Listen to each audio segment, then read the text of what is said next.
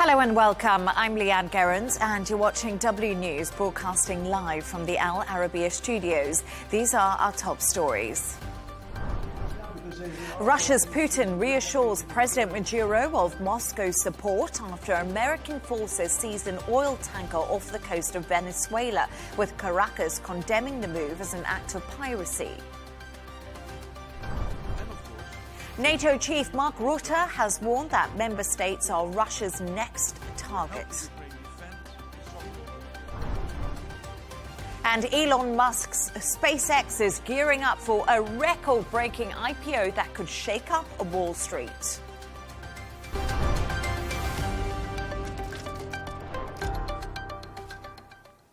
Now, President Putin has reassured President Maduro of Moscow's support during a phone call in the last few hours. It comes after U.S. forces seized an oil tanker off the coast of Venezuela.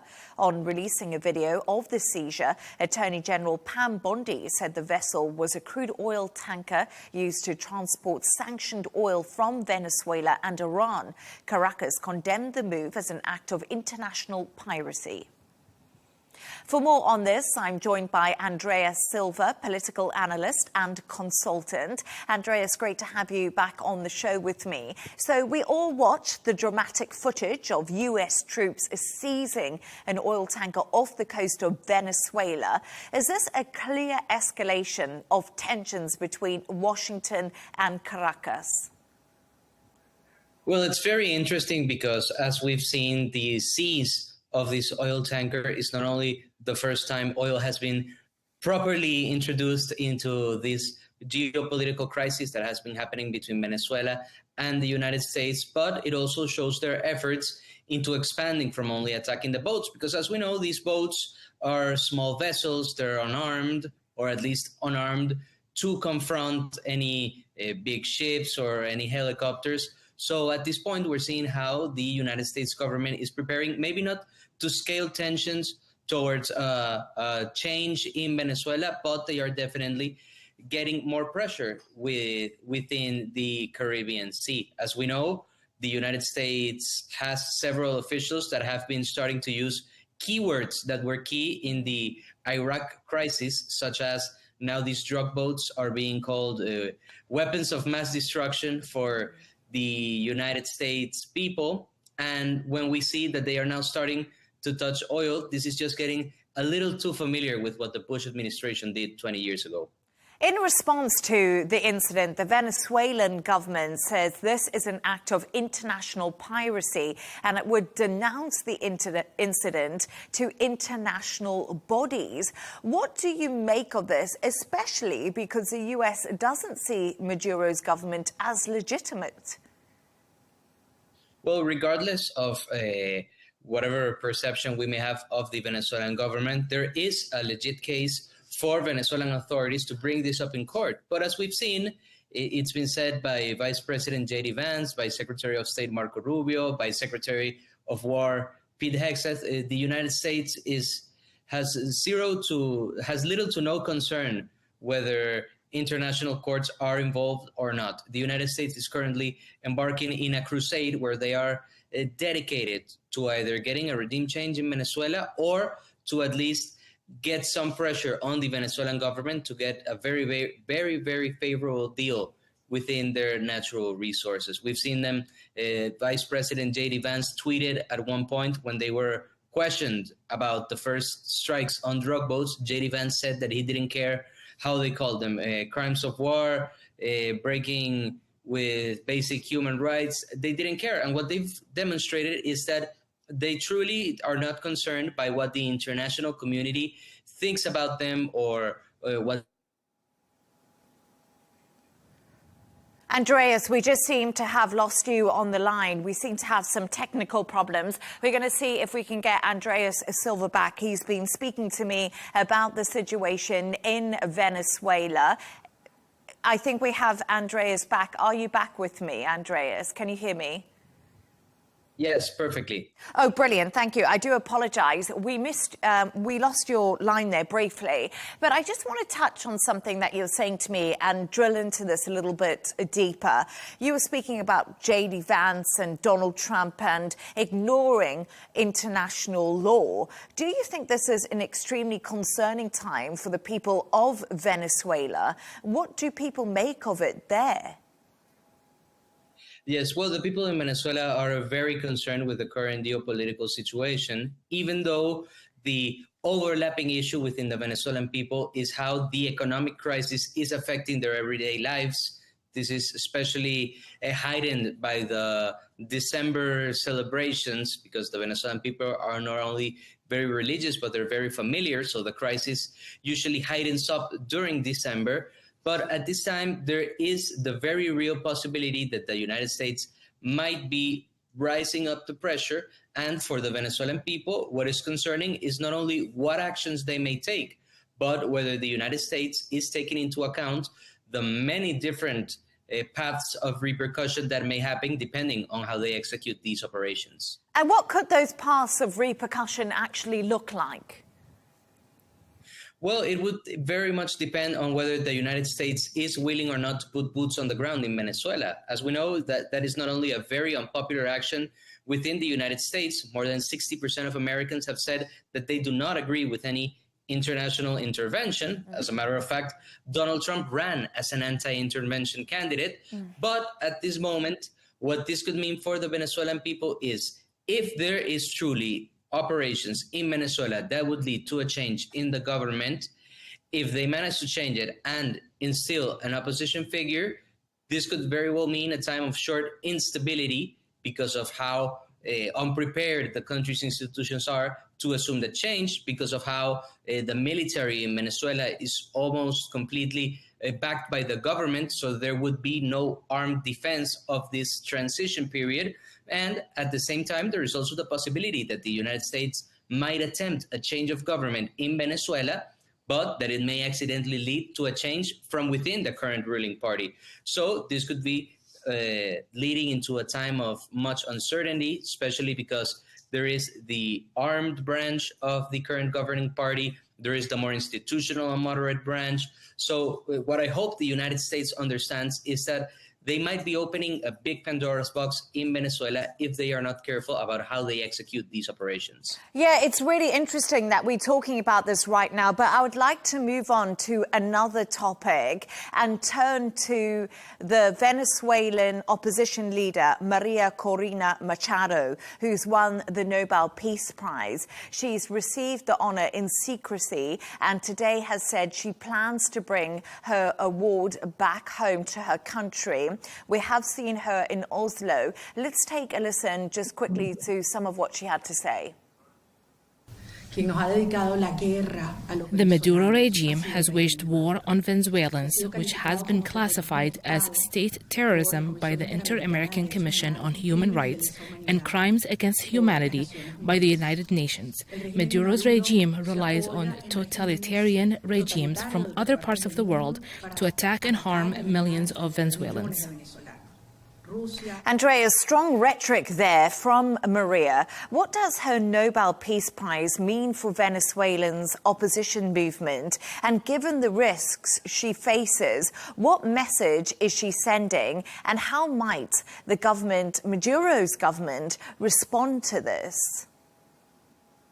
Well, for the Venezuelan opposition movement, this is a massive accomplishment because, as we know, there have been several phases to the opposition movement. There has been Enrique Capriles, there has been Leopoldo Lopez, Juan Guaido, the most recent one. But at this moment, Maria Corina Machado has accomplished something only two Venezuelans in history have done. She's won a Nobel Prize. And at the same time, what this means is that she's playing in a different league, at least in the international state. She will not only be a chapter in Venezuelan history books, but she will also now be part of of world history. She's now in a very select group of individuals. And what this does is, of course, this reivindicates not only her close to 18 months that she spent in hiding in Venezuela, but this also gives her the opportunity to have this insane presentation card for all the countries and organizations in the world that should allow her to get important high-impact meetings that clearly visualize the Venezuelan crisis with other countries in the world, so that it takes her cause to new countries. And the most important thing about this new route she must now embark on is that she has to find a way to manage the expectations with the Venezuelan people, which has always been one of the issues regarding the people that don't agree with her within the Venezuelan opposition.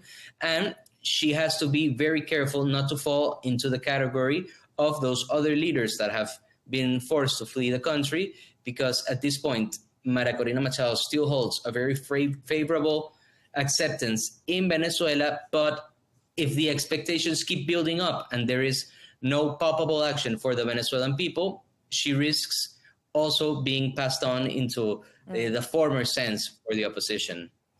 And I want to just talk to you a little bit more about the geopolitics. It's interesting, the geopolitics around all of this. So President Trump appears to agree with Maria Corina Machado, but at the same time, we have seen President Putin calling Maduro. Putin and Trump seem to be on good terms. How does this all work out? There seems to be a really weird triangle going on here.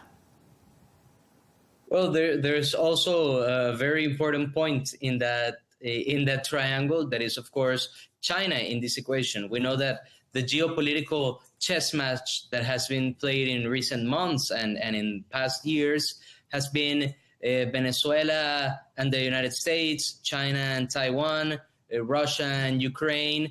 And in the last few months, we've seen how the pressure has been scaling up towards negotiation in all of these conflicts. So at this point, with Maduro being at the center of a Putin-Trump relationship, a Maria Corina Machado and Trump relationship, Venezuela has become, of course, not only a negotiating piece in all those other countries that are affected by what the United States' position is within those conflicts, but they are also in the very tough position of just having to resist and wait. Because as we know, Maria Corina Machado has done a great strategy with aligning herself with Donald Trump, even dedicating her Nobel Peace Prize to him. And with her newfound freedom after leaving Venezuela and reaching Oslo, she is now in a golden opportunity for her to not only touch off the European community with the tour that she announced she's going to do, but to end up in Washington, D.C. and directly discuss with Donald Trump. Absolutely fascinating. Andrea Silva, it's really been great to have you on the show, your insights and your analysis. Let's get more on this with former Trump state campaign chair Rob Artlett. Rob, there's a lot going on at the moment when we have a look at the geopolitics around this, as I was just discussing with Andrea Silva before you. But I want to get your take on this. Did the U.S. military seize an oil tanker off the coast of Venezuela to gain control of the nation's oil resources, which we all know are the world's largest crude reserves? Well, it's always a pleasure and an opportunity to be with you and your audience, so thank you very much for that opportunity. Look, make no mistake that President Trump remains very focused on securing and safeguarding the American people. This is an extension of that mission. And what he is doing is interceding, if you would, these oil tankers, or this specific oil tanker, along with shooting, of course, and destroying small drug boats, if you would. And that's exactly why he is doing this.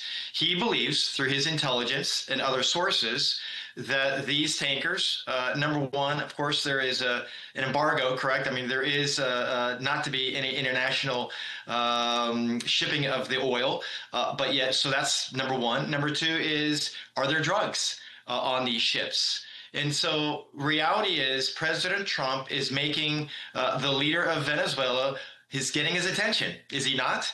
And I think that's his ultimate goal, because he wants him to stop interceding and interjecting, if you would, illegal and illicit activity, to include drug running and shipping of oil to areas that they're not permitted to. So it's not about capturing their oil or seizing their oil for our use. It's to stop the illegal trafficking of the oil and the illegal trafficking of drugs. It's quite simple. Okay, so it's basically to get the attention of Maduro to make America safer again. But I don't know if you heard my conversation a little bit earlier I was having with Andrea Silva, and he said the US hasn't thought of repercussions if they put boots on the ground in Venezuela, if there is a regime change in the country and the instability that could actually cause. Now, do you think that the US and Pete Hegseth, who might have alleged to have done a double tap on a boat in Venezuela, is actually thinking about the consequences, Rob? Because I haven't heard anything about that coming out of the US.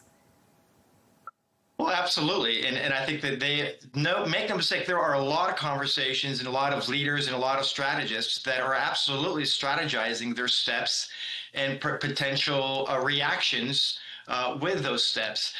And to be very clear on the international waters when it comes to a drug boat, they have every legal right to be doing this. Many in our country, many media outlets in America don't believe that to be the case. But I would tend to lean on Secretary Hegseth and President Trump. They know what the legality is. They know they're right. People may not agree with it. People may not fully understand it. But there was a retired 4-star Army general that was reporting on the news here in America just yesterday, stating people are very confused on this issue for some reason. But our U.S. military has every legal right to be doing exactly what they're doing. And according to polling from Reuters and Ipsos, a broad swathe of Americans oppose the US military's campaign of deadly strikes on boats. And with slipping approval ratings and the midterms coming up, and we've seen the Democrats win in a few places, should Donald Trump be really focusing on domestic matters at the moment? And of course, he did campaign that there will be no more forever wars that weren't in America's interest. And I just feel like he's pushing for a regime change here. And many people are saying that. And it's distracting from the economic hardships that a lot of American people are facing, Rob. Yeah, I believe that this is a two-pronged approach by President Trump, meaning that this is an extension of his domestic policies.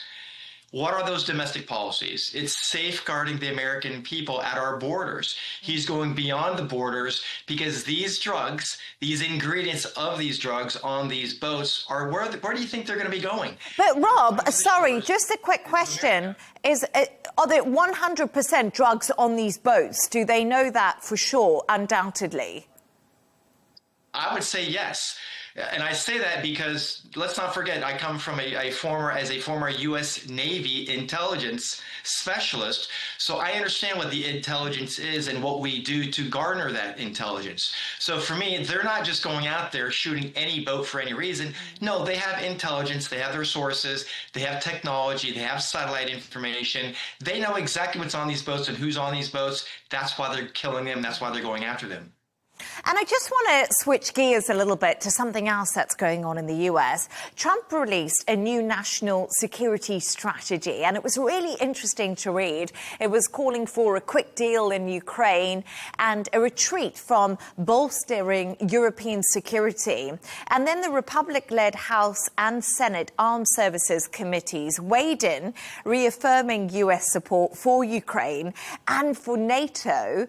Does this reveal a deepening split in the Republican Party because they don't seem to be agreed on foreign policy?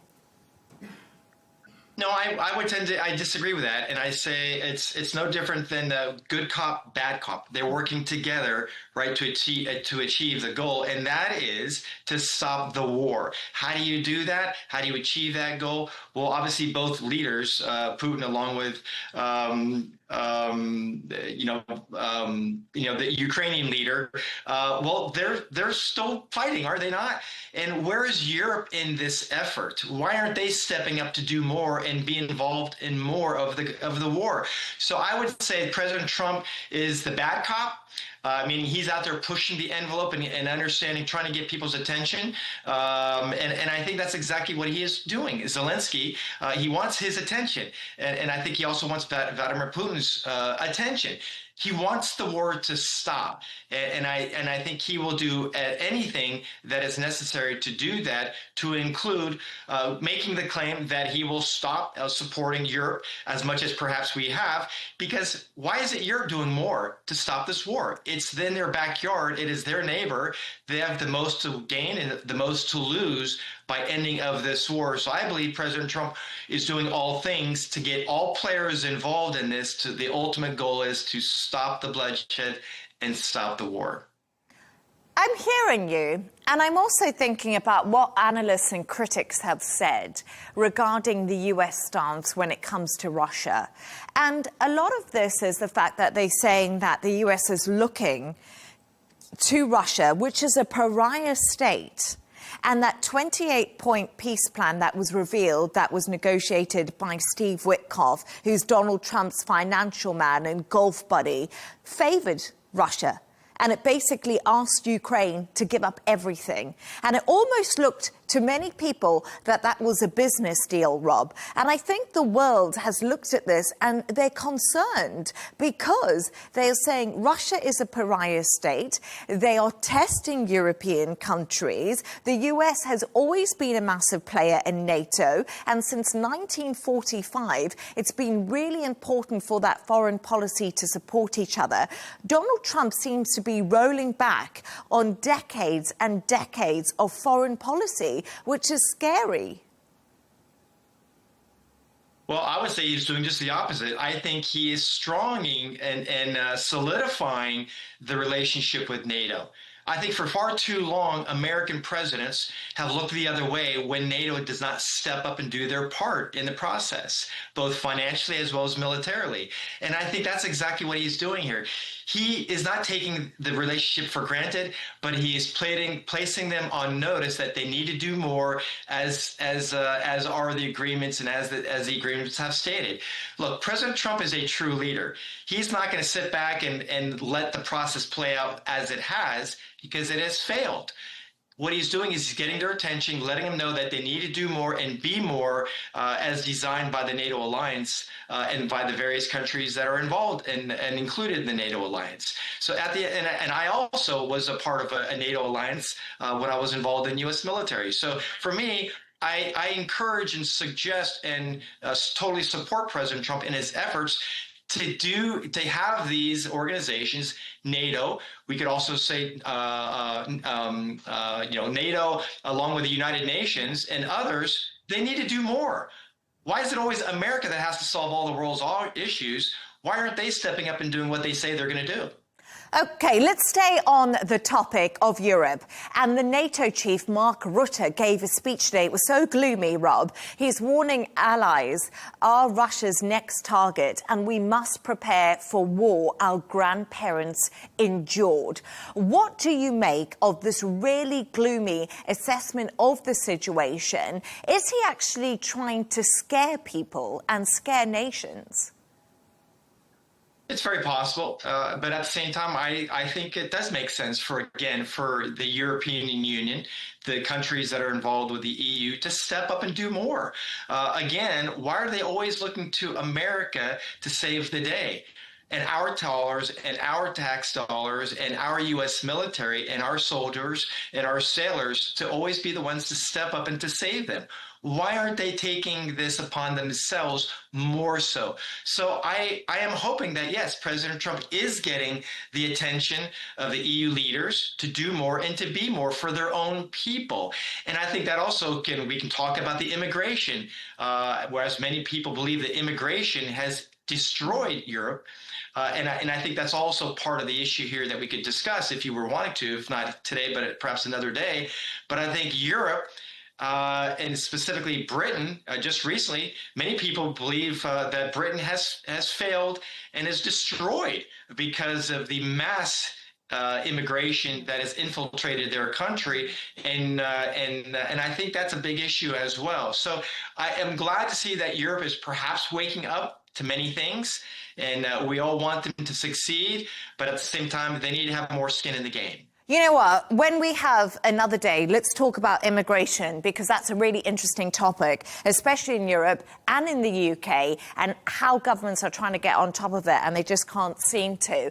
But I want to bring you back to the conversation we're having and just ask you one final question here, Rob, because I don't know about you, but it seems to have been a circus trying to get this peace plan to the table that Russia and Ukraine are going to agree to. OK, let's be honest. There's been a lot of shuttle diplomacy and a lot going on. Are you confident Zelensky will be able to present an updated peace plan to Donald Trump that he will accept and that Russia will be on board with? Because Russia doesn't seem to want to make any concessions whatsoever, and they are the aggressor, and they just think we're on the front foot, so what? Yeah, I'd like to think so, but again, it won't happen without Trump's involvement in his negotiating skills. And I think at the same time, some believe Zelensky also does not want this war to stop. I'm just going to be honest with you. I think many would perceive him as a bad leader. Many within Ukraine want him to no longer be their president. And I think some believe that he's using this war as an opportunity to receive and obtain a massive amount of money from international countries, to include America, that benefit him, his family, and his circle of friends. So some people believe that he really has no true interest in stopping the war, because it's an opportunity for revenue for him. Rob Artlett, as always, it's brilliant to have you on the show. Thank you so much. Thank you.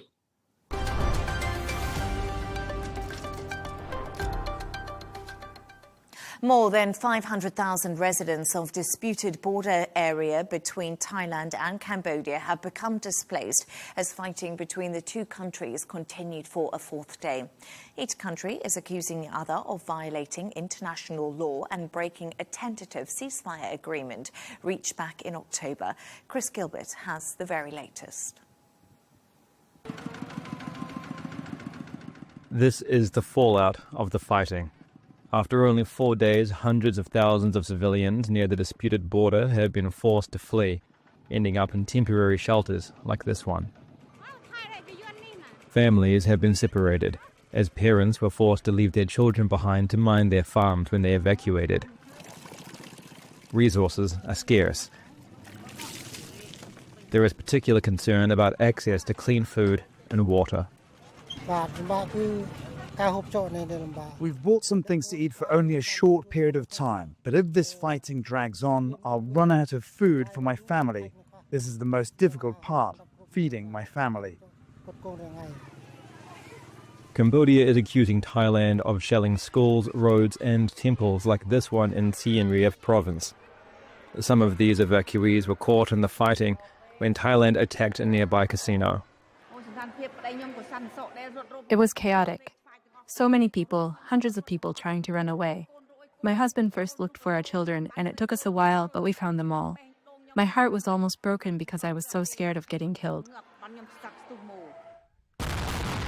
Fighting in recent days had reportedly reached the highest intensity since a 5-day skirmish in July. Cambodia is accusing Thailand's military of numerous attacks in the early hours of Thursday, alleging some broke international law by firing on civilians, reportedly killing 10. Thailand says Cambodia has also broken international law by using historical sites as bases. The resurgence of fighting comes less than 2 months after the countries reached a tentative pathway to peace agreement sponsored by US President Donald Trump. Thai and Cambodian leaders say they expect to talk with him again as the fighting rages on. And the growing number of evacuees wait and hope they can one day safely return home. Chris Gilbert, Arabiya English.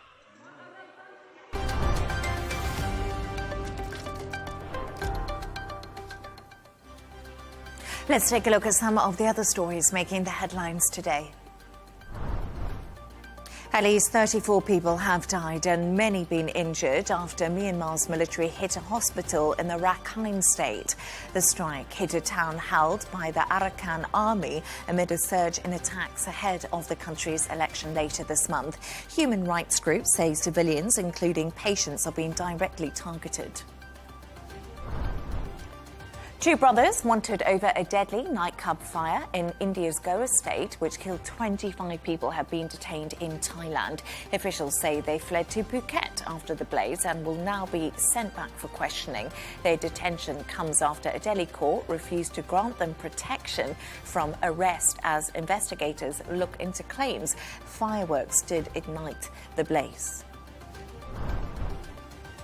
President Trump has launched the Gold Card, which is a fast-track U.S. visa for wealthy foreigners willing to pay at least $1 million. The scheme promises a quicker residency and a path to citizenship for those deemed to provide a substantial benefit to the U.S.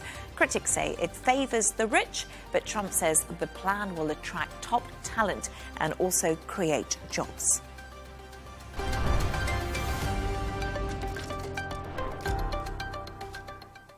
Elon Musk's SpaceX is planning a major IPO in 2026 that could value the company at more than $1 trillion. The move comes as the company continues to grow rapidly, with Musk aiming to tap public markets for funding. The announcement has Wall Street watching closely ahead of what could be a landmark offering. For more on this, I'm joined from Dubai by Cornelia Mayer, economist and founder of Mayer Resources. Thank you so much for joining me, Cornelia. Elon Musk has actually appeared to confirm reports that his rocket company SpaceX is preparing to go public in the new year. Is it surprising that he's decided to do this? Well, this is probably, if he wants to do it, it's probably as good a time as any. Was just at the Abu Dhabi Finance Week, and all people were talking about was, hyperscalers, AI, space. So there's a big hype in this space. And no pun intended.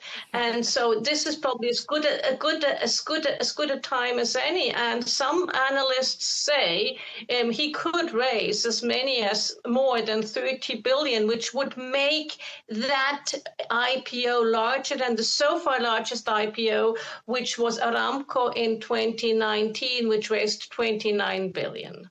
And it's so funny because that was actually my next question. This could be the biggest IPO of all time, of course, beating Saudi Aramco. But what will this mean for Elon Musk himself? Because he's going to have two of the world's most valuable companies, and that's something fascinating. Have we seen this before? And also, what will critics be saying?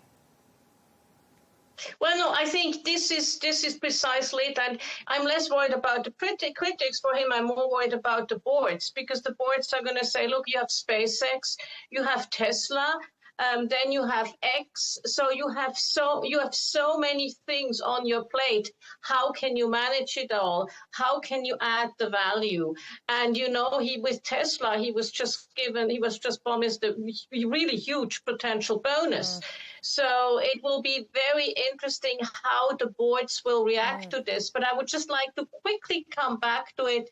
It's said that this company could be as large as 1.5 billion valued if it really goes well with this IPO. Then he would have two companies at about 1.5 billion, which is 1.5 trillion, which is 3 trillion, which is 10% of US GDP. Incredible, isn't it? It's absolutely incredible if he manages to pull this off, and just the volume of those companies and the money. But what will also be quite interesting to see is if he does take it from private to public, the rumors are that he's going to, what will SpaceX then invest its money in? And also, we can't forget there's Starlink too. Yeah. No, I think, look, there's a lot of demand for cash from in SpaceX.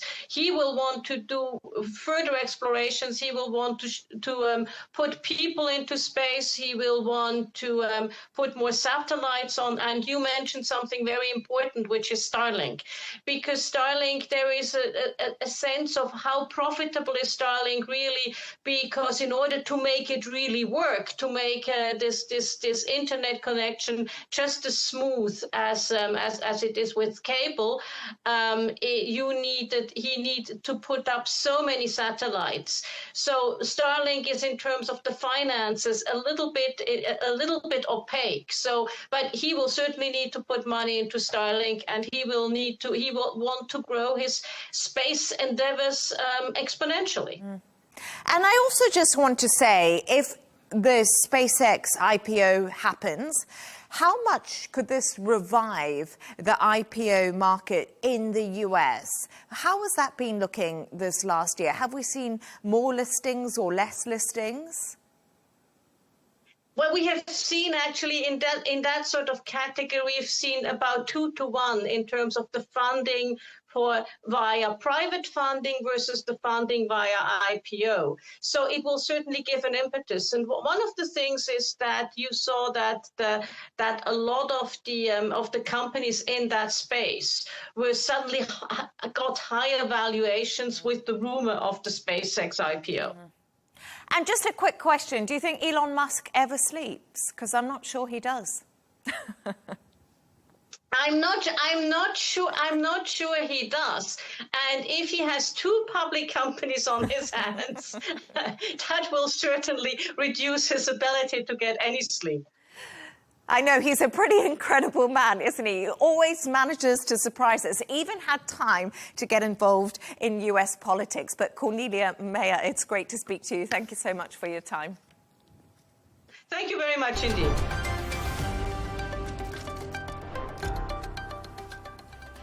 Let's take a look at the top business news now. Mexico has approved new tariffs of up to 50% on more than 1,000 products. The levies, which will be imposed next year, will apply mostly on Chinese goods like cars and clothing. The move comes as Mexico negotiates with the US over steep import taxes that President Donald Trump has threatened to impose on the country.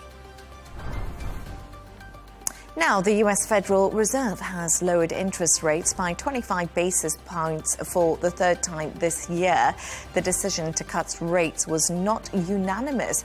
Policymakers voted 10-3 to lower the lending rate to about 3.5% to 3.7%. In addition to that rate decision, the Fed also announced tomorrow it will buy Treasury securities worth about $40 billion US. Turning to all the sports news now, and another batch of World Cup tickets have hit the market today. FIFA said nearly 2 million tickets have already been sold for the 48-team tournament, which will be held across the US, Mexico and Canada. This round of ticket purchases will be the first box office sale since last week's draw schedule was revealed. And the 2026 World Darts Championship gets underway today in London. A record 128 players have entered this year's competition, an increase of 32 from last year's extravaganza. The winner of this year's tournament will walk away with £1 million.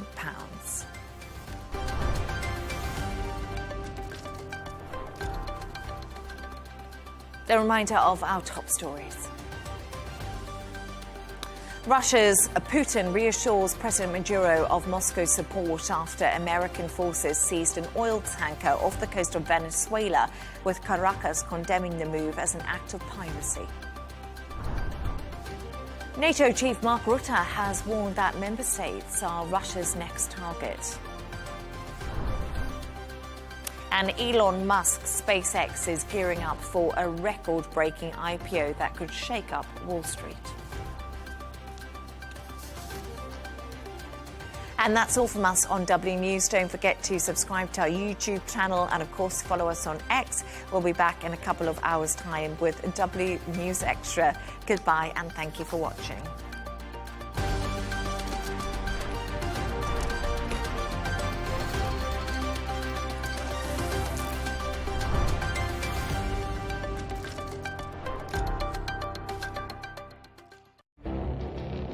It feels like decades are passing by in a matter of weeks. seismic shifts in the world order. Never, ever will be part of America. With so much happening and so much noise. Whether it's political upheaval, Canada has been ripping us off for years. Economic shifts or social movements. And no one wins from tariffs. I think America can be more friendly to the rest of the world. For in-depth analysis and all the latest developments across the globe. To have an inclusive policy together. The meetings with Hamas gave me some hope. We're in another nuclear arms race. The most important development straight to your screen. Welcome to the dressing room. I'm on my own. I need backup. And an insightful look at the issues shaping our world today. It was not going to happen, that war, and it happened. Join us on Arabiya News, where the world talks.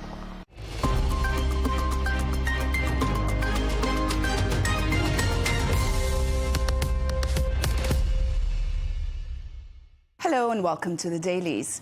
The U.S. seizure of a Venezuelan oil tanker drew intense global coverage, widely viewed as a sharp escalation in Trump's campaign against Maduro. Outlets highlighted Venezuela's denunciation of piracy and questioned the risks of broader regional fallout. At the same time, international and U.S. media continued to scrutinize Trump's latest comments on Europe, treating them as another sign of his increasingly combative stance towards long-lasting allies. International media framed the U.S. seizure of the Venezuelan oil tanker as a sharp escalation in Washington's pressure campaign against Maduro. Coverage emphasized Venezuela's denunciation of the move as international piracy, underscoring rising geopolitical tensions. Outlets also noted the lack of clarity around the tanker's ownership and Washington's motives. The Guardian delivers a vivid, fast-moving account of this seizure of the oil tanker, framing it, as we said, as a major and probably the sharpest escalation yet of or in President Trump's pressure campaign against the Venezuelan president. Now, blending on-the-ground details as well as official footage, as you can see, and Caracas's furious reaction, the piece effectively captures a crisis edging towards open confrontation, underscoring how military operations, political repression, and diplomatic tension are converging around Venezuela's future. This development comes as the House passes a defense bill directly targeting Defense Secretary Pete Hegseth's secrecy over a deadly U.S. boat strike campaign. The Washington Post explains that lawmakers voted to withhold 25% of the Defense Secretary's travel budget until he releases full unedited video and also all authorizing orders, including footage from the September 2 strike that killed 11 people. The piece also concludes that the move marks Congress's most aggressive push yet for transparency, even as probes continue and the Senate prepares to vote on the measure. Also, in relation to Venezuela, the Wall Street Journal details in its exclusive Maria Corina Machado's dramatic and secretive escape from Venezuela to attend the Nobel Peace Prize ceremony in Oslo. The piece recounts how, wearing a disguise, she slipped through 10 military checkpoints, then crossed rough seas to Curaçao, where a U.S.-linked extradition contractor and a private jet helped her indeed to complete her journey. The report also notes that operation involved secret coordination to avoid U.S. boat strikes and also unfolded as U.S. jets circled nearby. It says her arrival stunned the Nobel Committee and reshapes Venezuela's opposition strategy abroad. Although Machado never made it to the ceremony, she greeted supporters in Oslo hours after her daughter accepted the Nobel Peace Prize in her name. International, European and American media continue to analyze and scrutinize President Trump's latest comments about Europe, framing them as part of a broader pattern rather than an isolated outburst. European outlets emphasize the political and strategic fallout, warning that the remarks deepen mistrust and accelerate calls for greater EU autonomy. U.S. coverage focused on the domestic culture war logic behind Trump's rhetoric, while global media highlighted how his portrayal of a decaying Europe strains long-standing alliances and also unsettles partners who are already navigating multiple security crises. The New York Times argues that Europe's security crisis runs deeper than Trump's insults because Washington is abandoning its role as guarantor, tilting towards Russia and pressuring Kiev to accept a settlement on Moscow's terms. The analysis contends that European leaders face stark choices, raising nearly $200 billion for Ukraine, deciding whether to tap frozen Russian assets despite U.S. resistance, and rebuilding their own defenses by 2029 as budgets tighten and public support wavers. The piece warns that Europe must act or risk strategic irrelevance. Politico examines why Trump's hostility towards Europe has intensified, arguing it stems less from policy disputes and more from a MAGA-driven culture war worldview. The piece quotes expert Jeremy Shapiro, who explains that Trump sees Europe as weak, decadent and overly dependent on U.S. security, which is a perception hardened by advisors like J.D. Vance and others who frame Europe as a liberal stronghold that must be challenged. The piece also highlights how Trump's new national security strategy elevates this antagonism and warns that Europe's conciliatory approach only reinforces Trump's belief that it can be pressured at will. David Ignatius argues in Foreign Policy that a Ukraine peace deal is inching closer despite Trump's harsh rhetoric and pro-Russia tilt in the new national security strategy. Now, the column reveals key elements under negotiations: rapid EU membership for Ukraine, U.S. Article 5-like security guarantees, a Korean-style demilitarized zone as well. The author also talks about possible U.S. control of a nuclear plant, major reconstruction, funding using frozen Russian assets, and also a revived BlackRock-led investment fund. Ignatius warns Trump not to strong-arm Kiev, saying a durable agreement requires credible guarantees, economic incentives, and patience. The Telegraph satirizes the power dynamics surrounding Ukraine in this cartoon. Let's have a look at it first. So this is the cartoon here. It depicts Donald Trump using a pitching machine to barrage Volodymyr Zelensky with baseballs, while Putin, who is the coach, looks on approvingly. The imagery, as you can see, suggests pressure, coercion, and a one-sided game, maybe, in which Zelensky is forced to play ball on Trump's terms. It is indeed a sharp, humorous critique of the tough talk diplomacy dominating their relationship right now. To the Middle East, as the Times of Israel offers a sharp snapshot of why Trump's Gaza peace plan is stalling. It reports that the White House has pushed the announcement or the unveiling of the Board of Peace into early 2026, as Washington still cannot recruit states for an international stabilization force tasked with disarming Hamas.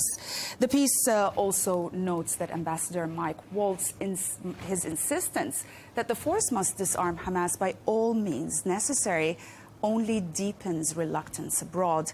Parallel comments from Khalid Mash'al vowing that Hamas will only store weapons underscore how far phase 2 of the plan is from reality. The Jerusalem Post reported that the Trump administration is weighing unprecedented terrorism-related sanctions against UNRWA. The piece highlights that the discussions have sparked legal and humanitarian concerns within the State Department, giving UNRWA's central role in supporting millions of Palestinians, and also the lack of independently confirmed evidence for Israeli and U.S. allegations linking the agency to Hamas. The report also notes that while political appointed officials push for harsh measures, career diplomats warn sanctions could cripple vital aid operations. Of course, UNRWA denies the accusations, citing multiple independent reviews affirming its neutrality. The Economist presents a compelling re-evaluation of early human technology through new evidence from East Farm, Burnham, where researchers uncovered the oldest known signs of deliberate fire-making, and apparently it dates back 400,000 years. The piece quotes the study, which convincingly argues that Neanderthals were not merely tending natural flames, but creating fire from scratch. And also by pushing intentional fire starting far earlier than the previous 50,000 years benchmark, the report concludes that this discovery significantly reshapes our understanding of prehistoric innovation. And we'll end with the Times, which explores French outrage after historian Jean-Robert Pittet argued that the English, not the French, invented champagne. The piece recounts how Pittet's presentation to champagne growers sparked backlash by crediting a 17th century English merchants with bottling still French wines and adding sugar and using durable English glass. And by that, they were producing the first true sparkling wine. Also, citing early English records and that describe brisk and sparkling wines, the piece challenges long-held French belief in Dom Pérignon as champagne's creator, and also highlights how national pride still shapes debates over culinary heritage. That's it for today. Thanks for watching the dailies, only on Al Arabiya English.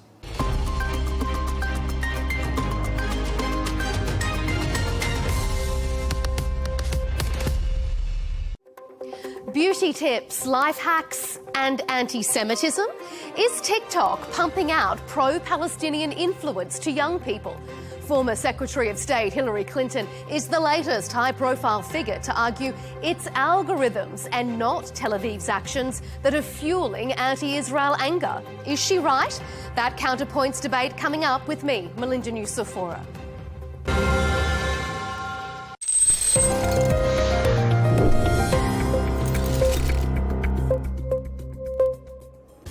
Hello, I'm Catalina Marchand-Abreu, and you're watching Al Arabiya English. 1 year after Bashar al-Assad's fall, a shocking twist. Two of his former closest allies are reportedly plotting a comeback from exile in Moscow. We're talking about Hamad Hassan, his former military intelligence chief, and his once powerful cousin, Rami Makhlouf. According to the Reuters investigation, both men are reportedly spending millions of dollars to recruit and fund tens of thousands of fighters, primarily from the country's minority Alawite community. Their goal? To reestablish influence over Syria's coastal Alawite majority regions, areas that once served as the core base of the Assad regime. At the center of their plan is a network of 14 underground command centers, stocked with weapons, communications gear, and supplies left over from Assad's final days. But analysts say the chances of a successful rebellion are slim. Hassan and Makhlouf are apparently bitter rivals. Many Alawites don't trust them, and Russia, their former supporter, is sticking with Syria's new government. And that new government, led by Ahmed al-Sharaa, is already pushing back. They've deployed trusted envoys, including a former Assad insider, to calm Alawite communities and stop any armed resurgence before it even begins.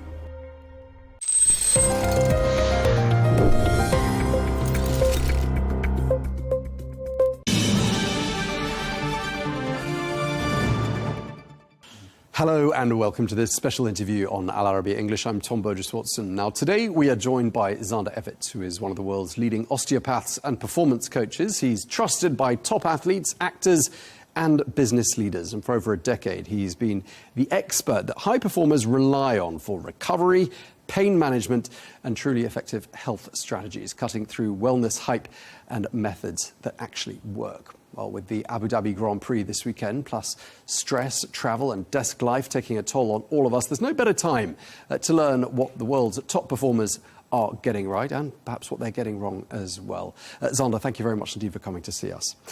I understand you are a performance osteopath. And the first question I was asking myself was, what's the difference between a performance osteopath and the more traditional sense of osteopath? Sure. Very good question. Firstly, thank you for having me. It's great to be here.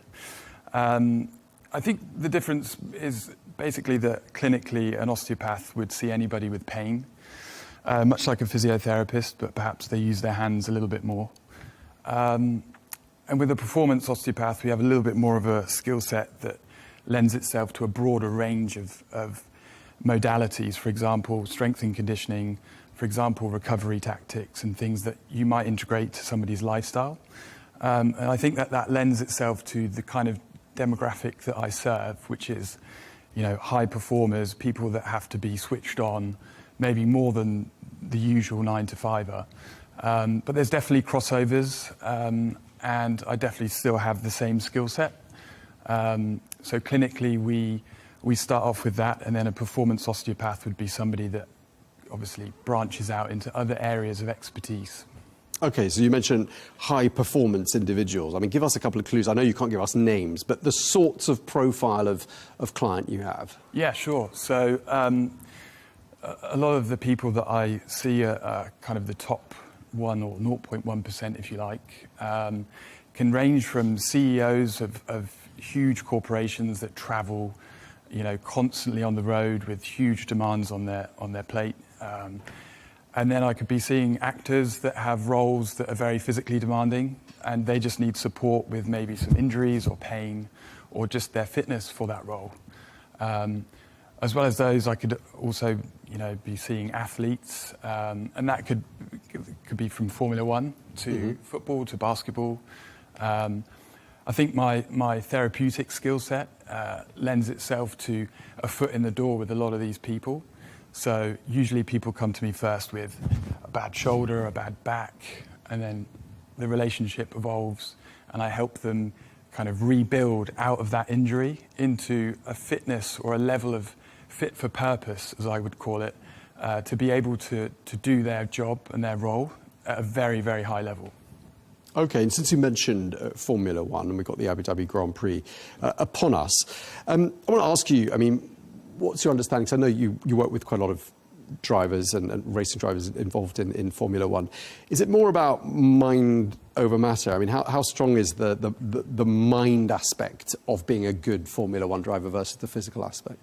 It's definitely huge. I think when you get to the top echelons of any sport, I think when you look at the field of play or on the grid, what you'll see is a lot of athletes that are very similarly posed. So their level of skill in each area required for that sport is almost very, very similar, almost the same. And those marginal gains will be in the management which I offer to people of the psychological side, the emotional side.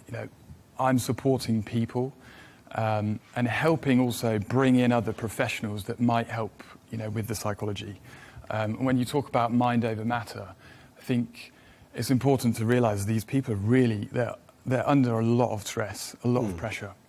And that has a lot of similarities with these CEOs, with the actors. But you're right in saying it plays a huge role, because if for some reason on that day you have some kind of emotional wobble, or there's something at home that isn't quite right that day, when you get on the grid, you're slightly behind the next person. And we know that those margins, when you come to the end of the race, that's what determines win or lose. So. Right, your focus just isn't completely there, is it? It's going to be, your mind's going to be somewhere else. Exactly. And your body is there, and it's, going through some pretty arduous tests, 50 kilos forced through the neck on a corner, for example. What does that actually do to a driver's body? And what can people who aren't involved in racing driving, ordinary people like me, perhaps learn from the recovery routine of a driver? Sure, yeah. You're right in saying that the forces that are exerted upon those drivers are absolutely huge. I think it's important to understand that physically they go through a lot more than you might realize just sat still. And even slight drops in hydration can cause a drop in mental acuity in a significant way. So what the guys are doing in my role in Formula One, for example, they're monitoring and helping to optimize these different facets of health and fitness so that there isn't a drop in any of the any of those outlets of performance. So like I said, with the hydration and mental acuity, it just takes one moment of lapsed concentration, and it could be a crash, or it could be a few seconds back and therefore losing a position in the race. It's really interesting because you're painting the picture of a sort of hybrid between someone who works with the human body in your capacity as an osteopath and someone who works with the mind, almost like a therapist, a psychiatrist, psychotherapist, something along those lines. And I just want to ask you as well, I mean, when we look at these high performers that you're working with, you could almost call them the 0.1% of the population. Are there sort of habits that we, and I talk about people who aren't in that percentage, could learn from them in terms of recovery, in terms of routine? What lessons can we draw from them? Definitely quite a few lessons, actually. And I'm always, I'm forward speaking and saying that, even though they are the 0.01%, you have to remember that their lifestyle is very different to ours. And in some regards, you might look at them and say, oh, well, I need to have strength, I need to have conditioning, I need to have cardiovascular health. Yes, but your demands in a day are very different to theirs. We try and support from lots of different angles, for example, nutrition, for example, the fitness side, the mental side that we're talking about. And I think that what we learn from the elite level athletes is, they're not going to put in protocols that are a waste of time. So we can start to hone in and go, okay, well, this seems important, and so does this.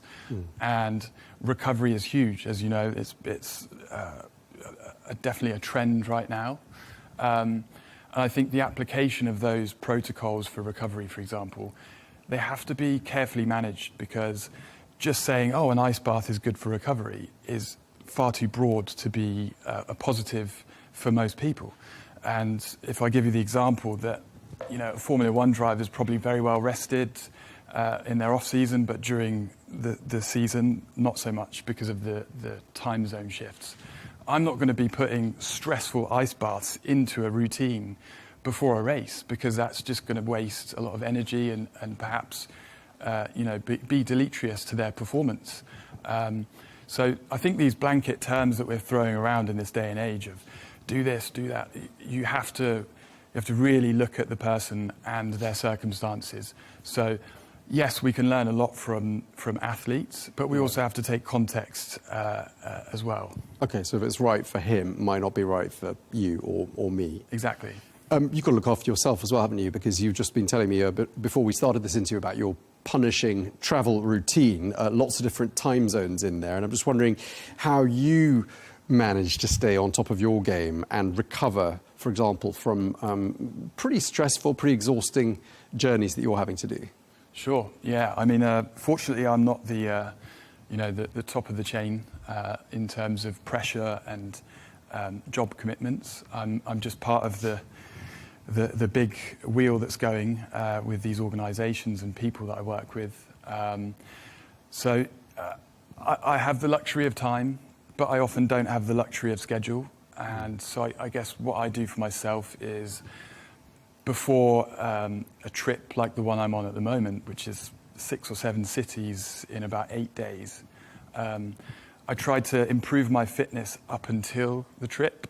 And then during the trip, I'm just I'll get my recovery in where I can. I'm not trying to improve my fitness. I'm not trying to gain strength. I'm just trying to manage so that when I'm there for the client, then I'm also at my best.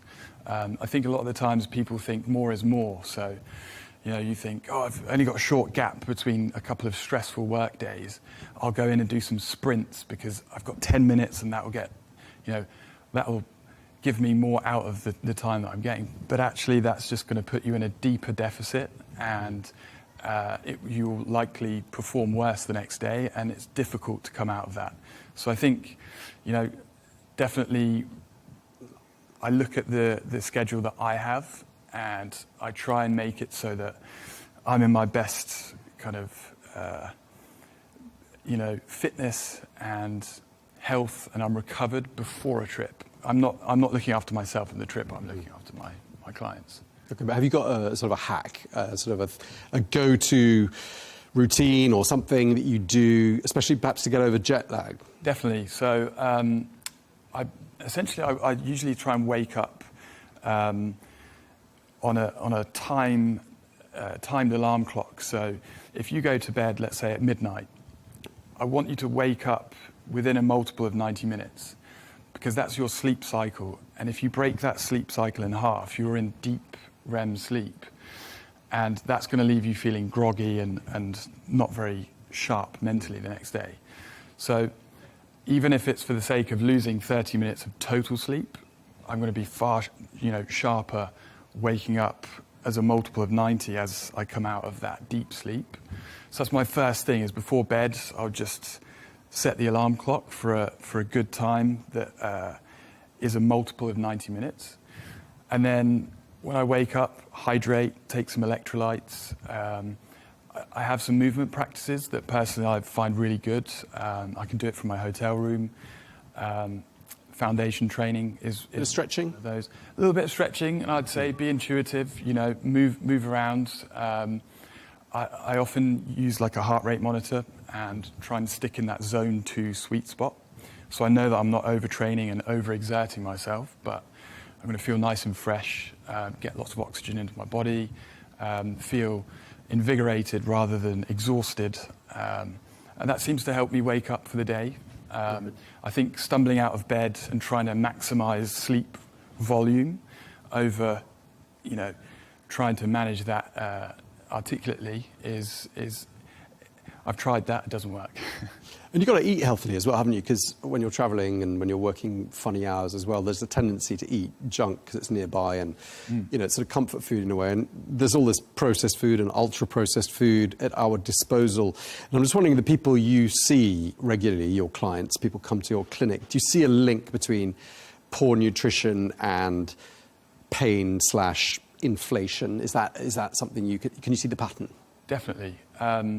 There's definitely a link between people with, and I would just zoom out a bit and say, if somebody's eating poorly with these highly processed, foods, they're likely not paying much attention to most of their lifestyle. So there's a lot of headroom for improvement with these kind of people, and usually they've come to me because they have pain. So it's a really easy sell to start managing these other areas of their health. But nutrition, for sure, is a low-hanging fruit, as I would call it. It's something that you can, accessibly and affordably for most people, make a quick change, and within a few days you're going to see a good improvement. Ultimately, pain is definitely increased or exacerbated by a poor lifestyle and stress. Have you got any superfoods that you are your go-to snack, for example, something that you think people might have underestimated in terms of the power of what that food could do for you? Sure, and I think everybody's different with this, so it's worth the trial and error. But at the moment, I'm carrying some tart cherry juice, specifically the Montmorency type of cherry. Athletes have been using it for a very long time. It's really easy to travel with because you can have different forms, or just take some concentrate juice in your fridge at home. I think that's, at the moment, the front of my mind, because it's definitely something that I'm carrying with me on these long and stressful trips. What are some of the warning signs that people might look out for when it comes to the beginnings of burnout? What would be some of the telltale signs people could look out for? So it's an interesting question, because I think psychologically we keep going and pushing through, and burnout usually happens because you're not aware of the the taxing schedule or the taxing job that you're putting on yourself. And I think that the main signs for me are just a general lack of motivation, because that can sometimes come before physical effects. because you're obviously trying to carry out the tasks every day. You're not thinking of how do I feel while I'm doing this. And yeah, poor sleep, your appetite starts to change and you start to reach for more processed foods that are quicker hits, maybe a slump in mood. But I think, yeah, definitely using these wearables that we have, that are very broadly used now, I think you can get a lot of insights to how your health is going, and it's worth, even just for heart rate, it's worth keeping track of that, just as a barometer for your day-to-day health and when to know when to push it. I think sometimes people wake up and they think, oh, it's Tuesday, that's the day I need to do my sprints and my leg presses and heavy lifts, and actually their body might be not prepared for that, and there's no point in doing that exercise. So if you find yourself in that position where you're not rested and recovered, you're not going to adapt from that workout. So maybe opt for something a little bit lighter. I'm being told we're nearly out of time, but I want to ask you about posture quickly, because people sit at their desks all day long, like me, and I can see my posture is getting worse. I mean, it's visible on a profile. Are there any quick fixes for that? I think the quick fix is a psychological one. If you just change your framing of how you perceive posture. First of all, we know that we've just spoken about stress being not great for pain. So somebody that's more stressed will feel more pain. If you're worrying about your posture and you have a slight ache and your day's long, but you can't stop because you've obviously got a job to do, the last thing you want to do is worry about it. And the thing with posture is it's just a moment in time. It's good that you can create these slouched positions, but I think the main thing is to have a strong posterior chain, so the muscles on the back of your body. And, when you have time and you're rested, work on strengthening that, because as the day or the week progresses, you're going to be able to uphold that posture without, exceeding what I would say is your tissue capacity. So if I could give an analogy of a marathon, at the beginning of the marathon, you're rested and strong, and you can hold good form while you're running. As the marathon goes on, maybe mile 20, fatigue is seriously set in, and you're struggling to hold good posture. And the worse it gets, the higher your risk potentially of an injury. So if you just applied that on a micro level in your day-to-day life, with a stronger back at the start of the day, you're less likely to default into a position at the end of the day because you're trained and you're prepared for that day. Okay, and just lastly, I'm being asked to ask you the number one mistake people make when they go to the gym. I think the number one mistake is to train too much like an athlete and not enough like somebody that is trying to train for health. And the reason I say that is because we learn a lot from people like bodybuilders. And at its roots, bodybuilding is a sport. You stand on stage and you're prepared to sacrifice your health to look great on the stage. So it's great that we learn some exercises from them, but let's just cherry pick from that and make it a bit more specific to your life. We just spoke about your posterior chain. So I might ask you to do some deadlifts a couple times a week so that we can strengthen that and help you not fall into those bad positions at the end of the day. So I think, try to train more like a healthy person rather than an athlete. These athletes have a very different lifestyle that we've kind of dipped into today with our discussion, but their lifestyle has lent itself so that they can perform at an optimum level for that specific task. And your specific task is not sat in a Formula One car, unfortunately. Well, or fortunately, as the case may be. Yeah, exactly, yes. For the other drivers, probably. Yeah, so definitely try to, look at your health from a holistic point. Don't try and, improve your muscle mass. We do want muscle mass. We do want cardiovascular fitness. We do want all the facets of what we can get from the gym, but we don't want to just stay railroaded in one direction and just add muscle. All right, we're going to have to leave it there. We're out of time. Thank you very much indeed. Really appreciate you coming in to see us. Zander Evitz, one of the world's leading osteopaths and performance coaches. Thank you very much indeed for your time. Thanks.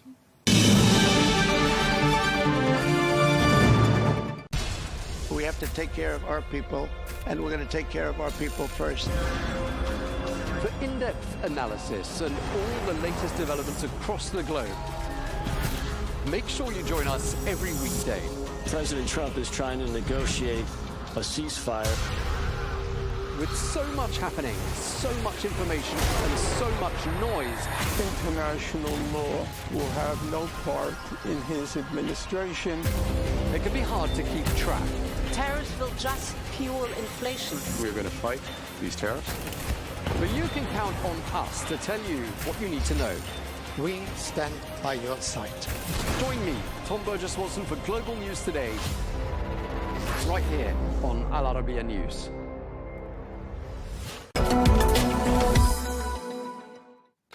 Now, Vision 2030 was first unveiled in April of 2016, and 2 years later, Saudi Arabia's Quality of Life programme was launched. Well, the programme has the goal of boosting livability, vibrancy and innovation in cities across the kingdom, making it one of the most attractive and rewarding destinations for investment, talent and collaboration in the world. Well, for more on this, I'm joined now by Salman Al-Khattaf, who is the advisor to the CEO of Saudi Arabia's Quality of Life programme. Thank you very much indeed for joining us, Salman. Thank you, Tom, for your great introduction.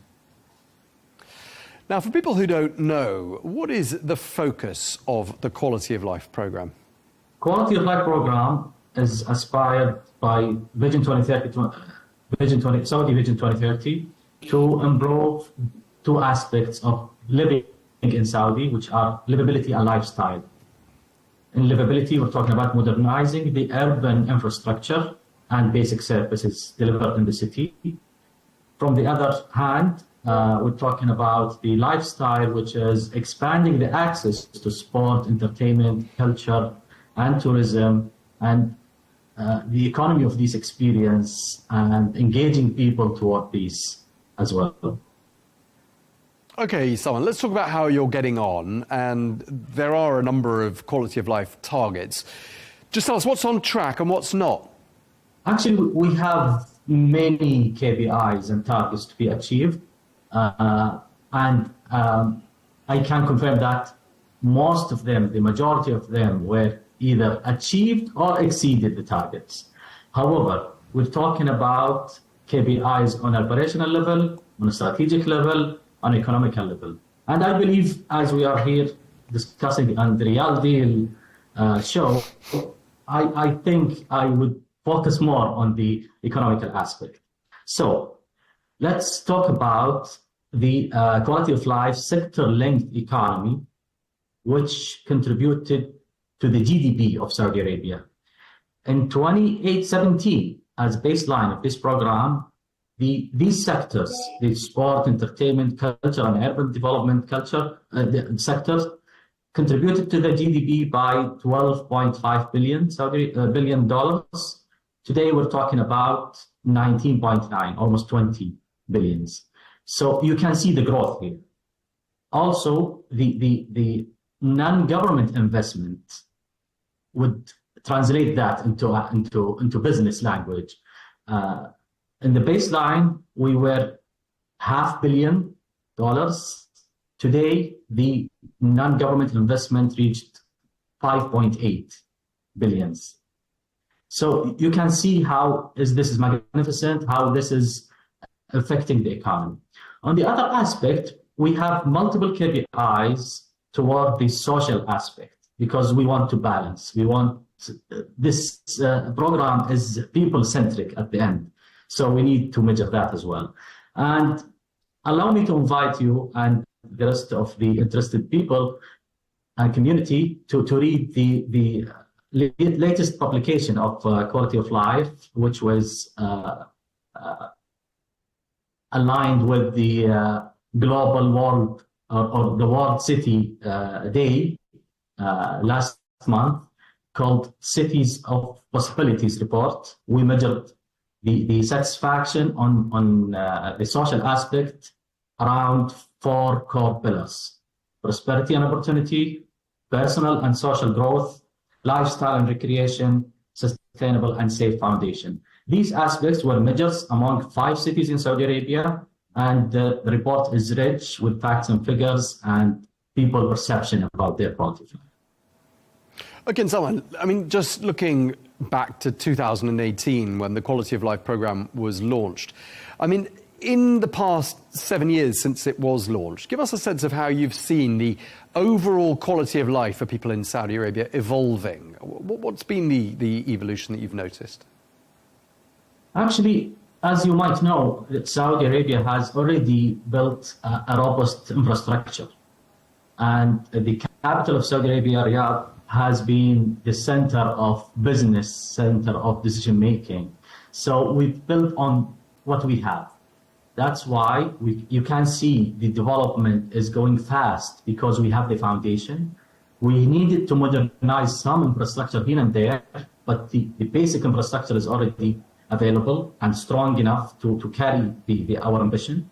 What we worked on mostly is the lifestyle economy, because some of these sectors were underdeveloped and needed the attention and focus from the government toward making the right policies toward them, making the business, the ease of doing business in these sectors, improving the people's skills in these sectors. So we have been working on that since 2018 until now. Now I can claim that we have completed the building the ecosystems for each sector. For example, you can see in each sector there is a development fund that helps businesses to get the right funding for their projects if the banking system doesn't support that. Also, the right healthy and high-skilled talent are already available. We send people abroad. We give them a lot of training and education in these sectors. Also, the regulatory framework is completed now and ready for investment. Also, we have tested the market. Many initiatives being introduced by Quality of Life were toward setting the bar for the offering in Saudi Arabia. That's why we invest a lot in Riyadh season, for example, to see how people are reacting toward the good offering in Riyadh. And we have seen good numbers. We have seen encouragement of investors to put their money and gain the returns out of these businesses. So I think we have completed that, and there is an ecosystem for each sector. Collectively, we call that lifestyle economy or quality of life economy, if you wish, which is the comprehensive outlook of these sectors together. Okay, so essentially these cultural, entertainment, sports activities mean that life in Saudi Arabia is more enjoyable for everyone who lives there. And of course, beautifying the cities is going to mean more tourists will come and visit, because obviously it's a more attractive place to visit. Can you share any economic results or figures from the QL program that illustrate this point? If we're talking about the job creation, for example, as one of our main measures to measure the transformation that's happening in quality of life, the job market or job number of jobs were available for these sectors collectively in 2018 as a baseline of this program was 290,000 jobs. Today we have reached 370,000 jobs. So you can see the big improvement in these numbers, and we aim to get more jobs supported by the tourism sector. We believe tourism sector is one of the biggest and largest job creators in the world. It creates like 10% of the job markets globally, and we aim to do the same here. So we are on that pathway as well. Yeah, Salman, I actually just wanted to ask you, I mean, the majority of the population of Saudi Arabia is under the age of 35, and I'm wondering if that's relevant at all to your numbers there on the Quality of Life program. Actually, that's a good question and a very good angle to look at. We believe that the offerings that we are promoting here in Quality of Life for engaging people in healthier lifestyle, practicing more sport, consuming more entertainment offerings, and get the taste of the deeply rooted in our culture. When we're presenting that, it's very important to succeed and have unique offerings among the globe. So having a youth or young population will help a lot in adapting these things, especially that the new generation looks for new trendy things, looks for new experience rather than buying stuff or getting new properties. They look for experience. They want to make memories, and these are the core business of what we do here, letting the economy thrive among these sectors. Now, with regards to housing, how much of a quality of life issue is affordability of housing? Because in Saudi Arabia, rental prices have gone up. There's a rental freeze in Riyadh. And I'm just wondering whether this issue of affordability is directly linked to quality of life, would you say? As a measure, yes, we definitely measure that. And most of the indices that measures quality of life focuses on these things, such as does your city treated you well in terms of job opportunities, educational opportunities, or learning and growth, and providing you with the good solutions with affordable prices when it comes to housing. Yes, that's a very important aspect that we measure. But do we contribute directly to the housing issue? We don't do that because there is a special program in Vision 2030 focusing on the demand and supply and modernizing the market, using the best tools to balance the supply and demand. Maybe Riyadh was a special case because Riyadh has the highest pressure of people coming in, practicing their jobs or moving their businesses to Riyadh or investing new businesses in Saudi. So Riyadh has been the pressure point for housing. And I believe the leadership in Saudi already took care of that by new regulations toward fixing the current issues and setting a pathway for the economy to fix itself. Now, Simon, I wanted to ask you about infrastructure, because clearly infrastructure is a really big part of Vision 2030, and public transport and things like that make a really big difference about how you get around a big city and that city's livability. How are you seeing infrastructure and public transport improvements and upgrades and so on change the results of quality of life surveys in Saudi Arabia? We believe that transportation and walkability are crucial to quality of life. And we encourage people to use healthier lifestyle when it comes to transportation and mobility.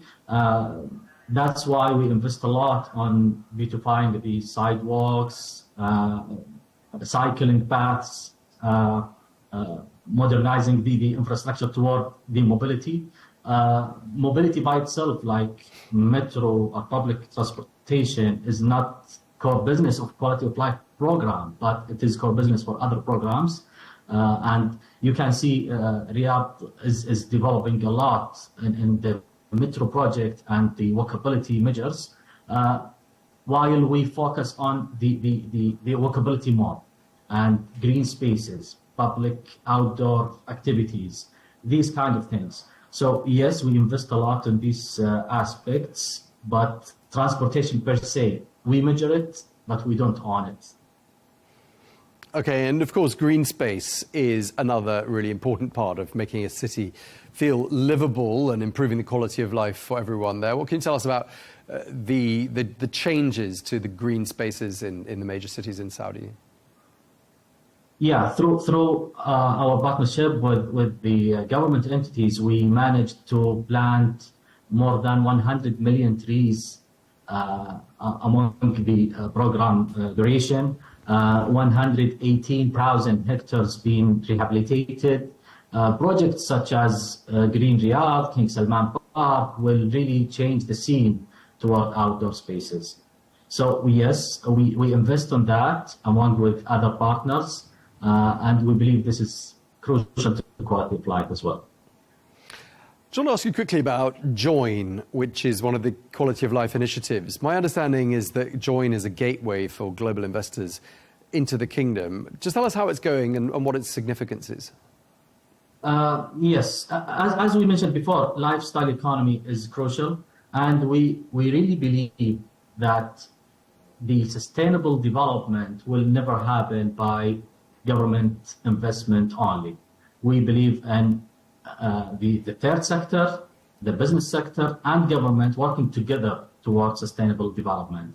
Yes, Saudi Arabia has invested a lot from government aspect in these projects, setting the infrastructure, sometimes delivering the offering by itself, but this is not sustainable, and we believe the private sector should lead the business in people life, especially in lifestyle economy. So QL Joint Investment Initiative is about that, is about setting the scene and promote it to the global investment community to see the opportunities that's happening in Saudi Arabia, to see what are the actual reforms that happened on the regulatory frameworks, on the PPP models, on the partnerships that's happening cross-governmental or with the business as well. And you can see the numbers, as mentioned before. There is a lot of private sector investment happening in these sectors, and we believe and global community could also be part of that, as we are positioned in the middle of the globe. We believe we have the biggest market in the MENA region, and you can expand toward 400 million consumers if you work harder in this area, because we are approximate to the in the center of the MENA region, let's say. Okay, Salman, lastly, I saw that the Quality of Life program was present at the Lisbon Web Summit. I wondered if you could just tell us about your participation there and what came out of it. It's part of Joint Investment Initiative, where we interact with the global business community. We are really focusing on digital transformation that's happening in Saudi Arabia. AI and new solutions are the future of investment, let's say, and will ease the people's lives and will be part of quality of life as well. So we believe that being there, talking about the opportunities in Saudi Arabia in terms of investment, in terms of moving your business, in terms of working or finding a job opportunities in Saudi, that's going to be beneficial for both parties. So we always want to be in the center of these kind of events. Okay, Salman, so I think it's fair to say from everything you've told us that the quality of life in Saudi Arabia is on an upward trajectory according to all of your measures. Across all measures, yes, we can prove that by numbers. Quality of life is strongly improving right now in Saudi Arabia. If you visit Saudi today and you visit next month, you will see some differences and big improvements. So yes, we are focusing on that, and the leadership wants that, and people wants that as well, and the business finds a lot of opportunities there. So yes, we are on the right track to develop the quality of life in Saudi Arabia. Yeah, you're right, Salman. It's always changing, isn't it? Lots of changes underway right across Saudi Arabia. Thank you very much indeed for your time. Salman Al-Khattaf, the advisor to the CEO of Saudi Arabia's Quality of Life program. Thanks for your time. Thank you. Thank you. Beauty tips, life hacks, and anti-Semitism? Is TikTok pumping out pro-Palestinian influence to young people? Former Secretary of State Hillary Clinton is the latest high-profile figure to argue it's algorithms and not Tel Aviv's actions that are fueling anti-Israel anger. Is she right? That Counterpoints debate coming up with me, Melinda Nucifora.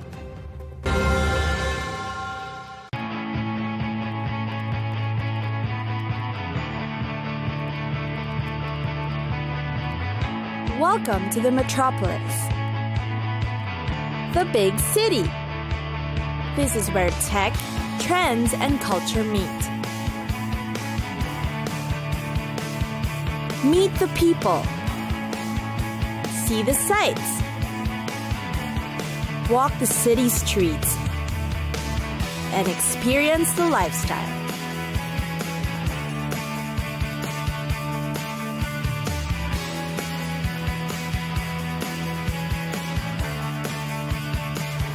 This is your first-class ticket to the cities of the world.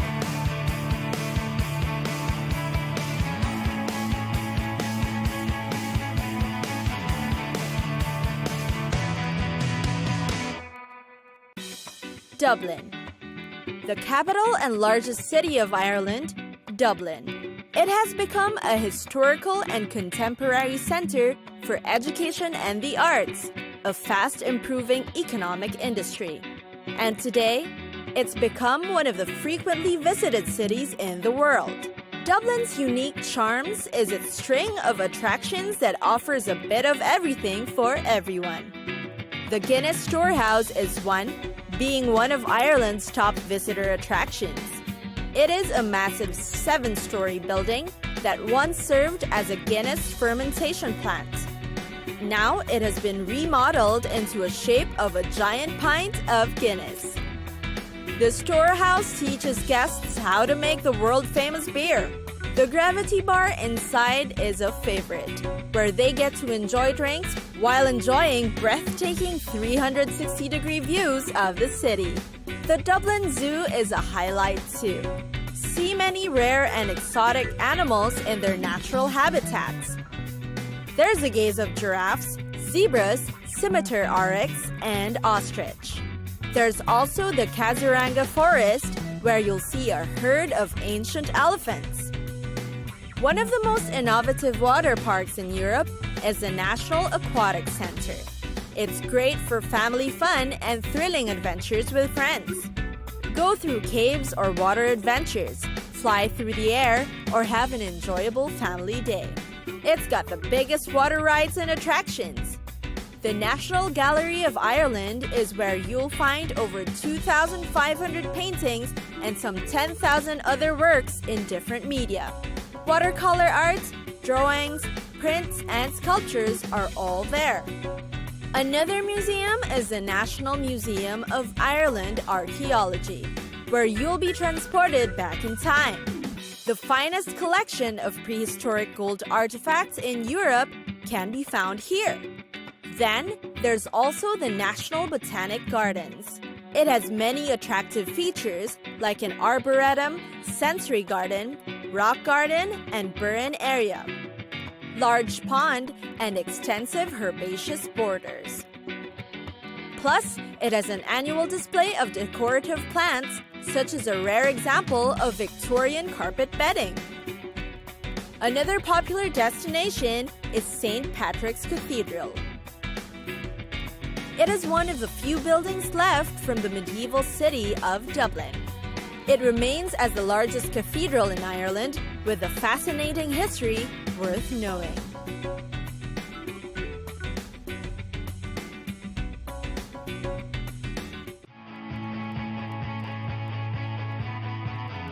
It's time for us to go. Pack your bags and get your tickets ready.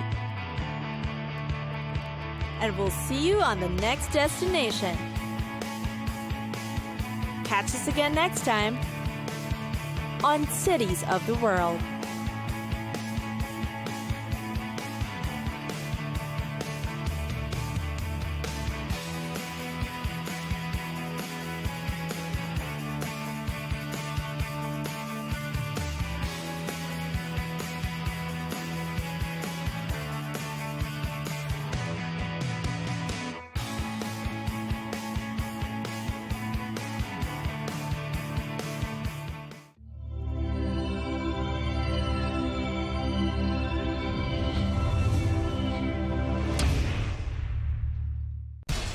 We have to take care of our people, and we're going to take care of our people first. For in-depth analysis and all the latest developments across the globe, Make sure you join us every weekday. President Trump is trying to negotiate a ceasefire. With so much happening, so much information, and so much noise, International law will have no part in his administration. it can be hard to keep track.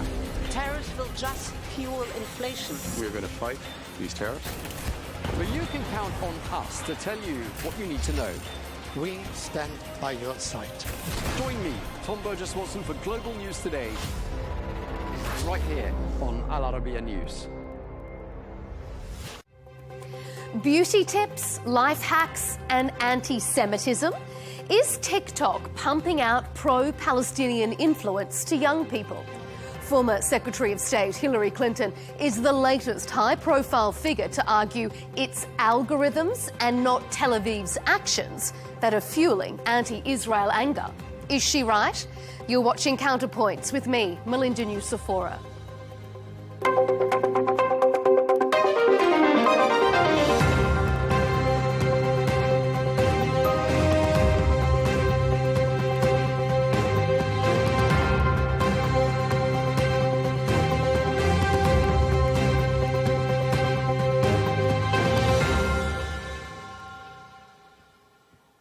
On the ground, the Israel-Hamas war remains, to an extent, in a fragile pause.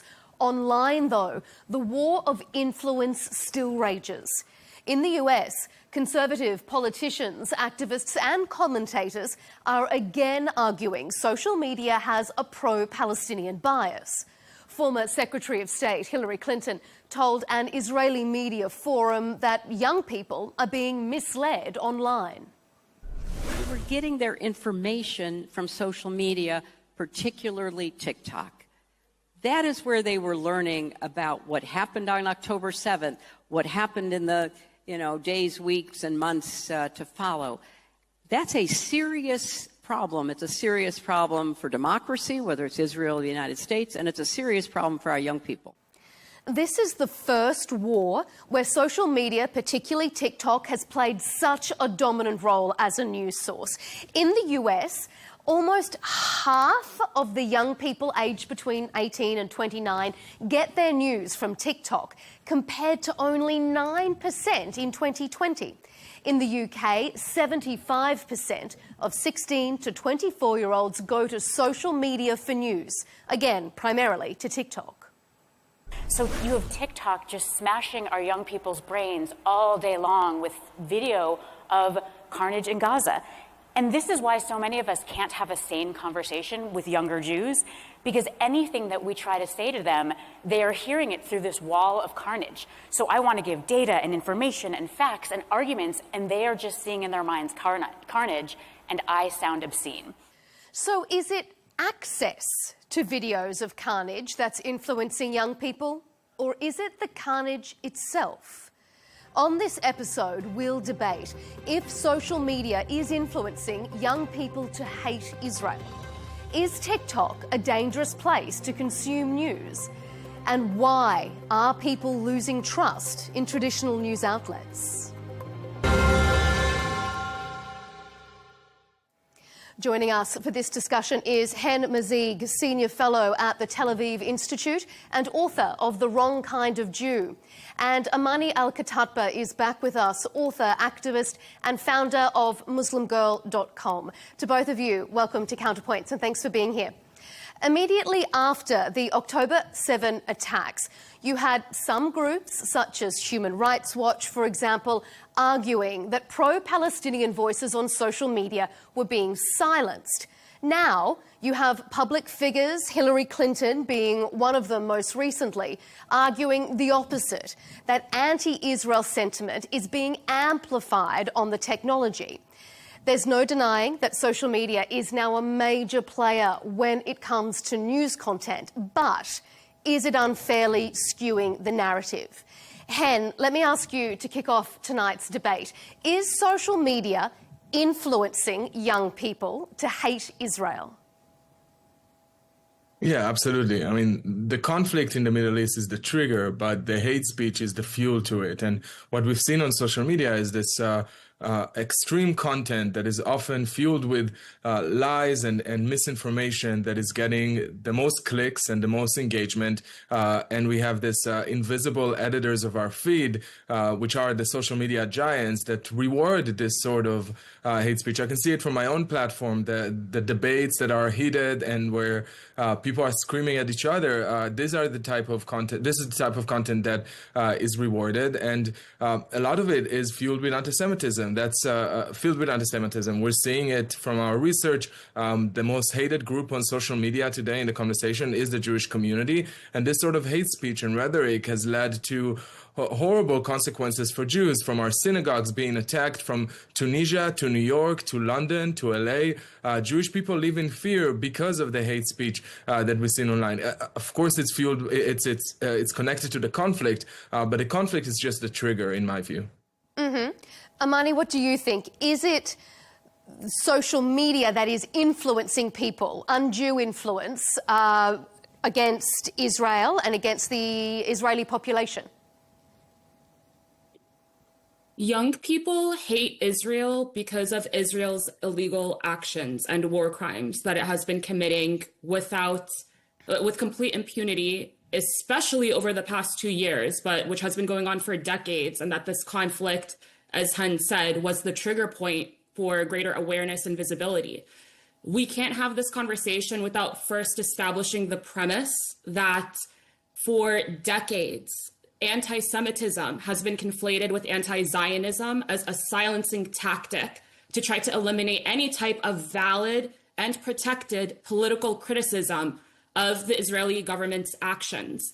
And in doing so, it serves the interests of the Israeli government, right? It makes it sound like anytime we want to criticize very valid war crimes and this ongoing genocide that it's committing using American taxpayer dollars, that we can't say it because this is somehow anti-Semitic. And honestly, I think the biggest contribution to anti-Semitism is this conflation that Israel's actions are validated by the Judaic religion, when countless Jewish people around the world are at the forefront of criticizing the Israeli government and are actually now suffering the systematic silencing and censorship that is taking place across social media in order to suppress any type of criticism of Israel.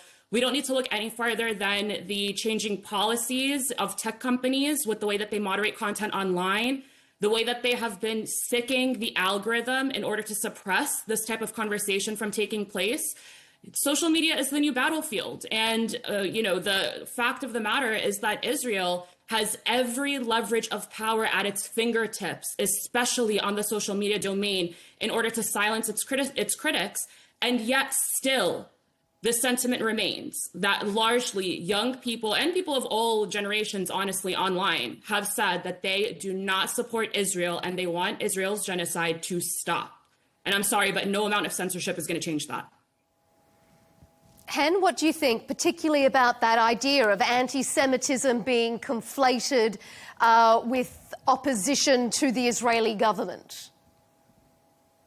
I mean, I'm very critical of the Israeli government, but I believe that anti-Zionism is inherently connected to anti-Semitism. Just to give you some example of how lethal anti-Zionism is, an 82-year-old Karen Diamond was burned to death in Boulder, Colorado for marching in support of the release of the hostages. The attacker said that he did it because of the war in Gaza. 30-year-old Liron Lishensky and 26-year-old Sarah Milgren were shot to death by an activist that shouted "Free Palestine" as he shot those two young Jews. A 28-year-old dentist, Benjamin Haroni, was shot and killed in San Diego for being Jewish because of Palestine. The attacker was citing that. 69-year-old Paul Kessner was beaten to death in Los Angeles for holding an Israeli flag. 39-year-old Orthodox Jewish man was shot in Chicago, and the shooter was chanting "Free Palestine."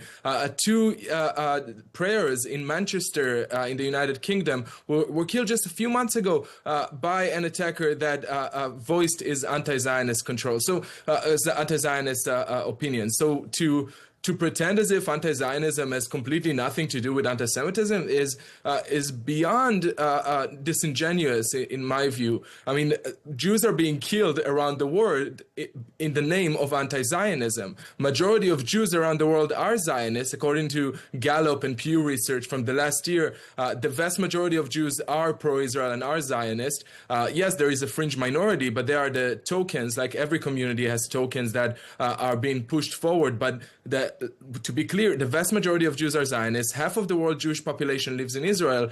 So this connection is not something that we can ignore. And yes, of course, I know this war is horrible, but I think many of us are wondering, why is this war causing so much hatred and violence against Jews when far worse conflicts around the world have not triggered anything like that? I mean, even after October 7th, we haven't seen on the days after October 7th any support or any outrage on the opposite side. So it's I think it's just a bit disingenuous, and it really makes me think of how we're not able to identify the disease, and that's why it continues. As long as we're going to pretend that it's about a conflict or about a war, it's not about that. Anti-Semitism existed far before the war, and it will continue to exist, and it's deadly for us. Amani, do you want to respond? Do you want to jump in there? Is it disingenuous? I mean, Hen makes a pretty strong point, though those actions that he sort of outlined there have all been linked. And is it because this hatred is being propagated online, that hate speech now has a platform? Here's the thing.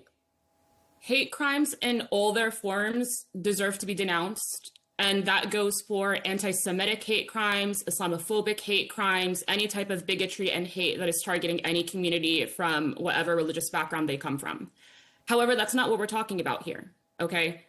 The biggest service to anti-Semitic sentiment, which yes, exists online for sure, the biggest service that has been amplifying it has been the fact that Hen has an apartheid genocidal government that is committing unspeakable atrocities in the name of Judaism. And because of that conflation, it's giving the general public the idea that the Jewish faith is now connected to us witnessing children being mutilated, to a government creating the largest child amputee population in history, to people being buried alive by the tens of thousands in an indiscriminate bombing. And the problem is that Zionist Jewish people like Hen are telling people that, yes, this is the equation of my religion. We support this. And if you don't support us and our actions, then you stand against our religion and you are an anti-Semite. So this conflation can only be directly addressed by getting at the root of the evil, which Hen said, which is to disavow the Zionist racist ideology from the Jewish religion, from the Jewish faith.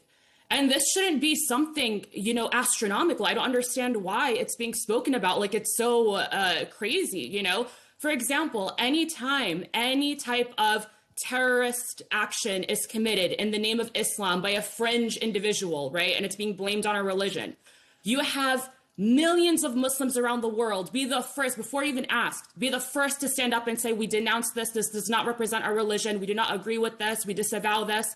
But yet we have pro-Israel Jewish people like Hen who actually do not represent the majority of Jewish people. I have plenty of incredible allies, friends, people that I consider. But that's false. You can't say that. According to the polling, according to Gallup and Pew Research, majority, over 90% of Jews are Zionists. Why is it so difficult for you to come out and denounce the actions of the Israeli government? Okay, all right. I have denounced the actions of the Israeli government. No, you don't. I have denounced the actions of the Israeli government, but I'm not going to sit here and let you tell me that I know my community. I know what anti-Semitism is. Okay, Amani, let Hen respond to your comments there. Let Hen respond to your comments, Amani. Accountable for creating consent for genocide. Okay, Hen, respond to what Amani's saying there.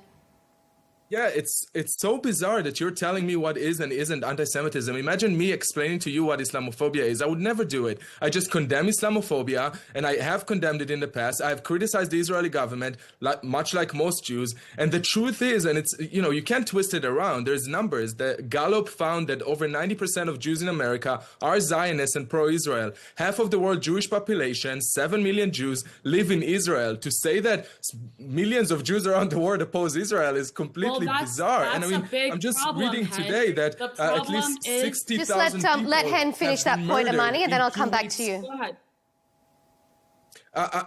According to The Guardian today, RSF massacre left the Sudanese city with over 60,000 civilians massacred within 2 weeks, and over 150,000 Sudanese have been missing since the war started. How many Sudanese people have been paying with their life the same way that Jews have because of the war in Israel? They haven't. There weren't any attacks on Sudanese people, right? But there is attacks on Jews on our synagogues, and you can't even condemn it without excusing it and saying that it's Israel. You should condemn anti-Semitism, period. I condemn Islamophobia, period. I think both of those hatred are the flip coin. And instead of us saying this is not okay without excusing that, oh, well, we need to understand why Jews have been shot outside of the Holocaust Museum in DC because of a war in Gaza. Really? How can you make this argument? It's so insane to me. Amani?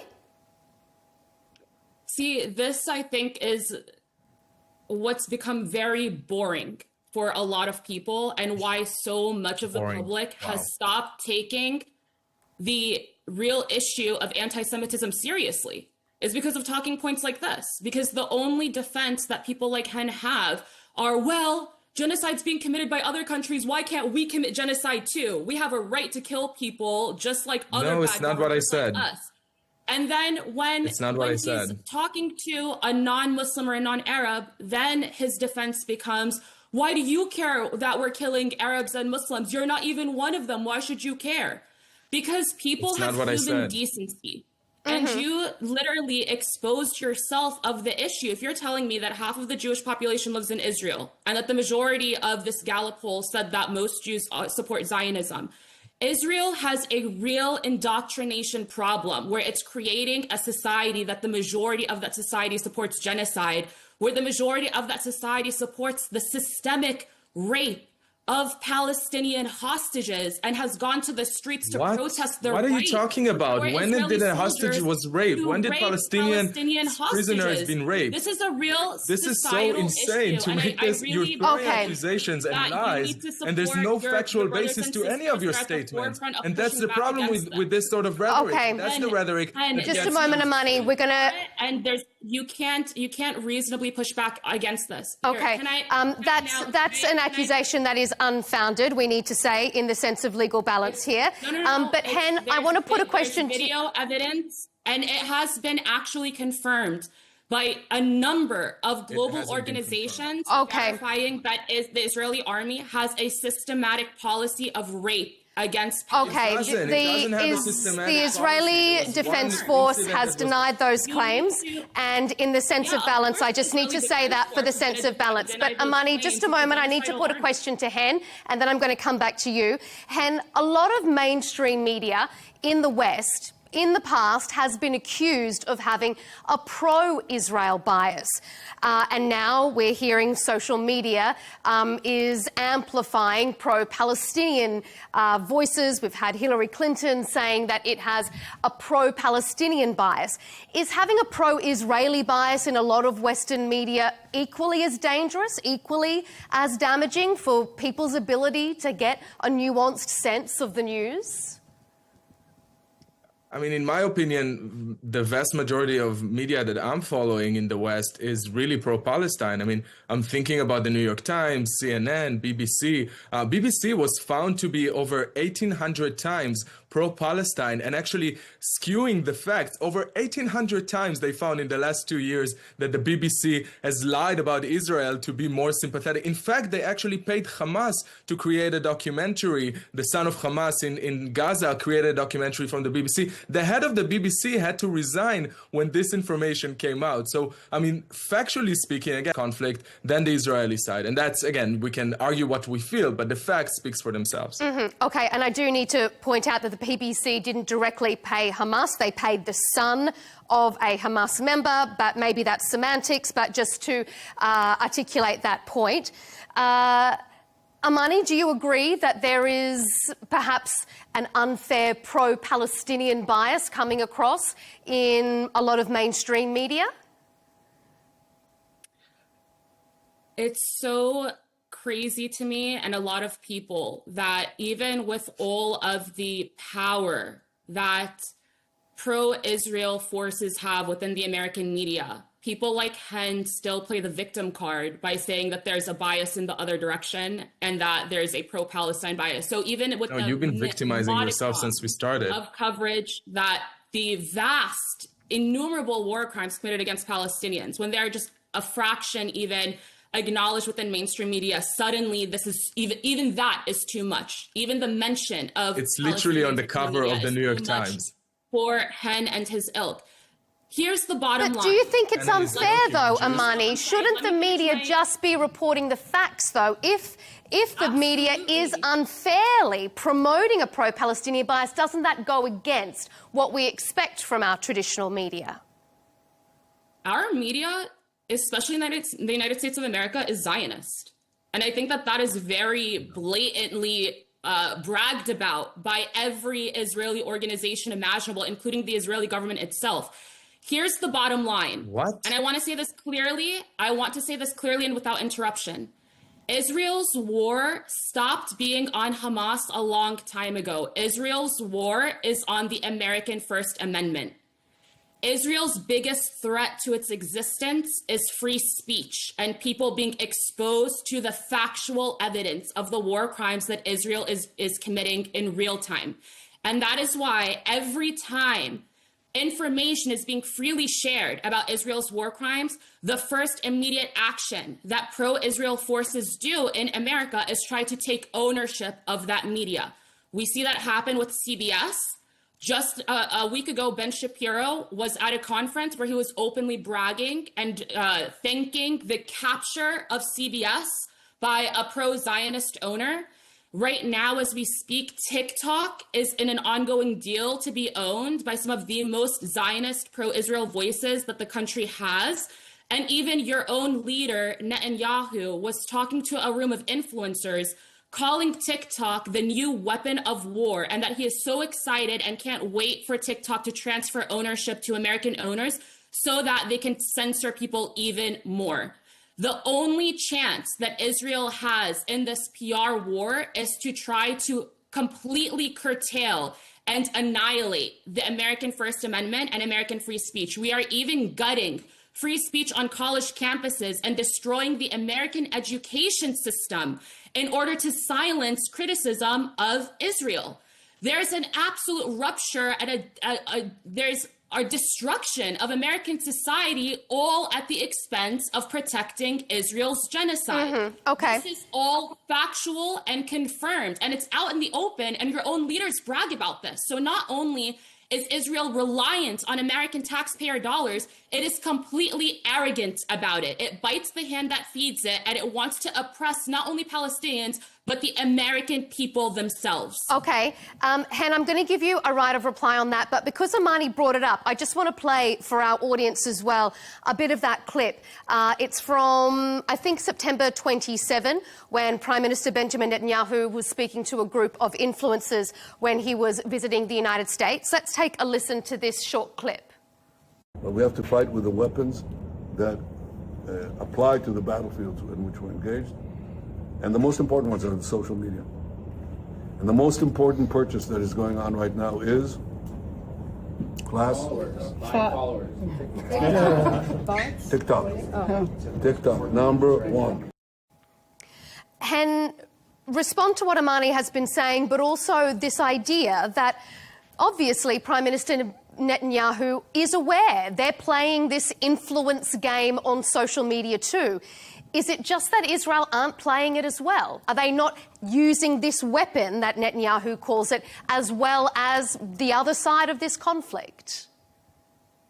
Yeah, absolutely. And I don't want to be in the position to defend Netanyahu because I don't agree with much of his policy, and I have been very critical of his government. However, I think that in this specific clip, he's speaking about the forefront of the war on with anti-Semitism on social media that has been proven. Again, it's not, I mean, there were a lot of claims that Amani has made throughout her statement, and I think 80 or 90% of what she said can be easily debunked because it's not true. But the facts are that the vast majority of the media in the US has been covering anti-Israel sentiments. And if we're talking about college campuses, have you seen the encampments on college campuses throughout America? Well, how are they being silenced? I mean, I'm hearing anti-Israel rhetoric and pro-Hamas rhetoric on college campuses in the streets. It goes up to the Congress with Rashida Tlaib that have made no apologies for her really strong anti-Israel sentiments. We hearing it everywhere all the time. I mean, even the right wing in America, the far right, people like Tucker Carlson have become anti-Israel. Candace Owens, Nick Fuentes, neo-Nazis in America are very pro-Palestine these days. And all of it is because of anti-Semitism. That's the one thing that everyone has in common. And instead of condemning it and understanding that, yes, it will start with anti-Semitism, but it will also go to Islamophobia, and it will also go to other forms of racism and hatred towards minority groups. But this notion that somehow Israel is winning the PR war is ridiculous. I mean, in the cover of the New York Times throughout this war, we had pictures upon pictures, issues that have been debunked, stories that have been debunked even coming from Hamas on the New York Times, in CNN, on BBC. Again, there's a study of BBC. You can find it online. Look up the study, how many times BBC have been lying about this conflict. So for me, I mean, the truth is clear, and it doesn't matter what I feel. Again, it's empirically proven that the media is more anti-Israel. College campuses have become anti-Israel. The media and the social media is really leaning towards anti-Israel. And again, the most important proof is that Jewish people, dozens of us in the last 2 years, have paid with it with our lives, and we are afraid of going to our synagogues. And instead of condemning it, we're finding an excuse that it's because of Netanyahu or it's because of the war. It's not because of the war. Anti-Semitism existed far before that. By the way, 6 million Jews have been killed by the same sort of hatred. Okay, Amani, I'm going to bring you in a moment, but you raised something there, Hen. So I want to ask you this before I hand it over to Amani, because you were talking about these college campuses. Young people have always been the drivers of anti-war protests, long before social media and this influence PR campaign began. University campuses were the background for anti-Vietnam protests. Young people rallied against the Iraq War, the war on terror. So why is this current evolution of student protests on campuses all of a sudden so much more worrying than what we have seen as traditional student-driven protests well before social media began? I think that a lot of them have been anti-war, and I think you're right about that. And it's in the past, it used to be, we're anti-war and we're anti-violence. But there, in all of those encampments, Jewish students have been facing violence. They've been rejected from entering the encampments. They were asked if they're Zionists or not.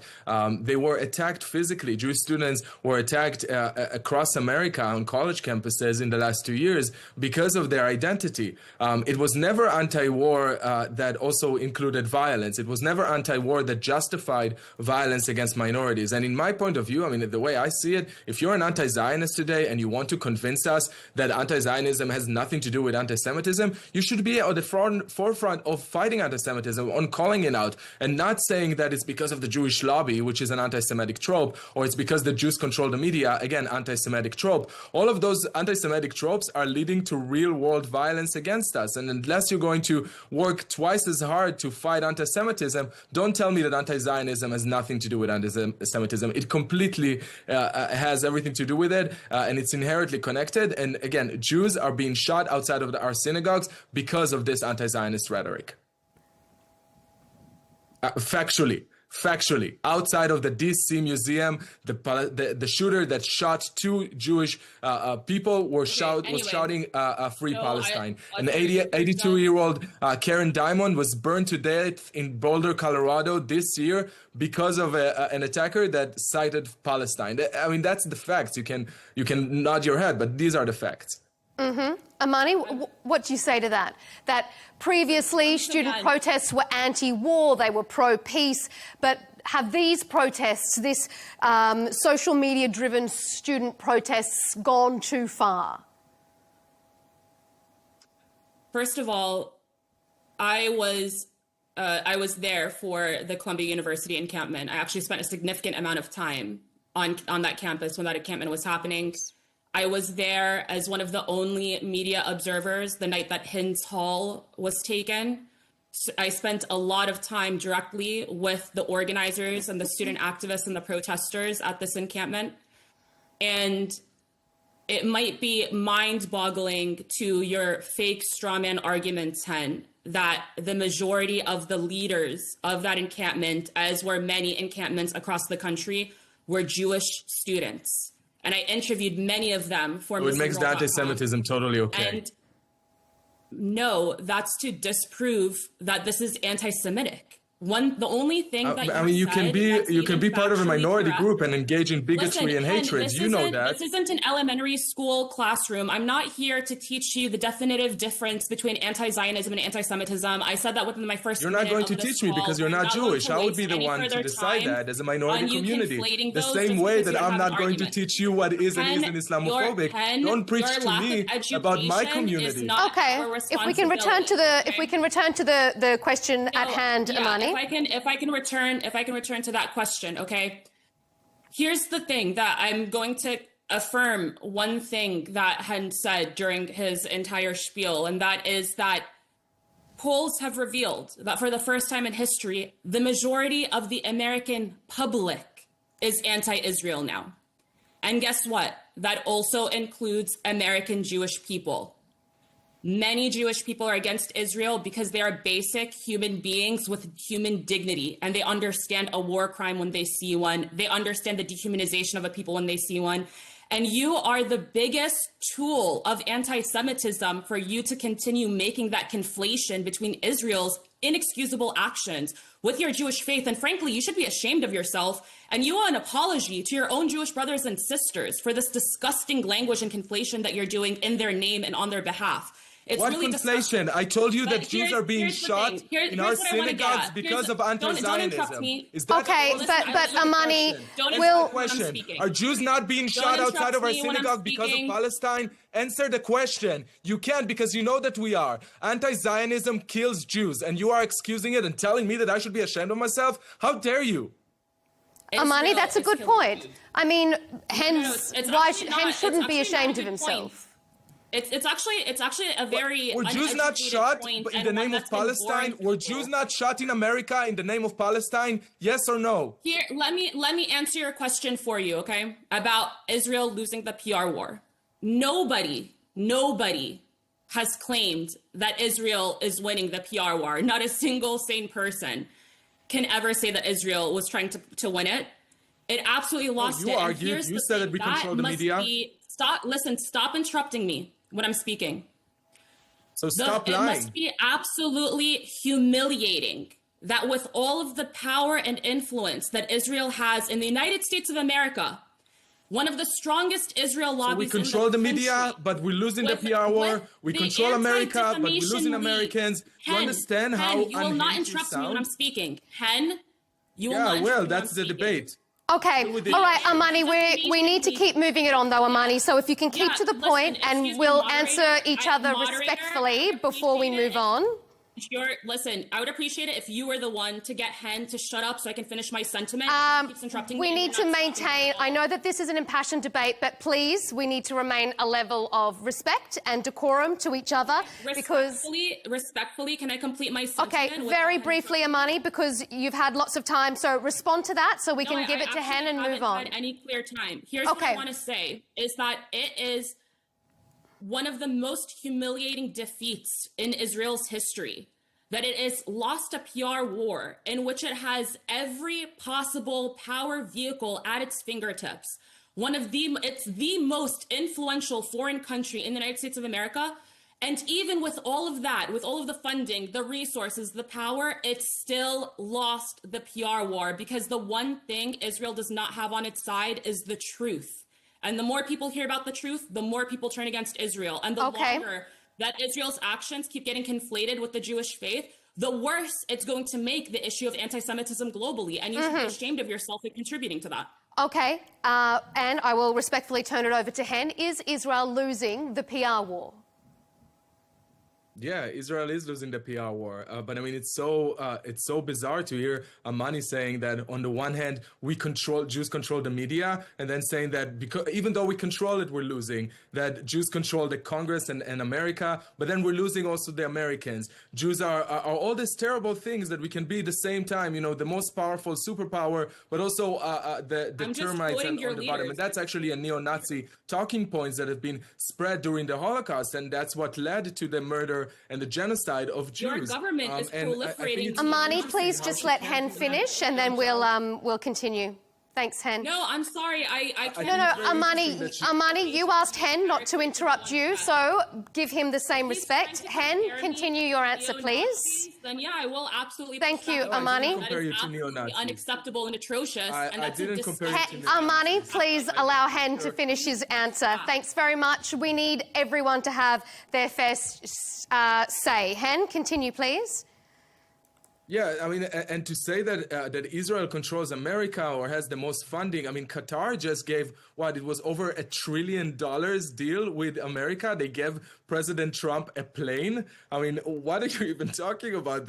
Israel has no influence in this regard. $1 trillion compared to $3 billion that Israel has to buy weapons from America. That's all Israel is getting from America. And I think the most glaring part for me in the statements that we hear from Amani is this inability to condemn the fact that Jews have been killed in the name of Palestine. That Jews have been killed outside of a Jewish museum in D.C. when the shooter said, free, free Palestine. The same thing that has been heard in the encampment in Columbia University got 2 young Jews killed. The same chants that we've heard got Jews in Boulder, Colorado killed, got Jews in Manchester killed. So to pretend that your movement is somehow pure and has nothing to do with anti-Semitism is embedded in this movement. And instead of educating yourself and listening to Jews, you spend most of your time telling us why it's actually our fault. It's actually our fault that we are being killed. If we were just less Jews, maybe we wouldn't be attacked this way. And that for me is really disturbing. And I think, you know, I was able to criticize the Israeli government. I was able to say that Islamophobia is horrible and it's real and it does kill, and there were cases of Islamophobia, and I'm not excusing for once this sort of hatred or trying to explain to Amani why Islamophobia actually has reason, because there's no reason to hating anyone. And if we want to move forward to a better future, we just have to agree on that humanity comes first. And as long as we can't do that, we will never get to anywhere better. I'm going to move us on in our debate a little bit to refocus on this idea of social media and the news, whether it's dangerous, whether it's not dangerous. A journalist's role is traditionally to bear witness, to report the facts without bias. Those are the lofty ideals, and perhaps not all journalists or not all networks live up to them. But at the very least, professional journalists know they should have certain ethical and moral standards.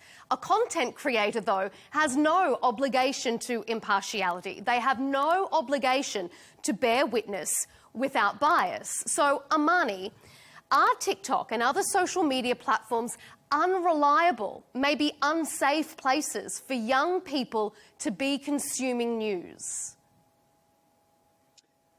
Like Netanyahu himself said, the freedom of speech that's on social media is the biggest threat to Israel. And therefore, social media networks are, to his experience, the new weapons of war. And his answer to that, when killing the most number of journalists within a conflict in human history, when it's not enough to kill the journalists telling those stories, now Netanyahu has set his sights on censoring and controlling the social media networks themselves. For example, Dropsite News released a really damning expose that found that hundreds of former IDF soldiers are top employees all across Meta. You have genocidal army veterans that are actually embedded within a tech company now and controlling the algorithms and what's being shared online to try to suppress this information. Actually, Israel is the only government in the world that has a government agency that is directly communicating with Meta, where they literally provide lists of accounts directly to Meta for them to shut down in order to censor criticism of Israel. This is all open. This is all factually confirmed. There are so many reports that have confirmed this. Israel is working hand in hand, not only to commit a genocide, but to get tech companies to do the dirty work for them now. It's very well documented across Meta. And unfortunately, now with this TikTok deal, they're trying to take the same influence and control and power that they have within Meta, an American-owned company, and compel that same type of influence within what the only popular social media network that we had that wasn't owned by America, was owned by China, to try to force it under American control because they know that it's safer for them and they're able to more easily influence and control the information that's being shared that way. So really what we're witnessing Israel do is not only silence, well, first of all, it's prevented any global journalists from entering Gaza in order to provide that unbiased direct coverage. But then even people within Gaza themselves that have been sharing and reporting on the actual events taking place have been killed, targeted directly and killed.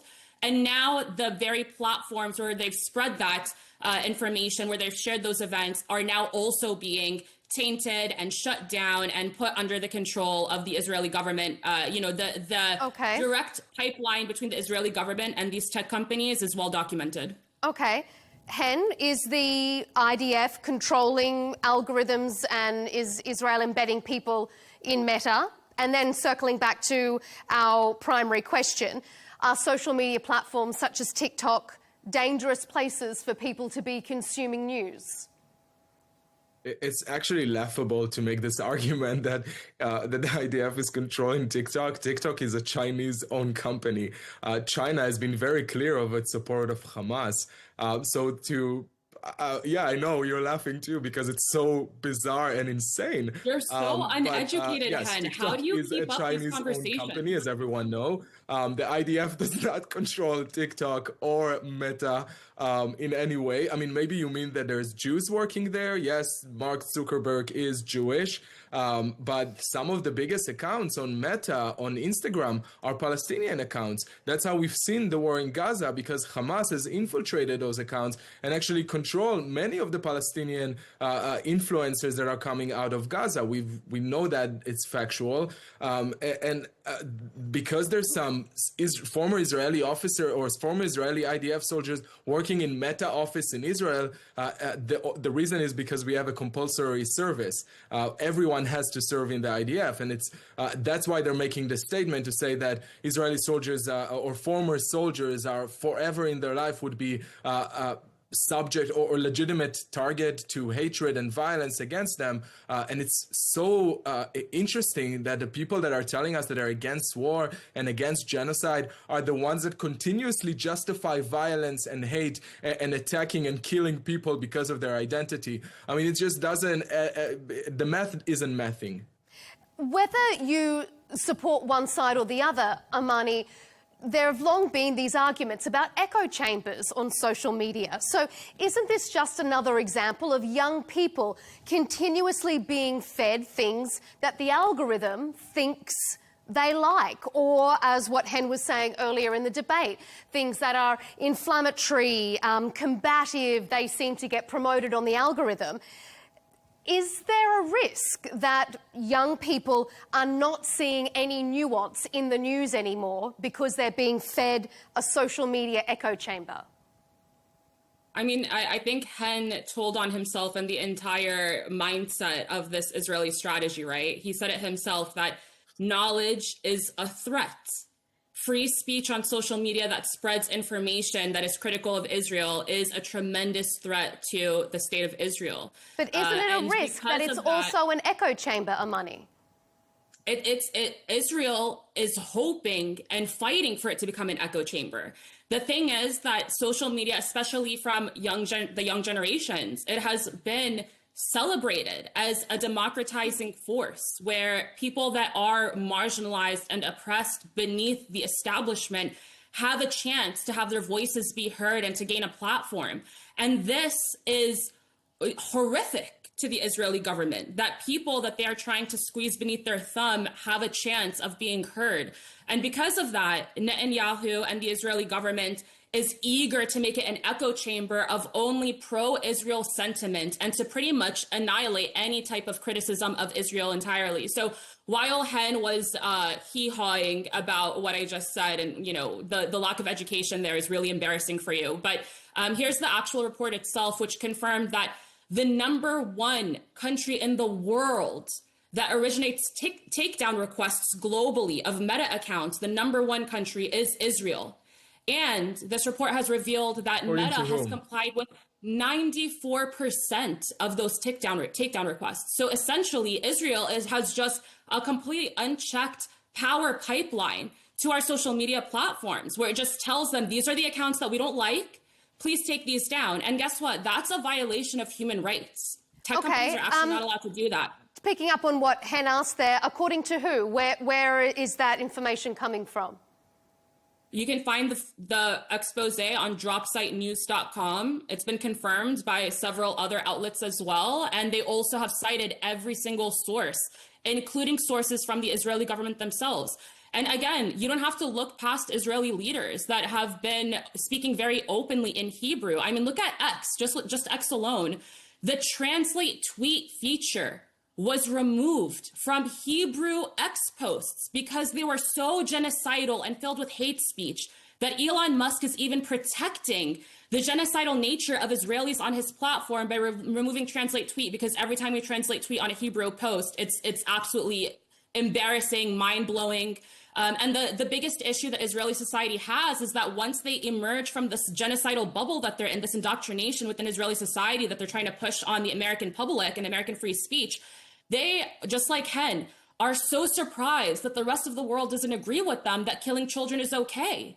Okay. The rest of the world doesn't agree. They are against war crimes. And outside of the Israeli bubble, they just cannot believe that the rest of the world can't agree with this. And so they're trying to increase their influence and power in every way possible on our social media networks. If Israel was really on the side of truth, then open dialogue and open algorithms, open free speech would be its best friend. But no, that's what Hen is saying is the biggest threat. The worst thing about social media is that people can speak freely on there and share information on there. And he, has a problem with that because it exposes Israel and the Israeli society. So okay, all right, Hen, I'll give you a right of reply on that. We're almost out of time, but I also just want to quickly ask you as well. Prominent Jerusalem-based journalist Matty Friedman, he was with the AP bureau there for a long time. He now writes columns for other outlets. He says that mainstream media has abandoned the journalistic goal of reporting what's going on in favour of who does this serve. Is he right?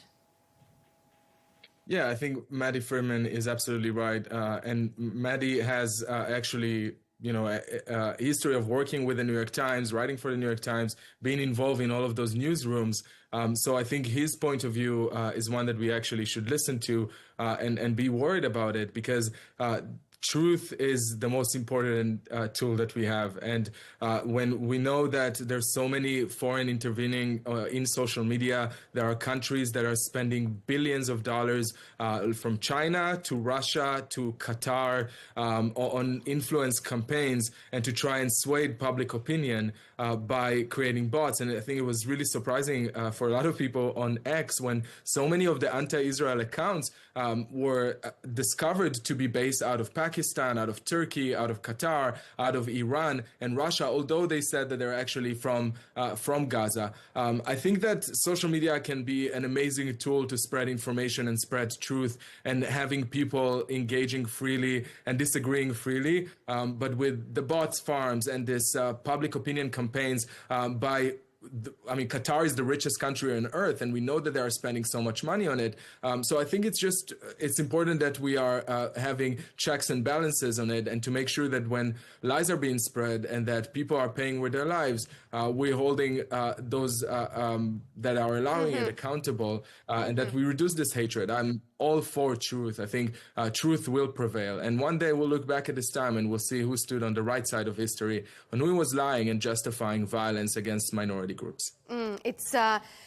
It's a really emotional debate, so I appreciate both of you being willing to come to speak with each other, to speak with me and our audience, and give both sides of the story, which is what we always aim to do on Counterpoints. Thank you so much for being with us here. Hen Mazig, Senior Fellow at the Tel Aviv Institute and author of The Wrong Kind of Jew, and Amani Al-Katatba, author, activist and founder of MuslimGirl.com. Thanks for being here on Counterpoints.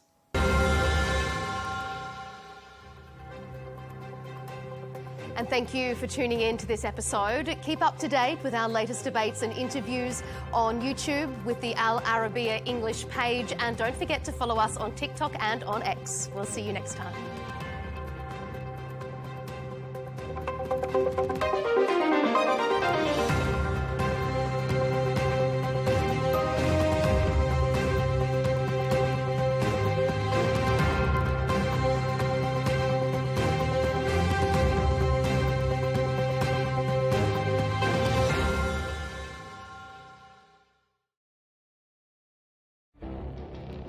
It feels like decades are passing by in a matter of weeks. Seismic shifts in the world order. Never, ever will be part of America. With so much happening and then so much noise. Whether it's political upheaval, Canada has been ripping us off for years. economic shifts or social movements. And no one wins from tariffs. I think America can be more friendly to the rest of the world. For in-depth analysis and all the latest developments across the globe. To have an inclusive policy together. The meetings with Hamas gave me some hope. We're in another nuclear arms race. The most important development straight to your screen. Welcome to the dressing room. I'm on my own. I need backup. And an insightful look at the issues shaping our world today. It was not going to happen, that war, and it happened. Join us on Al Arabiya News, where the world talks.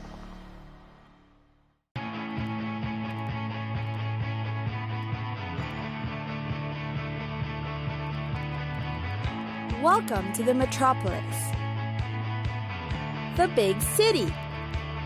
This is where tech, trends, and culture meet. Meet the people. See the sights. Walk the city streets. And experience the lifestyle.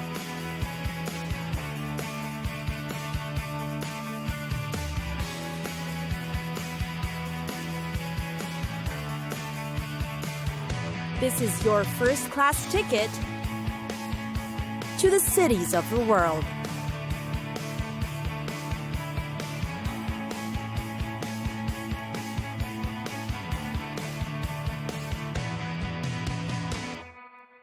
Houston. Houston, Texas counts as probably one of the most interesting, mysterious cities in the world. And this is perhaps mainly because of its space center, the place for NASA's astronaut training and flight control complex. Alongside its outer space and otherworldly curiosities, the city also includes the Theater District, the Houston Grand Opera, the Historic District, among others. The city is beautified with 19th century inspired architecture with trendy establishments. It's known for being one of the diverse places to live in Texas. Welcome to Houston. Here you'll find world-class attractions and events. Its dining, shopping, entertainment, and nightlife are commendable as well. Space and science is, of course, one of the things unique to the city. Houston was actually the first spoken word from the moon. You'll find NASA's Johnson Space Center here. energy, aeronautics, transportation, manufacturing, and with a leading healthcare sector are things to boast about Houston. Best of all, the city's resources for space and science is what provides tourists and residents an abundance of employment opportunities and educational advantages. At the same time, Houston is also home to a lot of shopping fun. The Galleria is the largest mall in Texas, providing pure shopping gratification for visitors. The suburb is in fact called a leading outdoor retail outlet spot, as it hosts over 200 specialty stores in its compound. Another thing you've probably heard about the city are its sports teams. Professional football, baseball, basketball, and soccer games are big here. Houston is home to Reliant Astrodome, Minute Maid Park, Toyota Center, and BBVA Compass Stadium, and sports enthusiasts flock to see the Astros, Texans, Dynamos, and Rockets play their best game. College sports are major here too. Houston has 5 prominent teams to follow. Minor leagues play around town as well, including the women's teams. At the same time, a variety of annual sports-themed events are scheduled all year round, such as golf tournaments, running marathons, and the rodeo, among others. Also find in the city a 17-block area full of entertainment and arts. Art organizations, galleries, plazas, and movie theaters line the streets of downtown Houston. Be sure to visit one or catch a show during your visit. It's time for us to go. Pack your bags and get your tickets ready. And we'll see you on the next destination. Catch us again next time on Cities of the World.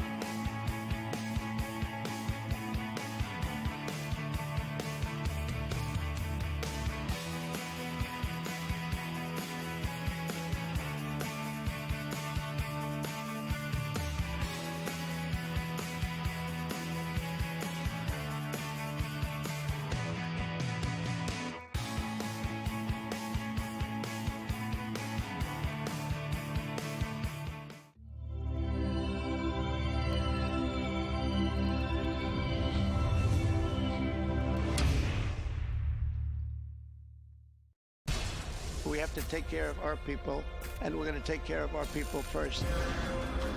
For in-depth analysis and all the latest developments across the globe, make sure you join us every weekday. President Trump is trying to negotiate a ceasefire. With so much happening, so much information, and so much noise, international law will have no part in his administration. It can be hard to keep track.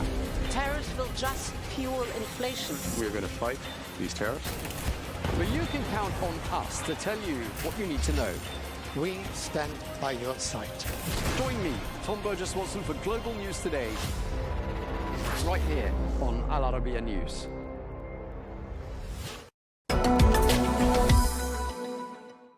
We're going to turn our attention now to the company BitGet, a cryptocurrency exchange platform which offers spot trading, futures trading, and copy trading services.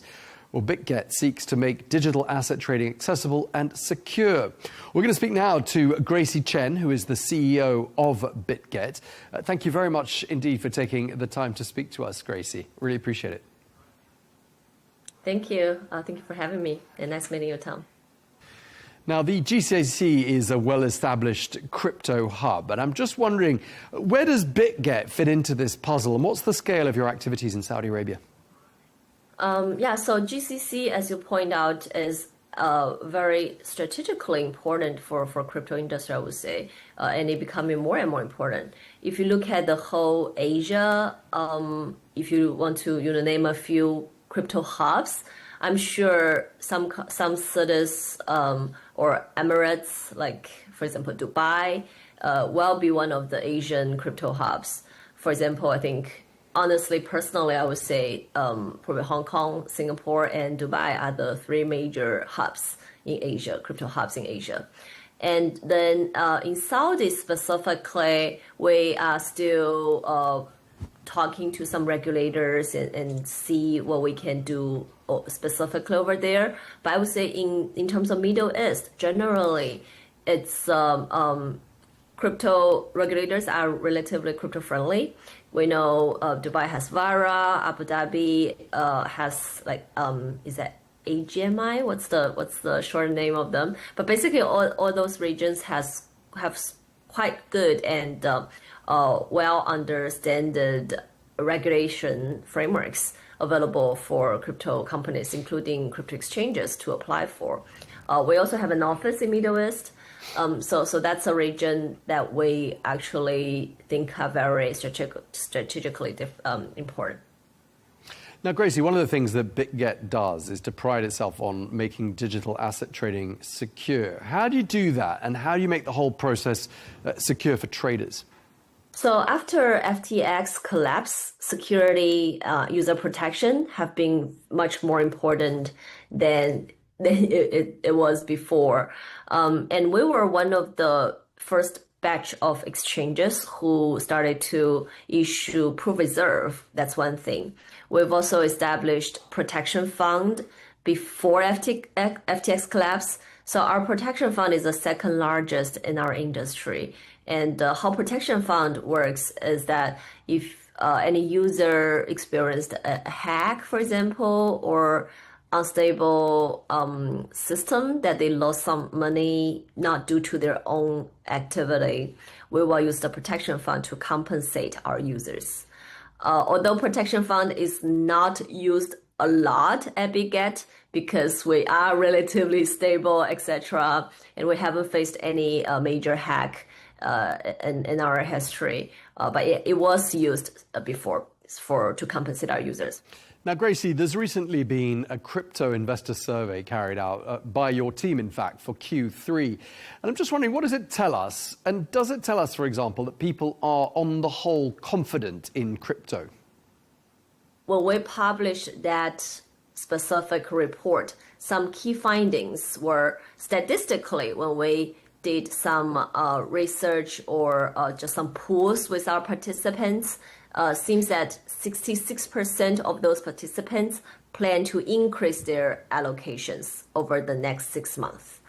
And also nearly half, specifically 49%, expected the next bull run to see Bitcoin peak between 150K to 200K. Okay, and I just wanted to ask you a bit more about correlations between Bitcoin and the S&P 500 and so on. I'm just wondering, talking about America, what effect do you think the US President Donald Trump has had on the whole crypto universe these last, say, what has it been, 10 months since he took office? I think it's very multifaceted. On one side, he is definitely pushing lots of crypto-friendly regulations in Hong Kong and in the US, and hence leading the world. For example, Genius Act, the Stablecoin Act in the US, it also, kind of stimulates what we saw in Hong Kong, that they also passed a stablecoin bill, for example. But basically, Genius Act, Clarity Act, all these crypto-friendly regulation frameworks are only here because of the current administration in the US. If you look at the last administration and the previous SEC chairperson, Gary Gensler, for example, you will never see something like this. You will never see all those crypto-friendly regulations. So from that perspective, US is leading lots of innovations, and of course it's already one of the largest markets for cryptocurrency, and hence it will continue to be bigger and bigger in terms of dominating crypto regulation and just leading all those regulations. And then another thing is if you look at the financial perspective and the market perspective, Wall Street today has the biggest pricing power over cryptocurrencies price. And that's the major change that we see in this cycle, in this crypto cycle. Previously, before 2020, or even earlier, 2014, 2015, for example, probably the pricing power of Bitcoin is around miners, is around exchanges, is around all these crypto projects who started to issue their cryptocurrency. But today, this shift of pricing power from more crypto native industry to the Wall Street to the US is also a very big change. After SEC approved the Bitcoin spot ETF, we already foresee the whole shift around all these ETFs driving ETFs and also DATs, digital asset treasuries, such as MicroStrategy. Today it's rebranded to Strategy, but basically all these DATs and ETFs are the major inflow of money or of capital into crypto industry. Okay, well, we really appreciate you taking the time to speak to us and for telling us what I think a lot of people already knew, that this administration in Washington is indeed a crypto-friendly administration. Gracie Chen, CEO of BitGet, thank you very much indeed for your time. Thank you, Tom.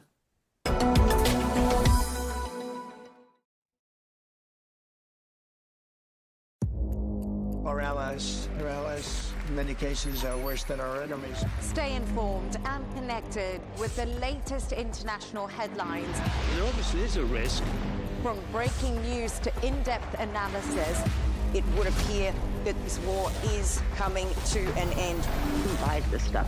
Investors, pension funds. We deliver the most important developments straight to your screen. Iran always wanted to deal with militia. Join us for compelling, expert-driven conversations. A curfew order has been established. And an insightful look at the issues shaping our world today. There are a lot of proposals about European architecture for security. I'm Leigh Ann Gerrans, and this is W News. We dealt with this when I was Chief of Staff in the first term. Where you don't just hear the headlines, you get the full story.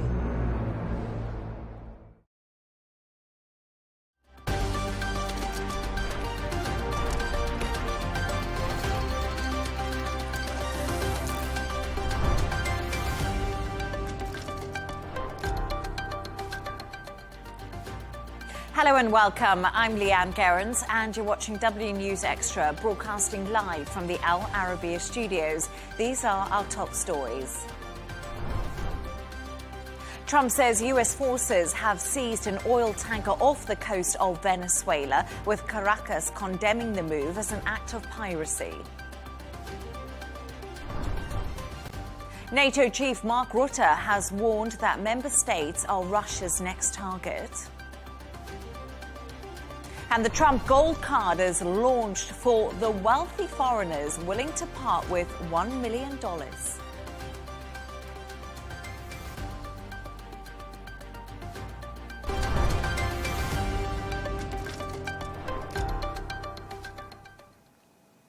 Now, US President Donald Trump has said US forces have seized an oil tanker off the coast of Venezuela. On releasing a video of the seizure, Attorney General Pam Bondi said the vessel was a crude oil tanker used to transport sanctioned oil from Venezuela and Iran. Caracas condemned the move as an act of international piracy. Here's how Trump announced that very news. As you probably know, we've just seized a tanker on the coast of Venezuela, large tanker, very large. Largest one ever seized, actually. And other things are happening. No, it was seized for a very good reason. We're interested in the seizure of this tanker. What happens to the oil on this ship? Well, we keep it, I guess. To discuss this and all of today's stories, I'm joined by correspondent and columnist Gemma White and Al Arabiya English presenter Catalina Marchant de Obrio. Thank you so much to both of you for being in the studio with me on this Thursday. Gemma, let's start with you, because we obviously heard from Donald Trump there, but this has been an ongoing issue now that we've been seeing between the US and Venezuela over the last few months. But is this escalation a time where we're really going to see things begin to change? Yeah, this is quite a dramatic twist. So what we have here, we have the boarding of a foreign ship in international waters. So it is escalating. Now, previously, the operation has struck so far around 20 boats. And the message had always been, this is an anti-drug trafficking mission. We're preventing these drugs from coming into the US. That was always the message. I do feel that this now changes that message. What that's going to come out as, we don't yet know. So we've seen this build-up of US military in the Caribbean. We're seeing fighter jets flying regularly. And Trump has increased his rhetoric when he talks about striking on land. Now, does this become a land invasion? Now, the fact is that the use of military force means that Trump is constitutionally required to get authorization from Congress, which he hasn't pursued, you know, at all. There's not been any processes put in place for that. And also, what are Trump's intentions towards Venezuela? Is it just purely to be beneficial to the US? And is the president acting legally in all of these things that he's doing? They are the key components at the moment. Yeah, absolutely. And there's so many questions that we don't have the answers to right now, and the repercussions of what Venezuela will look like without Maduro in power, and how that could be destabilizing for the country. But Catalina, I want to come to you, because it's all been about Venezuela's opposition leader at the moment. Of course, she accepted the Nobel Peace Prize. You've actually interviewed her yourself before. How will this further affect Maduro's position? Because, of course, she's been in Oslo, she's been doing the rounds on TV, she's really in the spotlight now. Exactly, Leigh Ann. Speaking of the spotlight and momentum, when Maria Corina Cochao was faced with two scenarios when awarded the Nobel Peace Prize, she was saying to go or not to go, obviously given the acute safety situation concerns that she was facing. So in one hand, the people in her inner circle were saying, don't risk your life, not even for a prize. We need you here alive to fight Maduro. Then she was faced with another option. They said, do this for your country, no matter the risk. And finally, this was a no-brainer for her. When the decision was put in this context, there was only one option to take. She said, go for the people of Venezuela at all costs. So we're seeing all this media coverage, this courageous political act. It's actually out of a movie script. She also said she had the Americans help her. We still, as you said, don't have the details about this secret mission. I'm sure it was very risky and her life was at risk. So she finally didn't make it on time to the prize ceremony, but she made it safe. All of this, as you said, getting the spotlight required to put Maduro down. Who knows? Because all eyes are on. So what's going to happen next for Venezuela? So to answer your question, Leigh Ann, how is this going to further affect Maduro's position? Well, as this is the U.S. side, Donald Trump has said that Maduro's days are counted because since 2024, when Machado was robbed from the election result, she won with 93% of the Venezuelan people. There hasn't been this much worldwide and media attention on what's happening in Venezuela and this region. So the momentum right now is let's free Venezuela, let's bring democracy back to this country. All eyes on Venezuela, so this can't be a good thing for Maduro. Pressure is on. What I find really fascinating about all of this is the geopolitics that's been playing out. So you spoke there about Machado, and of course she accepted the Nobel Peace Prize. She actually dedicated that prize to Donald Trump himself. And it seems like Donald Trump is really aligned with what she sees happening in Venezuela. They've almost echoed the same sentiment when it comes to the country and when it comes to democracy, which I find really interesting. But then I found it even more interesting that Russia's President Putin, in a phone call today with Venezuela's Maduro, expressed solidarity with the Venezuelan people and confirms Russian support, which is absolutely fascinating because if we look at Ukraine, it looks like Donald Trump is in line with the more Russian sentiment. That's the kind of what analysts have been saying. Yeah. So right now we've got this triangle of geopolitics playing out. I don't know what you think, Gemma, and we can't forget China in all of this. Yeah. And I wonder, is it because Venezuela has the biggest crude oil reserves in the world? Is this all about... I have no idea. What are your thoughts? I think you were right. Like before the show, you were saying ultimately this could come down to economics and resources. The world, as we know, is clamoring for resources. And I always like to think, oh no, there's bigger things at play here. But ultimately, you know, what's Russia doing in Ukraine? They want more resources, they want more land. Perhaps at the end of the day, it does come down to something so basic as wanting the oil. I find it interesting too, and I don't know what your thoughts are, but we did see the US obviously do that minerals deal with Ukraine for critical minerals. We have seen the US trying to push back on China's access to critical minerals across the world, be it in Africa, be it in lots of different countries. I don't know if I'm reading into this too much, but is economics playing out in this, or does Venezuela just really need a democracy and a change for the people? I think economics is always at play, especially when we're talking about so many oil reserves, as you said, one of the largest in the world. But this also plays and coincides with the political moment that they are living. I mean, 2024, she did lose, she was robbed from an election. 93% of the Venezuelan people voted for her. This was just 1 year ago. Now she's winning the Nobel Peace Prize. So even when it comes down to politics or economics and democracy, the moment is aligned. Yeah, that's absolutely true. So it's going to be really interesting to see what happens because, like you did say, Gemma, for such a long time, Donald Trump has been almost threatening in a way that a land invasion could happen. And with a build-up of troops that we're seeing, American troops in the region, I guess time is ticking. What is his end game? Yeah. You know, because if this doesn't work out for Trump, he's going to come away with egg on his face. It has to work out for him, or what? You know, I think this is a question we say, or what's going to happen? If he succeeds in removing Maduro, this creates a power vacuum. We know that Maduro has spent all these years building up his alliances. He has the military on his side. He has administration on his side. What happens when you remove that person? Is the US then going to go in and offer support? So then what does that mean for Ukraine? What does that mean on the other side of the world? There's so many moving pieces here, but Trump has to succeed in this. Otherwise, he's going to look really foolish on the world stage. Yeah, and like you said, it's really important. Repercussions of something like this are very interesting. But thank you so much for your thoughts on that. Stay right there as we move on to another story now. And NATO chief Mark Rutte has warned that member states are Russia's next target. He made the remarks at a security conference event in Berlin and also said the bloc must make all efforts to prevent a conflict that could be on the scale of war our grandparents and great-grandparents endured. Take a listen.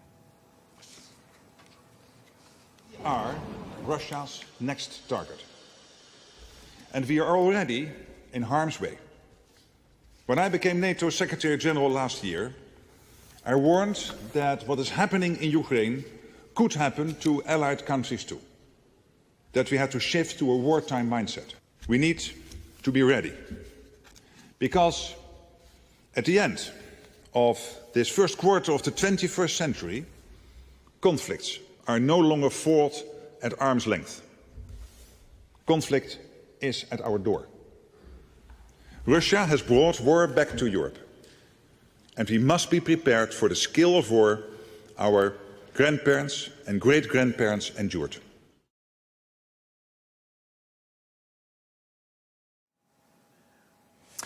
Catalina, we just heard from Mark Rutte there, and those remarks are scary. They're gloomy. What's the whole point of the speech? To really get Europe to wake up to the reality of what's happening?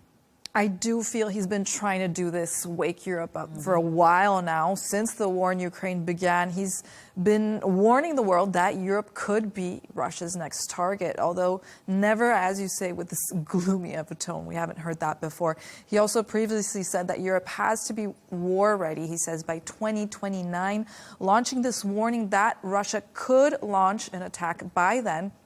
These statements come from a 2023 NATO assessment that suggested that within the next 3 to 5 years, Russia could be in a position to wage a large-scale war. Could. He's not confirming this, but he said it could be a possibility. So the point of this speech, some people are calling it alarmist. Others call it a necessary warning, a wake-up call for Europe, who's been dormant until now. So I don't believe it's only the only purpose of this speech. It's not just for shock value. I think it is a calculated attempt by Rutte to stress the urgency of the situation and to deter Russia and other threats in the coming years. He's pushing for allies to invest more in Europe. So his message is clear. He's saying, prepare now or risk paying for it later.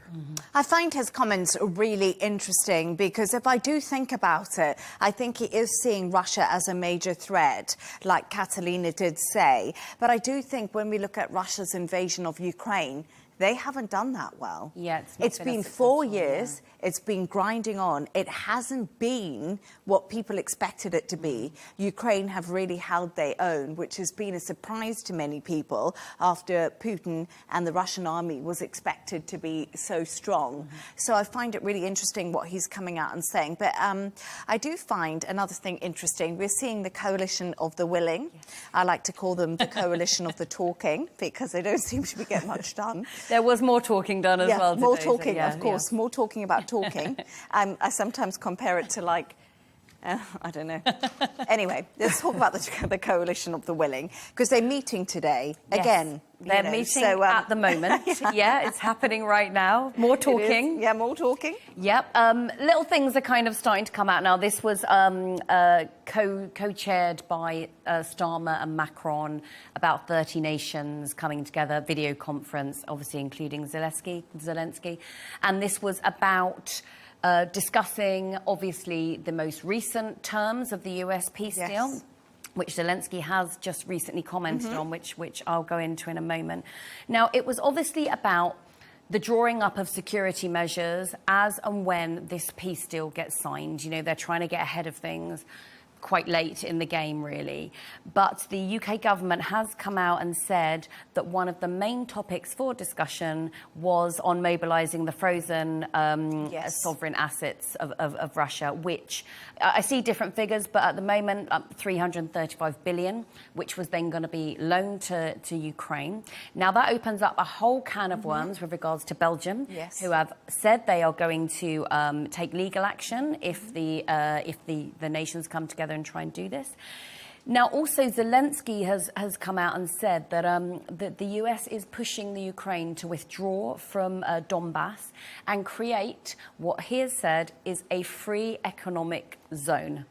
Now, you and I were saying we don't really know what this means. Possibly no one yet knows what this means. This is more words being bandied about. But yeah, what does a free economic zone, which is what they would turn Donbass into, Russia on one side, Ukraine on the other, and what this free economic zone is supposed to just magically stop anyone from coming into it. It's an interesting term because I think that all three of us can agree is we don't actually know the ins and outs of what this new 20-point peace plan looks like. Obviously, we saw the 28-point peace plan that was up, and that was hugely alarming because it did seem to favour Russia. Now we have this 20-point peace plan. We don't know the details of it, but we're starting to get something. And I find the US has apparently proposed the creation of a free economic zone in the area of Donbass it wants Ukraine to withdraw from. So once again, I think the main sticking points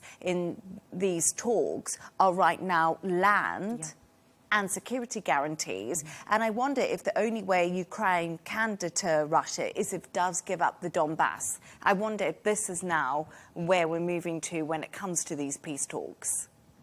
I think it kind of is. I think it kind of also aligns with what the U.S. is. I mean, at the end of the day, Ukraine knows that they're going to have to give up some land. So whether they like it or not, they're going to have to negotiate land, and this is how it's going to be. What if they want peace with Russia? But I think they're doing it in a more friendly way when it comes to Europe, and they're saying how they can favor Ukraine more in these negotiations. But I think it's all up to grabs still. We don't know what's part of the peace plan in the U.S.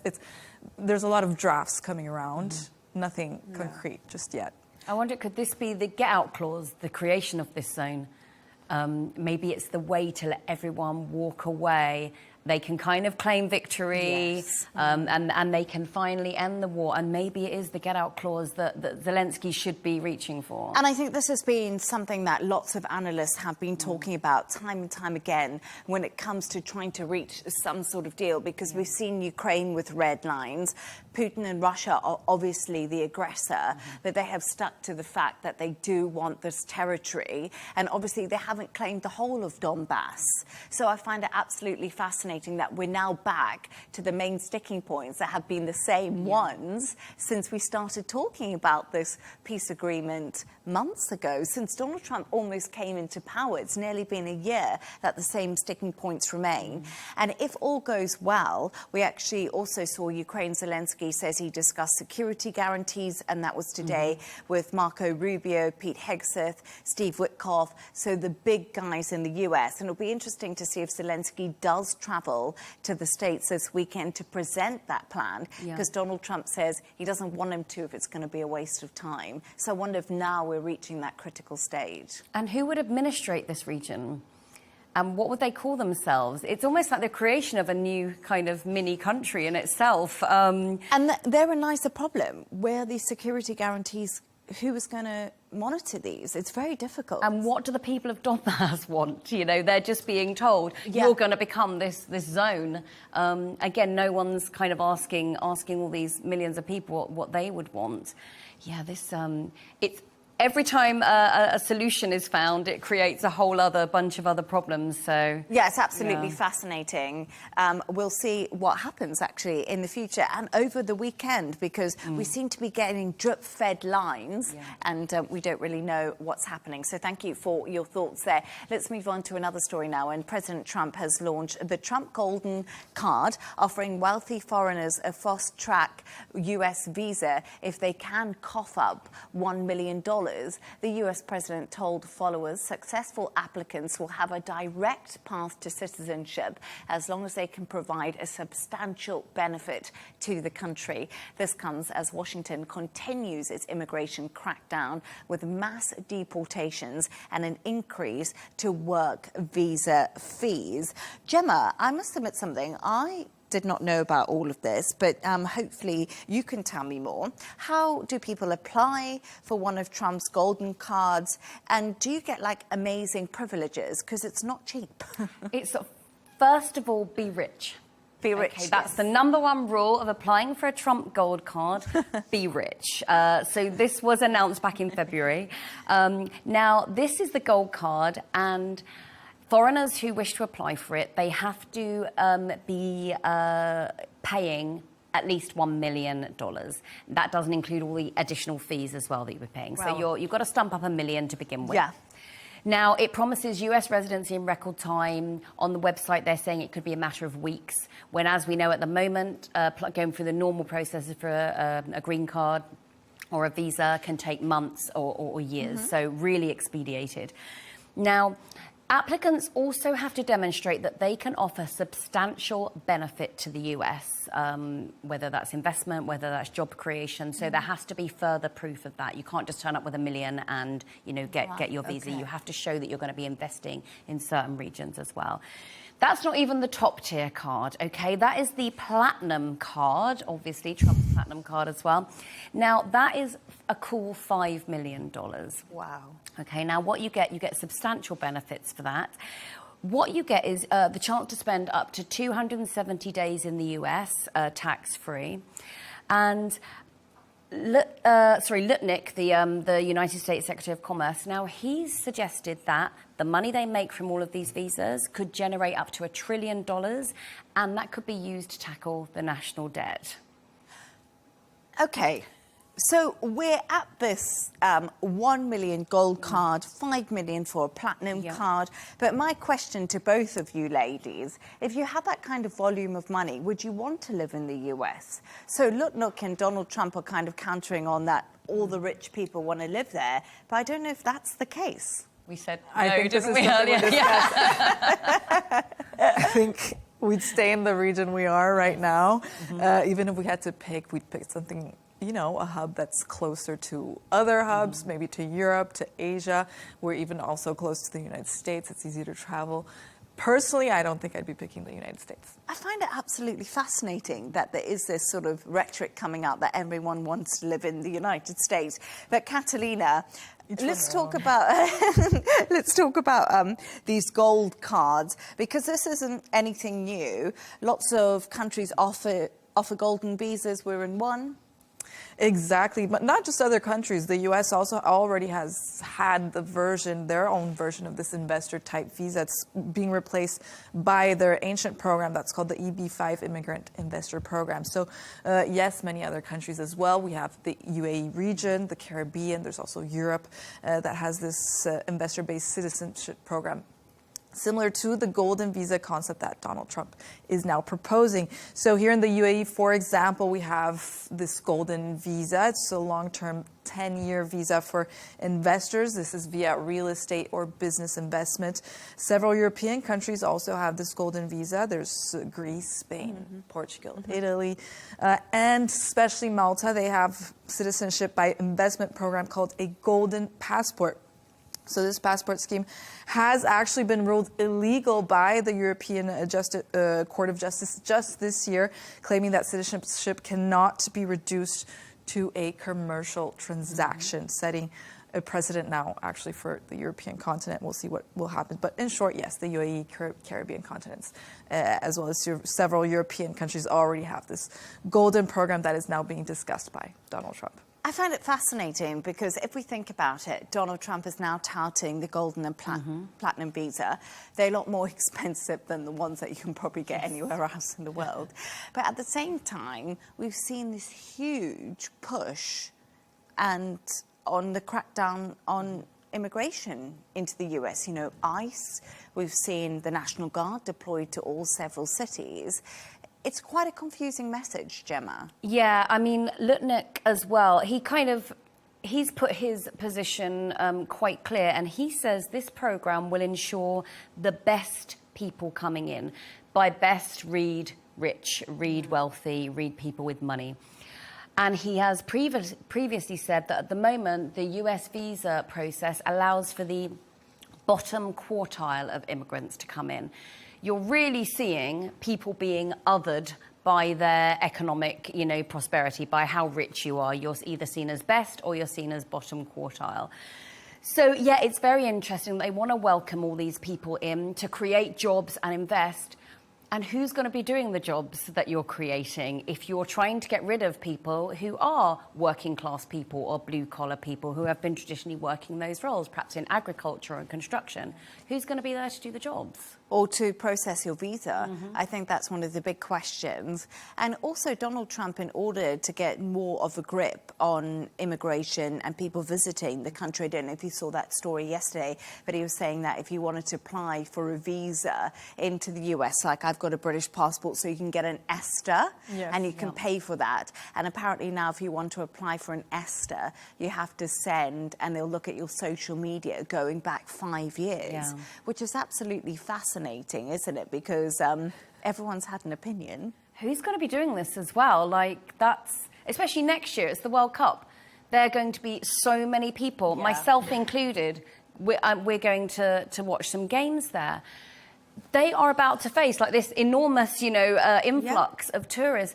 And what? So they're going to be looking at the past 5 years of everyone's social media. Again, is it one of those things that he says with no kind of thought to it? I'd personally be deterred from doing this. Like, who's going to bring up all their history from 5 years of social media to go to the United States? Oh, you wore that? Oh my God, that's terrible. Oh. That's so out of fashion now. You can't come into the country. I mean, what criteria are you going to be judged on? Well, terrible memes? I don't know. There's lots of different speculation. That's the problem. No one really knows what criteria is. Some papers are saying allegedly it could be if you've criticised Donald Trump. Other papers are saying it could be allegedly if you have backed a terrorist organisation that's been recognised in the US. It's to keep the country safer. But there's lots of different reasons, but the solid one hasn't been outlined yet. I think they have been doing this already, though. There was the case of the French scientist. He went, I think, in a work or tourist visa, and they checked his social media history where he was a bit critical of Donald Trump, and he wasn't allowed in.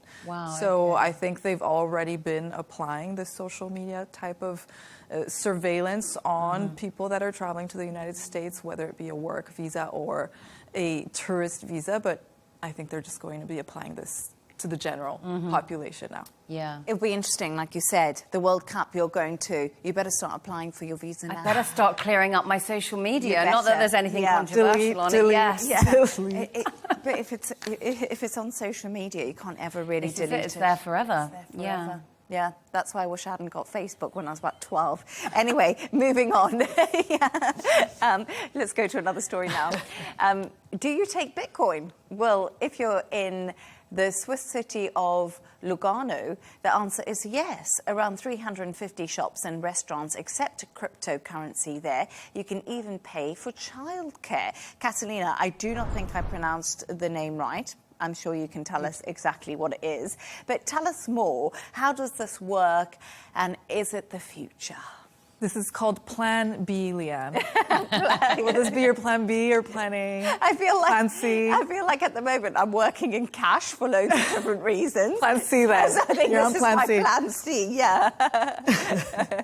We're still on Plan C right now. Yeah. But this is the city of Lugano's official initiative, so it's making cryptocurrency, especially Bitcoin, of course, it's largely known, usable in regular, everyday transactions across the city. So this would be the case as we do with regular credit cards, debit cards, cash.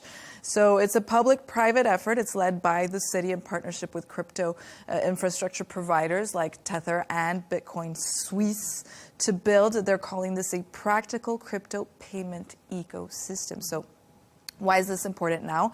It's not just because it's letting people pay with Bitcoin or crypto, but it's also building a full city-wide payment network where Bitcoin is treated as a real spending option, which it wasn't before. It's not just before it was investment or also speculation assets. So this is making it one of the most advanced examples of everyday crypto adoption in Europe. Is it the future? I mean, this is new for Europe, perhaps. Numerous places like Dubai, for example, especially in real estate, hospitality, and the luxury sector, already accept Bitcoin and other cryptocurrencies as a form of payment. So this also positions Dubai as a global crypto hub already. So why not adopt this in other cities or countries, giving people more payment options? What I find fascinating is, I didn't look up the price of Bitcoin, but I do normally keep a close eye on it. Let's say it's around $60,000 a Bitcoin at the moment, give or take, okay? And a coffee is like $8. So what happens? It's like 0.0000 of a Bitcoin, which I find quite fascinating, because obviously when you look at Bitcoin, it's in one coin, you know, so you've got 60,000 in one Bitcoin wallet. Yeah. You know, so to spend on that would be so weird to see your transactions coming out anyway. Like balancing your checkbook I know, can back you in the day. 0.83 on a coffee or something like that. Anyway, Gemma, it's quite interesting because Catalina mentioned it there, but Dubai, pretty open to crypto actually. Yeah. And could we see more cities taking the sort of stance when it comes to currencies like crypto? I mean, Dubai is a leader, you know, on the world stage when it comes to adopting new technologies and being open and amenable to these. And the government is piloting a scheme whereby you can pay, you know, fees, government fees and services with crypto. But at the moment, as you say, the hospitality industry, there are certain places where you can pay by crypto here. Now, In the US, you've got Detroit, New York, Colorado, Utah, and Louisiana, and they currently accept payment, but for municipal, payments. So again, taxes, permits, fines, and fees. That seems to be where many cities who are adopting this, that's what you can pay for. You can't just, go to a coffee shop at the moment and pay, or go to McDonald's, which I saw in Lugano. You can pay for your Big Mac with Bitcoin as well. So worldwide, you've got Buenos Aires and Panama City, and then upcoming, you've got Cairns and Vancouver. They're kind of becoming newer crypto cities where governments, you can pay for your fees and services. Now, it's slow going. You mentioned before the show, crypto's been around for a long time now, and you still don't think they've got to where they thought they would be, at this point. Yeah, it's quite interesting because I've talked about crypto, I think, throughout my whole career, especially Bitcoin. And I remember doing a lot of work about Ecuador. It was called the Bitcoin experiment, because you must remember countries like Ecuador, and you look at other countries, their currency has fallen so low, they adopt the US currency as the currency to use because of inflation and because of their own currency problems. So they did adopt Bitcoin. And I found it really interesting because loads of people took that on as an experiment, and it faced a lot of hurdles when it came to Ecuador using Bitcoin. And one of the main reasons is it's not tangible. And I think that's been the problem with Bitcoin. I think Bitcoin is a really good theory, but I think people still like to know where their money is. They still like to make sure that it's pegged to something like the US dollar, and they understand that they can pay in a note, and they can see their currency in a bank account. It's quite different when it comes to Bitcoin. And of course, economic stability is a major thing for small countries like Ecuador and countries around the world. And Bitcoin's been historically volatile, so it's very difficult for them to be able to build a stable economy on a volatile currency. Bitcoin, also another thing about Bitcoin is energy, resources, how much mining Bitcoin takes, and how that could be environmentally impactful, where they're going to keep on getting this energy from. I do think that that's the old school of thought, because that's maybe what people were saying ages ago, but now everyone, the youngsters, dare I say it, they're probably more inclined to be less fearful of using Bitcoin, because maybe they're not like us old school who likes to use our notes. I guess we have to remember that once upon a time, a cheque was a brand new and newfangled thing, and a credit card was brand new. But just continuing what you were saying about kind of the disadvantages, there's no regulatory framework. And one has to wonder as well if there's going to be a global, legal framework, or if every country's going to have its own. And at the moment, most governments still require that conversion goes back to local currency. Yes. So getting people to part with their credit cards and swap it out for crypto, I think, is still quite in its infancy. What are your thoughts? I think it's going to be, if other countries are doing it and you could follow the role, for example, the example that Dubai has set, maybe it could normalize the situation. I still don't know who are the people who are using most of these Bitcoins. Yeah. I don't know. Maybe it's more tech people and et cetera. But I think it could be more normalized, but I think it's still experimental. So we're going to look at this city, we're going to see the results, we're going to see if it works in a more developed country. When we're talking about Latin America, or a country like Ecuador or El Salvador, where perhaps their currency is also not as stable, and they're also trying to experiment. So I think Bitcoin is a type of coin of experimentation where we could try other currencies. We'll see if it works out or not. Yeah. And I find it fascinating because, talk about Ecuador just quickly, and African countries and El Salvador, places who've looked to adopt this. A lot of the problem is in Dubai, it's quite easy to adopt because we have technology and we have infrastructure. But you look at parts of other countries and they don't have that tech infrastructure other than in urban areas. It's a very tech-based. So somewhere like Dubai, it's kind of perfect. But when you look at other countries, it's a little bit more difficult. But it's a really interesting conversation. Maybe I'll be buying my first Hermes handbag in Bitcoin. Who knows? Now, it's that time of the show where Gemma and Catalina have chosen two of their quirkiest stories of the day. And Gemma, it's almost the end of the year. Yes. Tell us the best buys for 2025. So the roundups are coming in. Yeah. I love an end-of-year roundup. Yeah. I find it very interesting. You know, your Spotify Wrapped and all of these things. No, that was irritating. Netflix should do that, don't you think? Spotify Wrapped was just irritating. When it tells you your age, it tells you how old you are from the music you've been listening to. Yeah, I do think Netflix should kind of tell you what you've been watching over the year as well. So this is UK retailer John Lewis, and they've done their annual How We Shop, Live and Look report. So these are the big things that we were buying this year. Yeah. Okay, so first of all, my favourite, big pants for ladies. But I mean that pants in the UK version. Big knickers. Yes, not in the US version. Bridget Jones is back, clearly. Big knickers are in.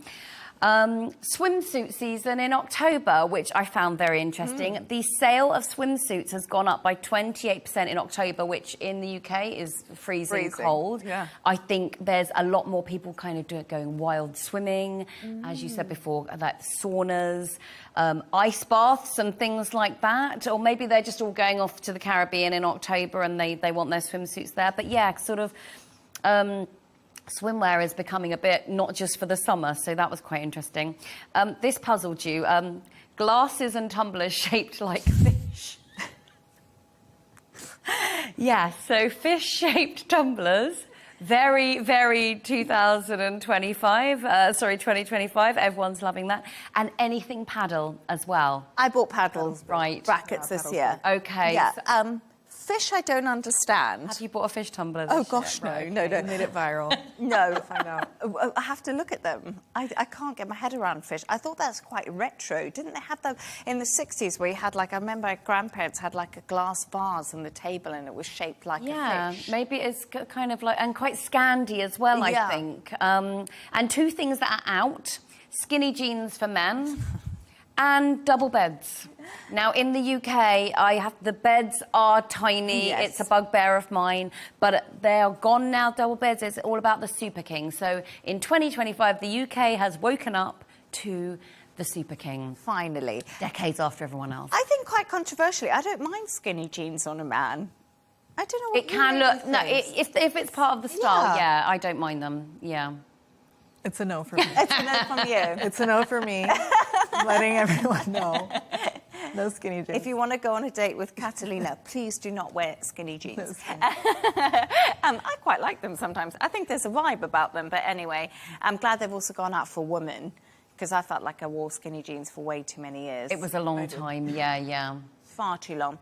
Catalina, and your story is about a really very lucky skydiver. What happened? Do we have the images? Do we have the images? I'm sure they'll come up. They'll come up. So there they are. Yeah. There they are. Oh my gosh. Oh my goodness. So the images speak for themselves. I'm traumatized. If someone was already asking me to go skydiving, I was saying no. No, it's a triple no. But here you see it. You see the moment the skydiver's parachute, it wraps around the wing, so it leaves them hanging mid-air. You see the scary moment. The footage was released by the Australian Transport Safety Bureau. These images are actually from September in Australia. So what happened, in case someone wants to go skydiving and avoid this incident? The video shows the skydiver's reserve parachute that accidentally deployed while he was getting ready to jump out that door. So that is what caused the incident. Eventually, the skydiver did cut himself free and survived the incident with minor injuries. Wow. So this is actually extremely rare, not the injuries, but it seems that basically the statistic of having to use this reserve parachute because of any type of malfunction is actually 1 in 1,000 skydiving jumps. So personally, I'd rather not even take that 1 in 1,000 chance. That's quite low. That's quite low odds for me. That's quite low. Still not taking any chance. But what I find fascinating is that other people just kept on jumping out while he was stuck. I think if I saw that happen, I'd be like, I'm staying in this plane and you're landing it. I find it quite fascinating. Look, other people are just going for it. Excuse me, there's a guy stuck to the plane. Yeah, would you be like, I'm sorry, I'm out? They were like, we paid for it, we're going. You figure it out. I'm not sure. But he was obviously very experienced and was able to get out of the situation. Like, that's quite a tough position to be in, isn't it? I just find it terrifying. It can bring awareness to the sport of skydiving. Yeah. He was very calm, though, like cutting away at it. You know, that's... Do you keep, like, a pocket knife handy as well for those kind of eventualities? I will. Yeah, from now on, I think. He cut himself free, so you must just have one. It must be kind of part of your kit. I guess, your emergency, I'm stuck on a plane kit. Oh, gosh. But those guys who just kept on jumping out, I was like, what's wrong with you? Go back inside. Each one their own. Come on. But anyway, thanks to our guest today, correspondent and columnist Gemma White and Al Arabiya English presenter Catalina Marchand de Broyo. And that's all from us on W News Extra. Don't forget to subscribe to our YouTube channel. Of course, follow us on X. G&T will be coming up next. Goodbye. Thank you, and have a lovely evening.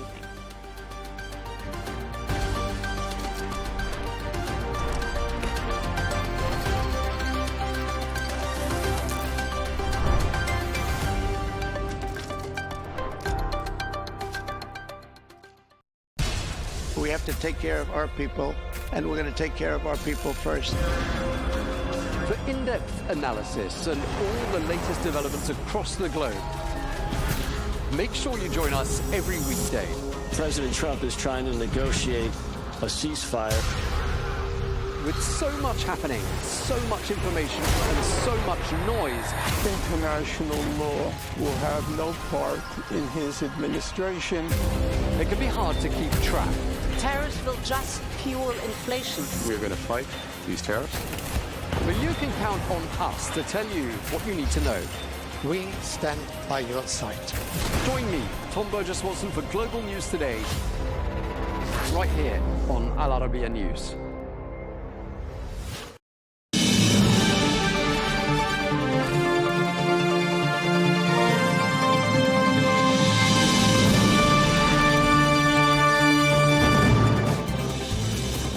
Hello and welcome to Global News Today, bringing you exclusive interviews with leading experts every weekday here on Al Arabiya English. I'm Tom Burges Watson. Coming up in our Thursday US special, we get the latest on escalating tensions between Washington and Caracas. This as the US seizes an oil tanker off the coast of Venezuela. We ask, where are things heading? We also reflect on US policy towards Ukraine, and we look at President Trump's plan for a golden visa for wealthy individuals. Plus, we'll be turning our eye to the Rafah border crossing that connects Gaza to Egypt. We ask, when will it fully reopen, and just how important is it?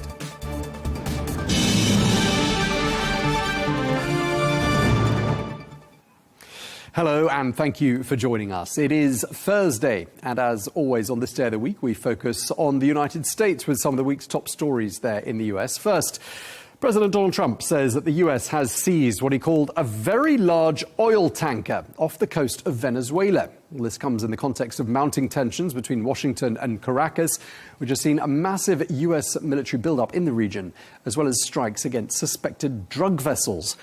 Well, the Venezuelan government has called this move blatant theft and described the seizure as an act of international piracy. All these developments have sent oil prices rising higher.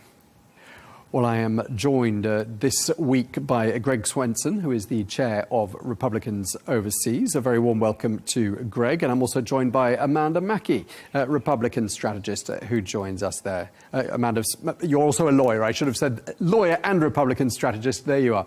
Thank you both for joining us. Well, Amanda, since I botched your title, why don't we start by asking you, what's your understanding? On what grounds was this tanker seized off the coast of Venezuela?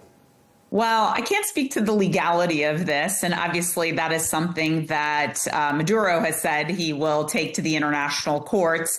I think what we know as Americans is that President Trump was very serious about cleaning up the drugs and keeping drugs out of the United States. He believes that this is part and parcel of what he needs to do. And there's been criticism of him because it's been said, you know, the fentanyl crisis has been happening at the border, not necessarily in international waters. But President Trump, nevertheless, has been relentless in pursuing what he believes are drug runners, narco terrorists coming from the country of Venezuela. I think a lot of people are viewing this as this is President Trump's way of forcing Maduro out, changing the regime in Venezuela and doing it in a less taxing way on our soldiers and airmen and sailors. And so that's just a different take that he's taking. But certainly the Trump administration would say that this is a regime that needs to be removed from Venezuela. Okay, Greg, is that your understanding? And how would you respond to this cry by Caracas that this seizure of a tanker is blatant theft? Well, there's two different moving parts here. One is the specific allegations about this tanker. It was a tanker that had been sanctioned and had been used to fund terrorist organizations. So there was a specific reason that this ship should have been seized a long time ago. I mean, ships get arrested all the time for not filling out the proper forms or something, but or not paying their bills.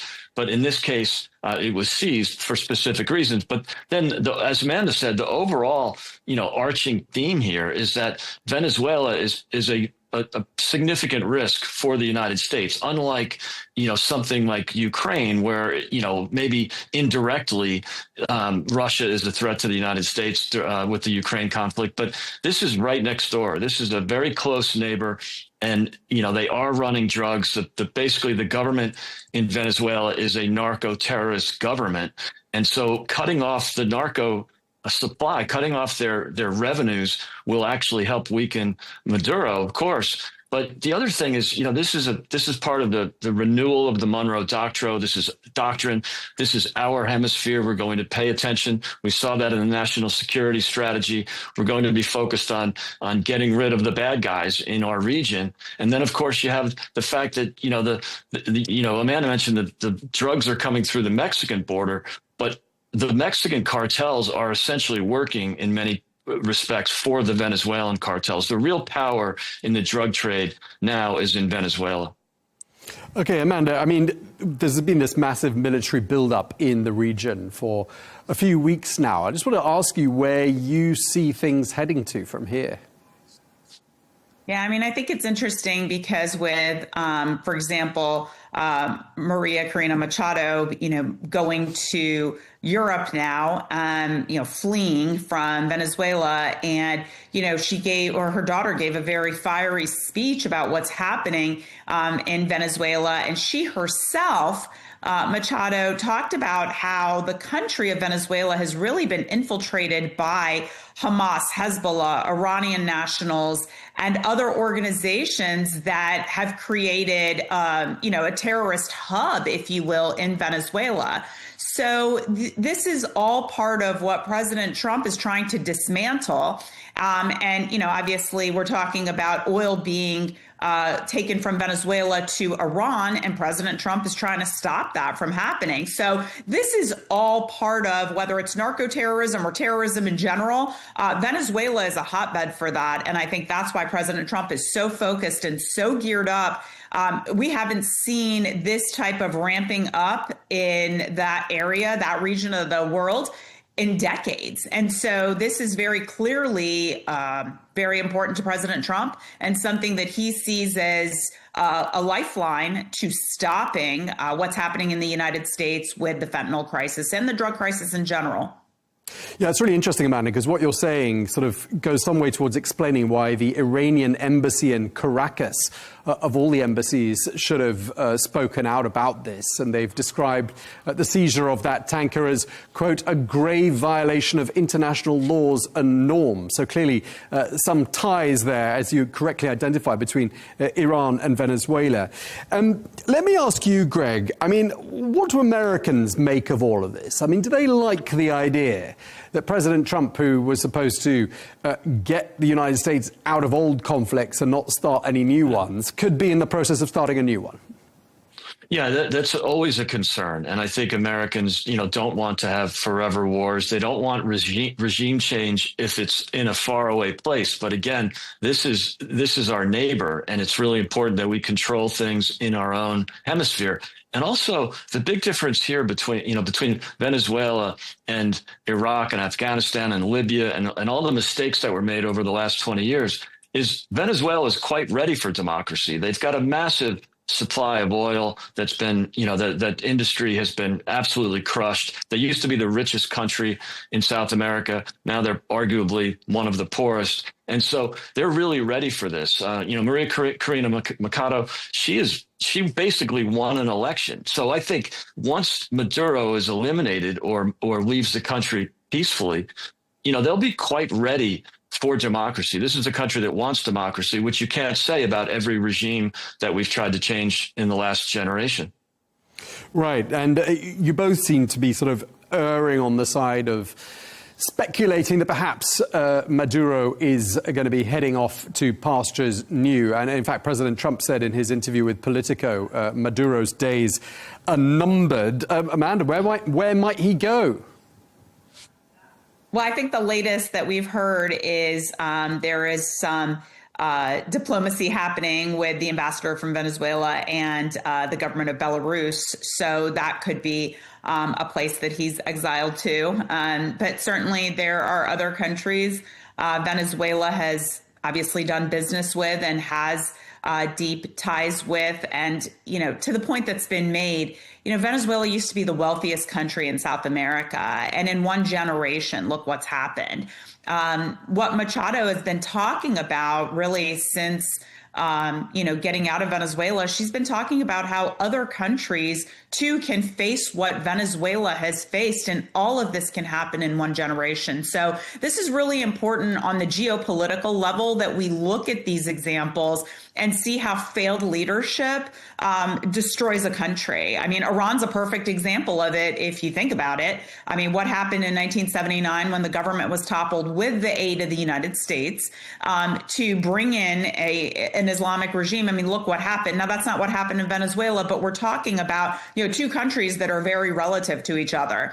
So this is really important on the geopolitical level. And I think that's why President Trump is taking this so very seriously and wanting to, move forces in that area. And really since September, he's had an eye on Venezuela. Yeah, and I'm wondering, this is a bipartisan issue as well, isn't it? Because, Venezuela, since the days of Hugo Chavez, has been a bit of a thorn in the United States. Are you seeing, Greg, both sides of the aisle sort of largely agreeing that this is a problem that needs to be solved? I'm not quite sure of that, Tom, because the Democrats at this point will just argue against anything that President Trump does. This is a common sense issue, and they've had a habit of supporting issues or policies that poll at 20%. I think most Americans understand that fentanyl killing 80,000 Americans every year, it's more than we lost in Vietnam, in the whole war. It's outrageous. And I think the voters, the people, are quite supportive. But the Democrats will probably not support anything that the president does, and that's a shame. OK, let's move on to our next topic, Ukraine, because President Trump has stepped up pressure on the Ukrainian president to accept his peace plan and hold presidential elections. President Zelensky says he's prepared to go ahead with a vote. He's currently restricted under martial law. He says that a vote would only be possible if the US and Europe ensure security. Meanwhile, Kyiv and its European allies have pushed back on the US-backed plan on the grounds they view it as being too favorable to Moscow. Well, last Friday, President Trump released a new national security strategy, which appears to point to a retreat from bolstering European security and which presents a more conciliatory stance towards Russia. Let's start by talking about peace and Ukraine. Amanda, does it look to you like we're getting close to a deal? It's really hard to say. We have such conflicting messages. You have the president who has been saying, and we've talked about it on the show previously, that the president has said, look, you've lost land. You have to cede that you are not winning. He said it directly to Zelensky back in February in that debacle of a meeting at the White House. So I think President Trump is, look, he said it many times, there are winners and there are losers, and you are losing Ukraine. You need to give up something and cede something. And that's what he's been pushing Zelensky in the direction of. Now, look at that as compared to what Congress did, where they passed an $800 billion package for Ukraine. And so, I'm sorry, 800 million. And so that was, something that I think a lot of Republicans are thinking, why are we still sending money to Ukraine when we can't even get close to some kind of a deal here because Zelensky's so far off? And so now President Trump is pushing on, you're not a legitimate president anymore because you won't hold elections. So I don't see this tapering off anytime soon. I don't see a resolution anytime soon. I think things might actually be getting worse than getting better. Greg, what are your thoughts? Because Washington wants a deal by the end of the year, and I'm wondering to myself whether a good and lasting deal can be struck that quickly. Yeah, it's challenging. And the wild card here is always Putin, because Zelensky has agreed, in principle to so many of the proposals that the president and his team have come up with. And it's always Putin. Putin doesn't mind more of his people dying. So what President Trump is trying to do is stop the killing, end the body bags. I'm quite sure the Ukrainians would love to do that too. And I think any argument that we can't cede anything, there's certain things that we can't give up. Well, yeah, but who's going to continue to fight this war? The Europeans have never volunteered boots on the ground. They've never said, oh, this is so urgent, we will fight to the death. They'll keep supplying or sending money to Ukraine, although they're not even doing that as much as they should lately. But, that means they'll fight to the last Ukrainian. And you've had well over 250,000 either desertions or soldiers going AWOL in Ukraine. They are running out of people. And so I'm not sure how anyone who claims that, any advocate for peace is a so-called Putin sympathizer. That's not what President Trump or any of us are doing. We're not advocating or supporting Putin. We just want to stop the killing. And if that means some compromise, well, that's just inevitable because Ukraine just can't win this war. Amanda, I want to get your take on sort of relations between Washington and Europe at the moment. Things seem to be pretty frosty right now. And Russia seems pretty pleased about that because we've heard the Russian Foreign Minister Sergei Lavrov saying today all misunderstandings with the United States over Ukraine have been resolved, he says. I mean, the Europeans are pretty alarmed by all of this. Do you think they're right to be alarmed? Well, look, Europe, the European nations are much closer in proximity regionally to the conflict. So I think they have a different standard than where we are. And President Trump has said as such. The Europeans have done what they can, but to Greg's point, they haven't put boots on the ground. Yes, they've done what they can to fund. We've certainly done a lot more. We've certainly given a lot more blank checks under the Biden administration to Ukraine. And part of the reason why Trump won, let's not forget, is he said he was going to stop this. Of course, he was going to do this peacefully, but he did not believe in continuing to support this war. This was not our war to fight. And you have Republicans that are coming up for re-election in less than a year, and they're going to be hammered on this question. Why are you supporting funding to Ukraine? This is really important, regardless of what the administration is saying. Republican members of Congress who are running next November are going to have an answer to that. This is really important for a lot of constituents who are struggling to put food on the table, a roof over our heads. Our economy is not the strongest it's ever been. And so for the American people to see 800 million go out the door to Ukraine, that's very hard to swallow. OK, we're going to move on to another story now, because the Trump administration has officially launched a new visa program called the Trump Gold Card Visa. Well, the idea is to offer a pathway to non-US citizens to get expedited permission to live in the United States. Well, the upfront application fee is $15,000 US, and then after background checks and vetting, applicants must then make a contribution of $1 million US to get the visa. Well, President Trump says, quote, it's basically a green card, but much better, much more powerful, and a much stronger path. Greg, I want to ask you, what's been the uptake? Have there been lots of applications? I don't know if there's been applications yet. I think these things take a while to execute. They've been talking about the golden visa for, since the campaign last year. And so I think around this time they were expecting it to actually launch, but it'll take a few months to figure it out. But this is something that's used in other countries. I immigrated to the United Kingdom 10 years ago, and there were plenty of schemes like that where you got a different level of visa based on how much money you invested into the country. I think it's quite sensible. Italy's doing it right now, where there's a massive capital flight out of the United Kingdom, including me. Italy has a proposal. Well, it's not a proposal. They're doing it. It's been quite successful. You pay 200,000 euros in income tax, and that's it. So whether you make 500,000 or 5 million, you pay a flat tax of 200,000 euros. And Milan is booming right now. You have, very, very successful entrepreneurs and business leaders leaving the UK and going to Italy. So these things do work. It's consistent with President Trump's supply side economics philosophy. Lower taxes, deregulate, and incent people to invest in the country and in business. It's quite sensible. Amanda, is this going to be a good earner, do you think, for the US Treasury? I mean, Greg really raised so many great points. All I can say is that, look, we want people who come here and contribute. We don't want them to take from the system. We don't want them to not assimilate. And when you have people who are entrepreneurial, successful in their own right, they understand this and they come to the United States to make it better. That's what we want. That's our goal.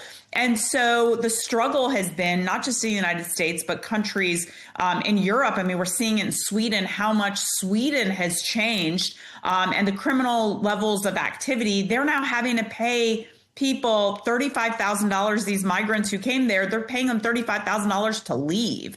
So we don't want to find ourselves in that situation. We want people to come make America better. We want to be a country of entrepreneurs. And I think that's what President Trump's goal is, seeing the success, as Greg mentioned. He knows this issue much better of, what's happening in Milan, Italy, and other places where they've allowed for these types of things to happen. OK, we're going to move on to another immigration-related story, because tourists from dozens of countries wanting to visit the United States could be asked to provide a 5-year social media history as a condition of entry. Well, the new condition would affect people from countries that are currently eligible to visit the US for 90 days without a visa, as long as they've filled out an ESTA form. Well, privacy advocates and travel industry groups have criticized the initiative, but President Trump has defended it, saying that it's all about safety and security. Greg, let me ask you, I mean, is this likely to become law, do you think? I don't think so. I think it'd be really difficult to implement, and I totally understand why the travel industry would be against it, or would at least discourage it. But I do think there has to be some, whether it's an algorithm or facial recognition, something to make sure that we're not waving terrorists into the country. We've got the 250th birthday of the country coming up. More importantly, the World Cup is being played in the U.S. So you are going to have a lot of visitors to this country. And I think we should do just about everything or anything we can to make sure that there's no terrorists that are going to come in and disrupt things. Whether it's the social media thing, as long as it's only directed at potential jihadists, I'm okay with it. I just am careful and a little cautious that it will end up being, ultimately like we're seeing in the United Kingdom, where it's used to stifle free speech, and we never want to see that. Right. I mean, potential derogatory information is one of the things that they would be looking for. And Amanda, you're going to have the last word of this discussion. But I mean, Greg brought up freedom of speech. And, the First Amendment, everyone knows what it says. It says Congress shall make no law abridging the freedom of speech or of the press. And I know we're talking here about non-US nationals, but still, doesn't it send out a slightly mixed message about the land of the free, that you could have your social media vetted before you enter the country? Well, they're not U.S. citizens, so they are not afforded the same rights. And I think that in the new world order of the public square being social media, I think it is important to vet people to this country if our goal is to keep the homeland safe. We don't want to, not have people come travel. We don't want to not encourage tourism. But certainly, I think it's important to know if we have people who don't love America and don't want to have good intentions coming to the United States, that's a problem. And things have changed so much. I mean, we've had World Cup games in Washington, D.C. in 1994. And, you know, the world was just a different place back then. The hatred and the vile for the United States, for people like President Trump, those are the types of things that I think we have to be very vigilant of. What's happening in, the UK is really a disgrace to see how people's First Amendment rights have been limited. But at the same time, if you look in the United States, we have rights for Americans, but those rights are limited if you say it in a movie theater, for example, or in your place of employment. And I think President Trump is applying those same standards here. OK, well, we've run out of time. Thank you very much indeed to you both. Amanda Mackie, you had the last word. Thank you to you. And thank you as well to Greg Swenson. Thank you very much indeed. Thanks, Tom. Thanks, Amanda. Thanks.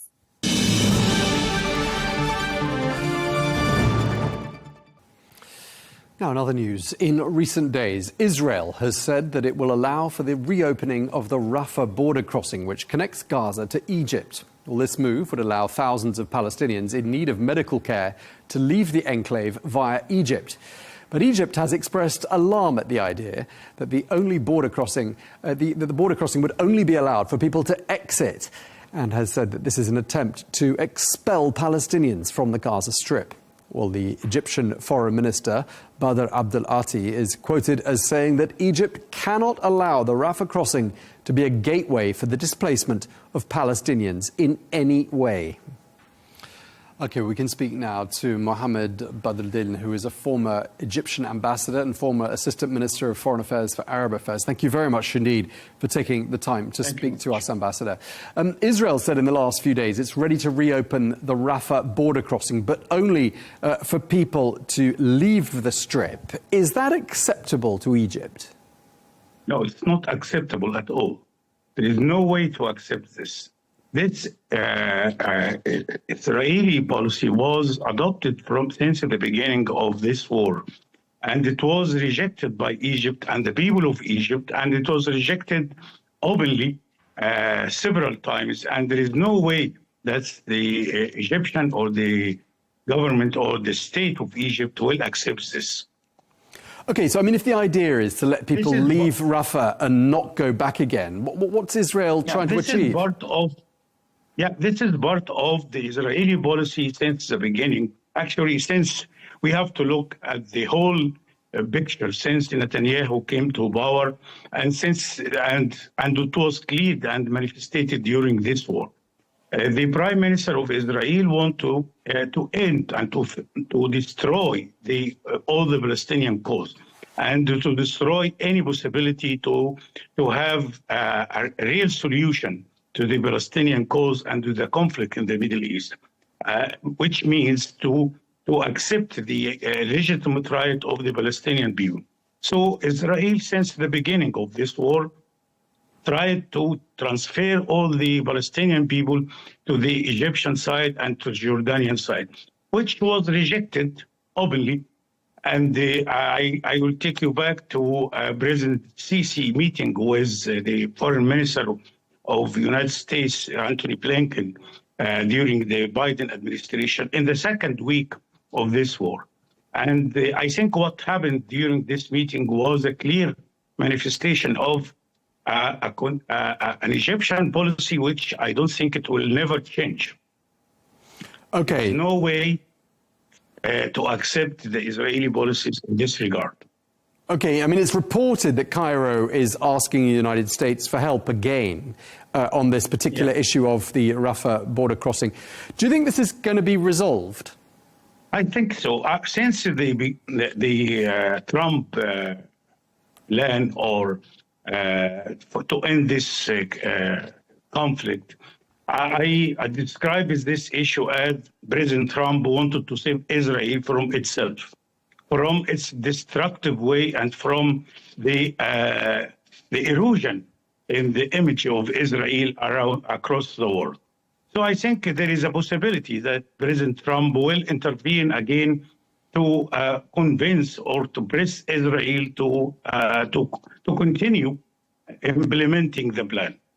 which we all understand. It's very complicated. It's going to take more time than President Trump expect at the beginning. And if you remember yesterday, he was talking about that's the Council of Peace, which he's going to preside, is going to be established next year. So he's talking about 3 weeks from now. But it's going to, I think it's going to take more time and more pressure. And there is no way that Israel will implement its goals in this regard. Okay, I mean, under the terms of the ceasefire deal, the Rafah crossing was supposed to have opened already, wasn't it? I'm wondering why it hasn't happened. Yeah, because Israel destroyed the Palestinian side. There is a clear condition from Egypt and from the international community, not only Egypt. That's the Rafah crossing has to be opened from the two sides, which means that's to prepare the Palestinian side to make it open in the two directions. We didn't accept from the beginning that it's only one direction from Gaza to Egypt and not from Egypt to Gaza. And I think it's when the United Nations, the Security Council adopted Trump plan, this is now an international community resolution, not only the Trump plan. So Israel has to accept that their goals of finishing or ending the Palestinian cause is not going to happen. Simply at that. Okay, I mean, Egypt has been very closely involved in the negotiations over the conflict from the beginning. We're now at the end, it seems, of phase 1, and we're supposed to be entering phase 2. How close are we? What's your understanding? How close are we to phase 2 of the ceasefire agreement? Unfortunately, I don't think that the phase 2 is very close yet. We will need more pressure on the Israeli side to start. It was supposed to start more than 3 weeks or 4 weeks ago, the second phase. It didn't start yet because Israel wanted to have all the hostage back, which happened, and all they seemed also to have been. But this is still one case. It's going to take some time, but I think we still in the middle of the difficult negotiations which goes on now between which Egypt is trying to mediate with the United States and Israel, and we have to expect some more time. Can Egypt help with finding that deceased captive? Yes, we are trying to help. We are doing this, and there are some rescue team helping the Palestinians trying to find this person. And I hope that they will find him as soon as possible. But you cannot tell now. Remember, there are thousands of Palestinians also are buried under this ground now, or this huge destruction which we are seeing in Gaza. Sure, it's a very difficult task, I can imagine. I want to ask you about one other thing. According to Egyptian security and military sources, Israel-backed anti-Hamas groups have been increasing activity in Gaza since the ceasefire. It's reported there are now about 1,000 of these anti-Hamas fighters within Gaza. Who are they and what's their role? I'm not sure if they are 1,000 or more or less. I'm not sure about the exact number of those militia. I imagine that those people are backed by Israel to eliminate or to combat the Hamas forces. And also there is a possibility that some Palestinians also are not happy with the policies of Hamas. So I'm not sure if it's all by Israel.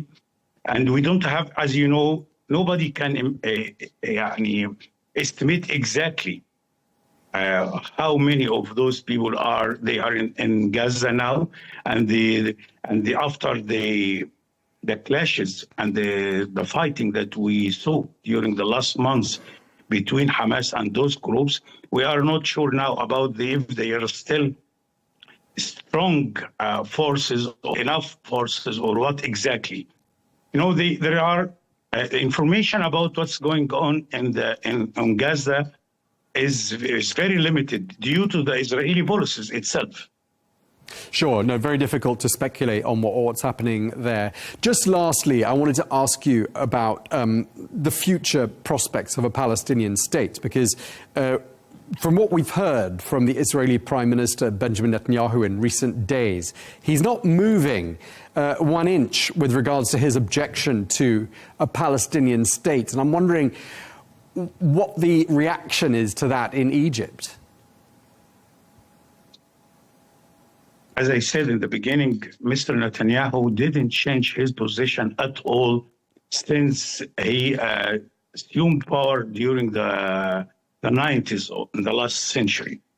And he did a lot to destroy the Oslo plan and the Oslo process, as we all know. And he didn't move at all toward this. I don't think that he is going to do that without huge pressure from all over the world. The public opinion, the international public opinion has changed a lot since this genocide, which we all saw in Gaza and going on now also in the West Bank. And I think it's going, maybe we have to wait a little bit to see how the pressure, how it will mount. And if there is a possibility for an election in Israel, it should happen.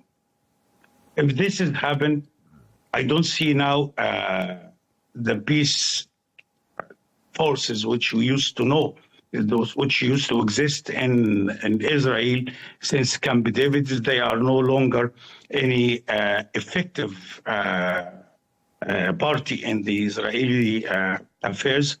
But we hope. I'm sure we all expect and we all understand this is a very difficult situation now, and the Palestinian suffering is going to continue for some time. But there is a possibility now with the resilience of the Palestinian people and with the change in the international public opinion, and even I hope if there will be some change in the Israeli political opinion also. Okay, well, we really appreciate you taking the time to speak to us. Former Egyptian Ambassador Mohammed Badruddin, thank you very much indeed for your time, sir. Thank you, sir.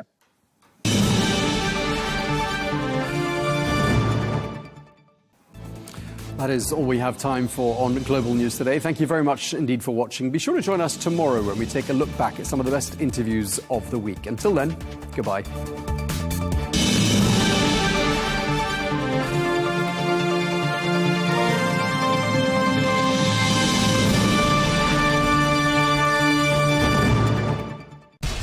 We have to take care of our people, and we're going to take care of our people first. For in-depth analysis and all the latest developments across the globe, make sure you join us every weekday. President Trump is trying to negotiate a ceasefire. With so much happening, so much information, and so much noise, international law will have no part in his administration. It can be hard to keep track. Tariffs will just fuel inflation. We're going to fight these tariffs. But you can count on us to tell you what you need to know. We stand by your side. Join me, Tom Burges Watson, for Global News Today, right here on Al Arabiya News.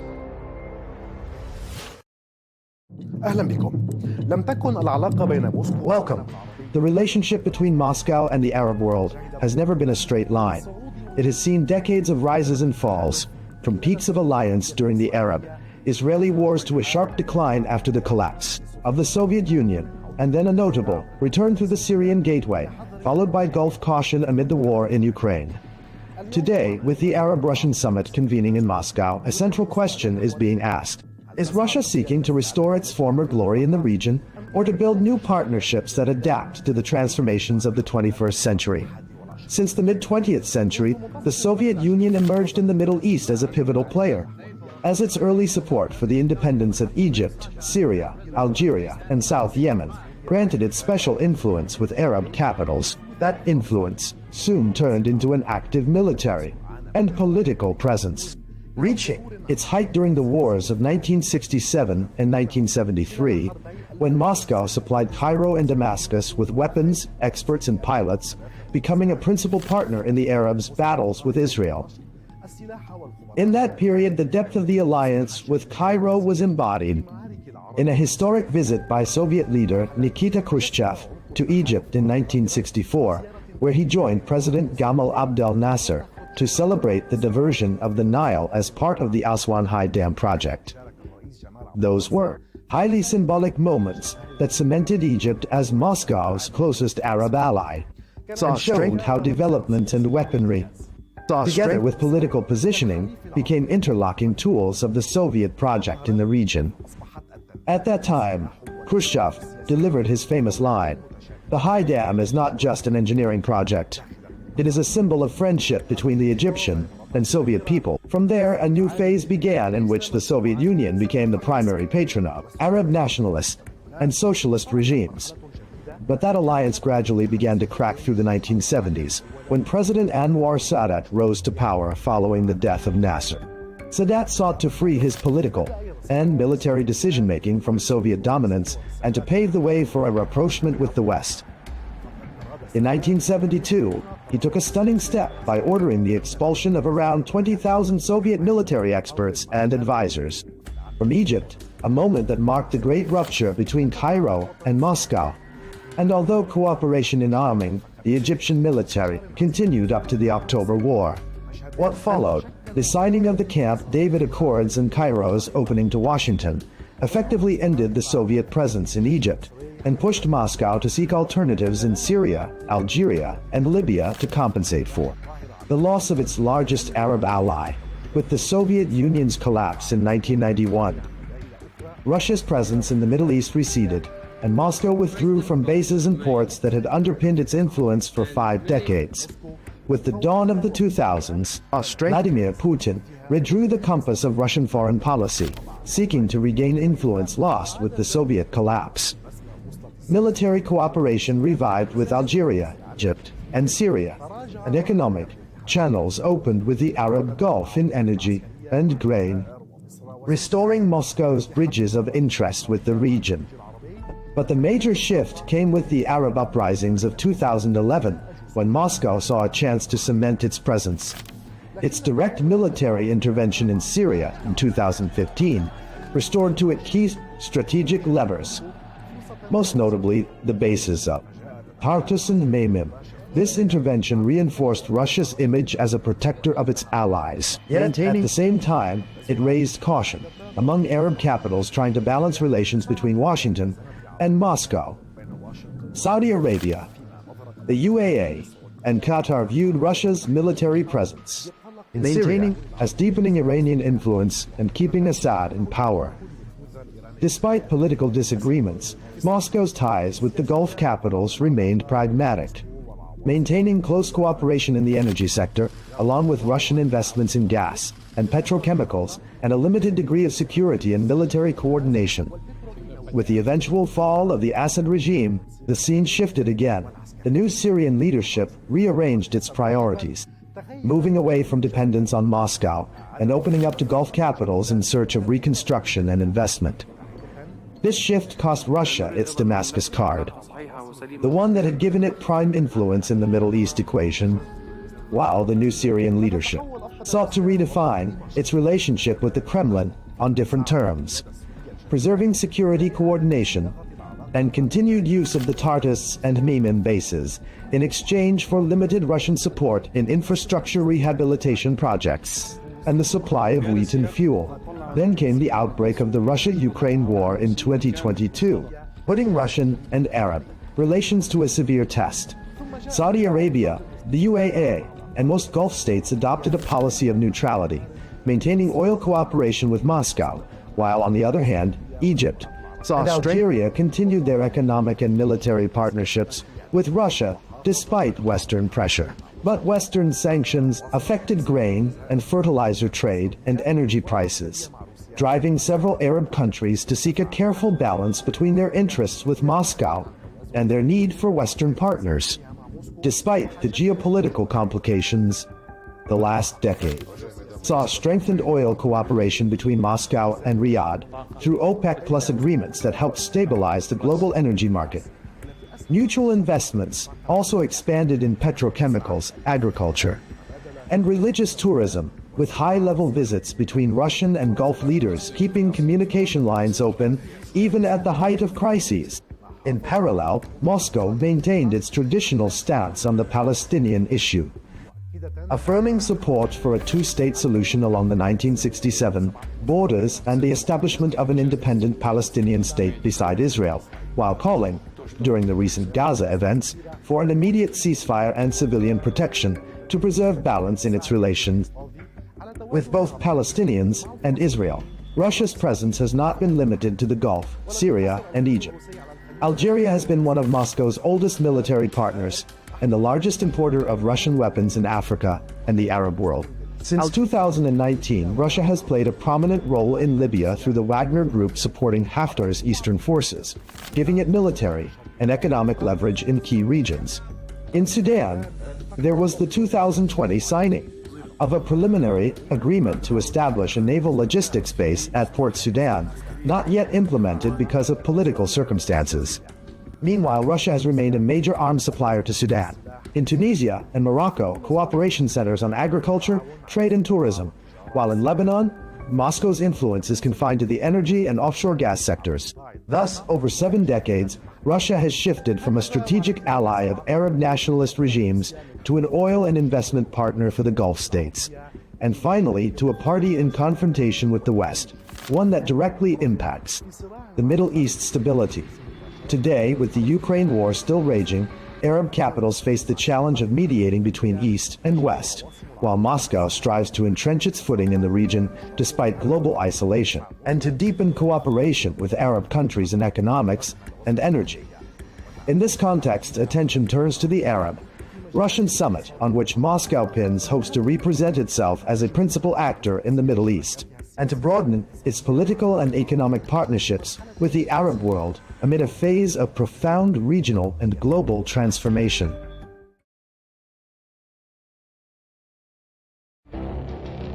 It feels like decades are passing by in a matter of weeks. Seismic shifts in the world order. Never, ever will be part of America. With so much happening and so much noise. Whether it's political upheaval, Canada has been ripping us off for years, economic shifts or social movements. And no one wins from tariffs. I think America can be more friendly to the rest of the world. The in-depth analysis and all the latest developments across the globe. To have an inclusive policy together. The meetings with Hamas gave me some hope. We're in another nuclear arms race. The most important developments straight to your screen. Welcome to the dressing room. I'm on my own. I need backup. And an insightful look at the issues shaping our world today. It was not going to happen, that war, and it happened. Join us on Arabiya News, where the world talks.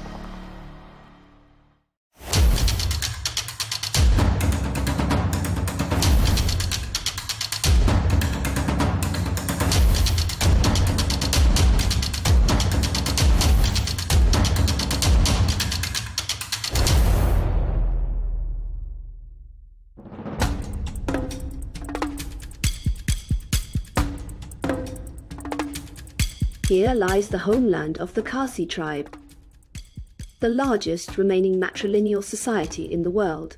Its population is estimated at nearly 1 million people in India.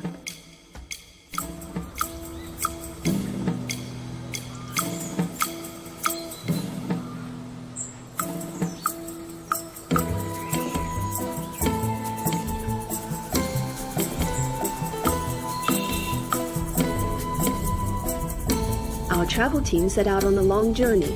There, through small villages and narrow roads more than 2,000 kilometers from India's capital, New Delhi, to explore the nature of this unique society.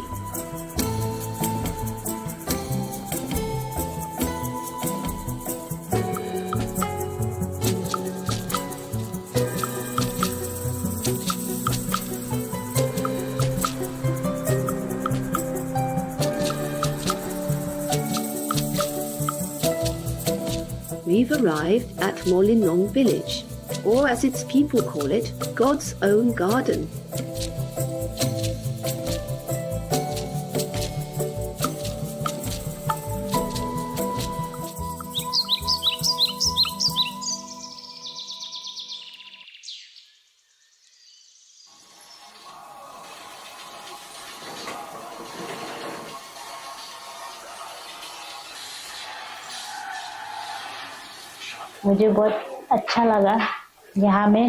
I truly love this place so very much. I love it because it is a Maisi. In our community, everything, absolutely everything, is run by the women. For example, the household work and the farming, all of it is managed by the women.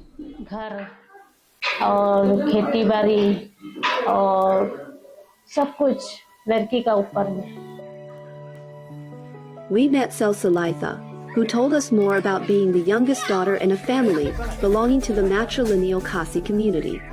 Being in a matrilineal society is a privilege for us women. It gives us inspiration to do more and to contribute more to society. Us girls, we inherited the property of our parents and the business that our parents work also, like the business that they are currently working also, like we get that. Being the youngest daughter or being the only girl, here we get the privilege of getting all the property of the parents. So eventually you're gonna be rich because you need to inherit the lands, gold and everything. So yeah, maybe finding a good husband also.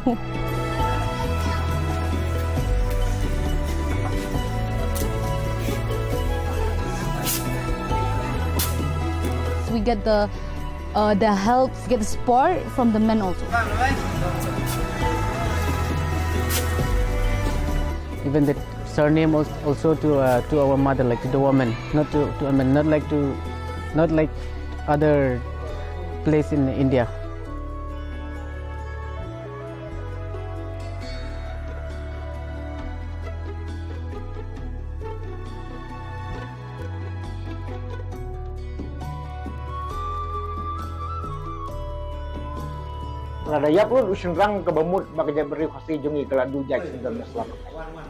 Long ago, titles were passed down from the men.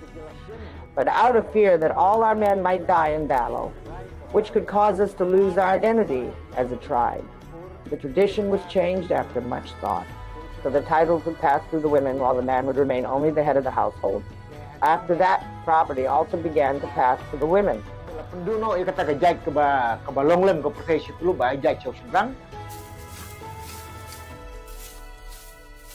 title goes to the mother. We don't come up so much. And other people know those who have the title to the father, they become rich.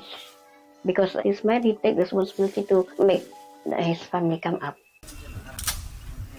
Here, women hold power, property and wealth, raising many questions about the men's role. How do they view the matrilineal system they belong to? And what part do they play in it? The structure of the matrilineal society is still going on very good. Actually, we support it. We have been following this system for a long time, in this, in Khasi, and then in this village also. For me, it's we have been following this tradition, so it's okay for me. The Khasi believe that daughters are the continuation of the family, which deepens the community's desire to have many girls, unlike most other Indian society.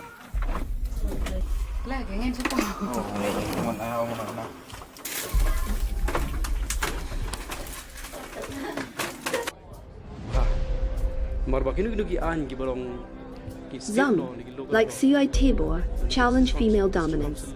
He runs an organization calling for the return of men's traditional roles. Men are not really made or born to be like that. They're born to lead, they're born to control, they're born to have authority on something. But he cannot be under authority of someone.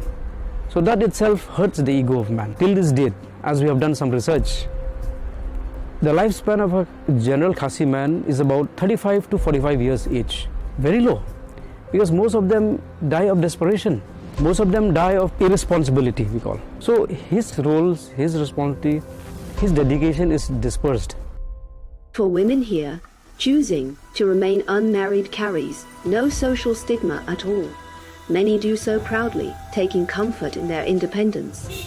And in this place, it is often the husbands who move in with them, joining their families and their homes, rather than the other way around. The Khasi community holds firmly to its historical roots and traditions deeply tied to nature. Some of its legends reflect this matrilineal spirit. On our journey, Cecilia takes us to the Molinong waterfalls. Legends tell of a widow named Kalikai who lived near one of the waterfalls in the Khasi region. She had a beautiful daughter. After her husband's death, people urged her to remarry, to ease her burdens. She did, to a selfish, cruel man. One day, while Kalikai was away from home, the husband killed her daughter and cooked part of her body. When Kalikai returned home and discovered the horrific crime, she collapsed in grief and ran to the edge of the cliff, leaping into the unknown. Her story became a symbol of women's independence in Khasi culture and their refusal to depend on men. There are many Khasi legends like it, yet they do not conflict with Christianity, which most of them follow today.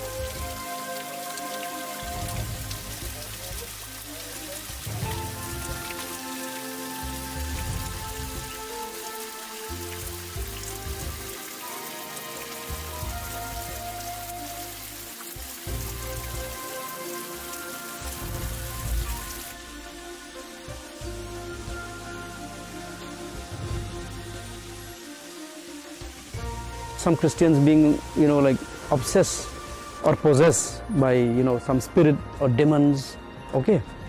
Or they've got some kind of, we call tarot, some black magic happening to them. Then they resort to the help of the traditional people. So sometimes it becomes, we call it a little bit sacrilegious.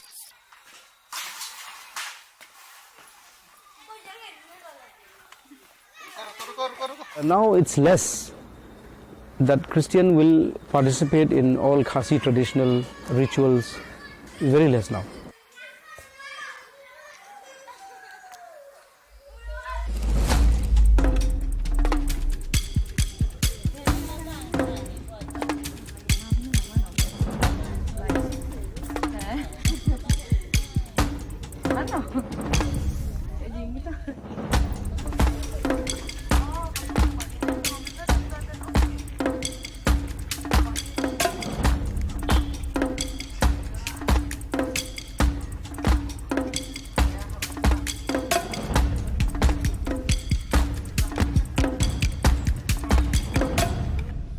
In the village market, we met the merchant Trinity, who sells small decorative souvenirs.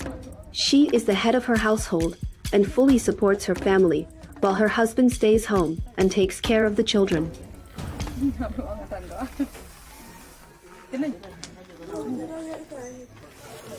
Khasi society, women is the head of the house. Yes, actually I am very proud to be in Khasi matrilineal society. Because in our Khasi society, we have responsible, even we women also, we have responsible to take care of our household. Anything we can arrange or we can manage all things. Because in our society, women also has more power. But the youngest one we get more property. All the inherits from parents' side. All the young, only for the youngest one. Out of the 100%, daughter will get sample 70% and son will be 30%. More actually we give to the woman because actually we men, we can work hard, we can work more also. So for women, actually, those who are not illiterate, who are not going to school, who are illiterate, so they cannot work.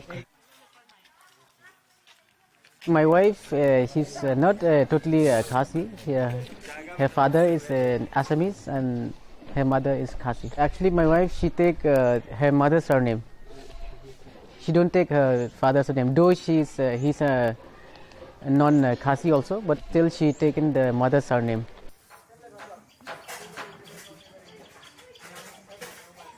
Those who marry our ladies, they enjoy, in fact, more than 200% of benefits. Property goes to the ladies, so whoever marry our ladies get the property.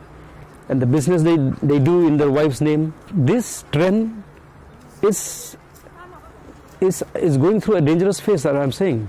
Because if we continue to go in this manner, then one fine day, we will not find pure Khasis anymore. Due to mixed marriage, Khasi blood will be diluted. The social independence women enjoy here, this doesn't mean Khasi women have unlimited privileges or total freedom. Parents still worry when their daughters travel or move away.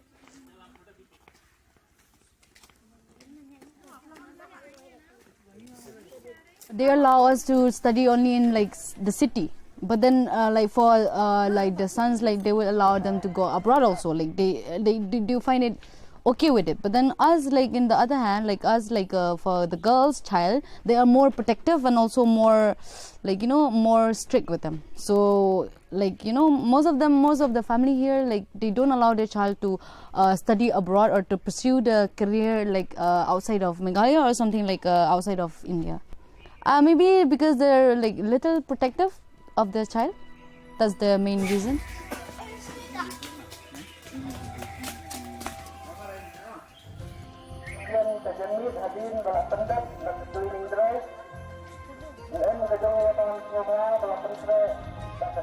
Poverty also plays a major role in limiting choices and lifestyles, hindering higher education for many girls and boys alike.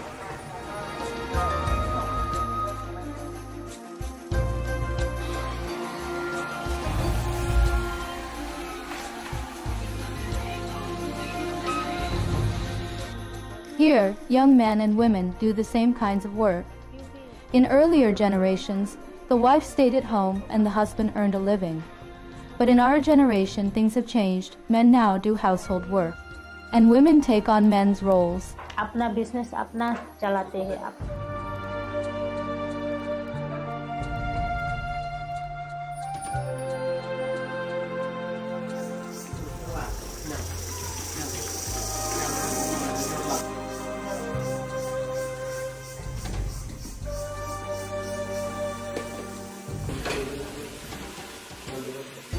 In our culture, women can take part in any job they want. There is no discrimination except for the local Khasi council, the Durbar. Although titles pass to the women, the Durbar, which sets the rules, fell under local men's authority.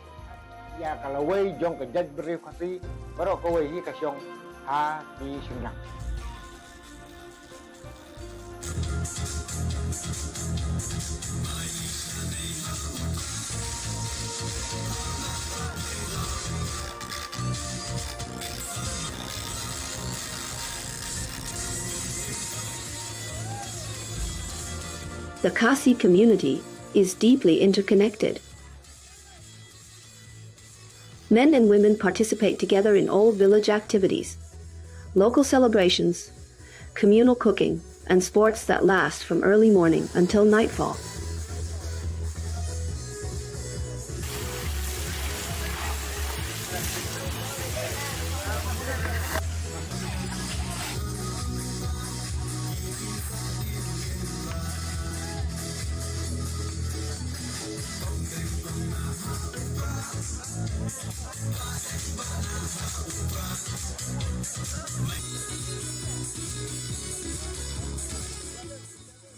Most of the villagers here are farmers.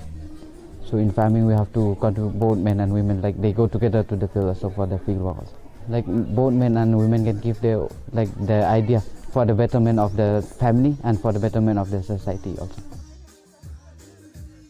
here the young men and women also like participate the same role.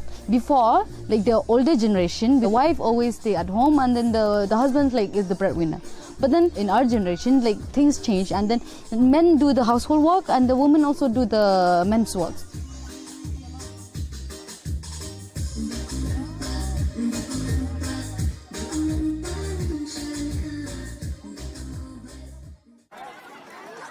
Everyone contributes, and everyone shares the meal.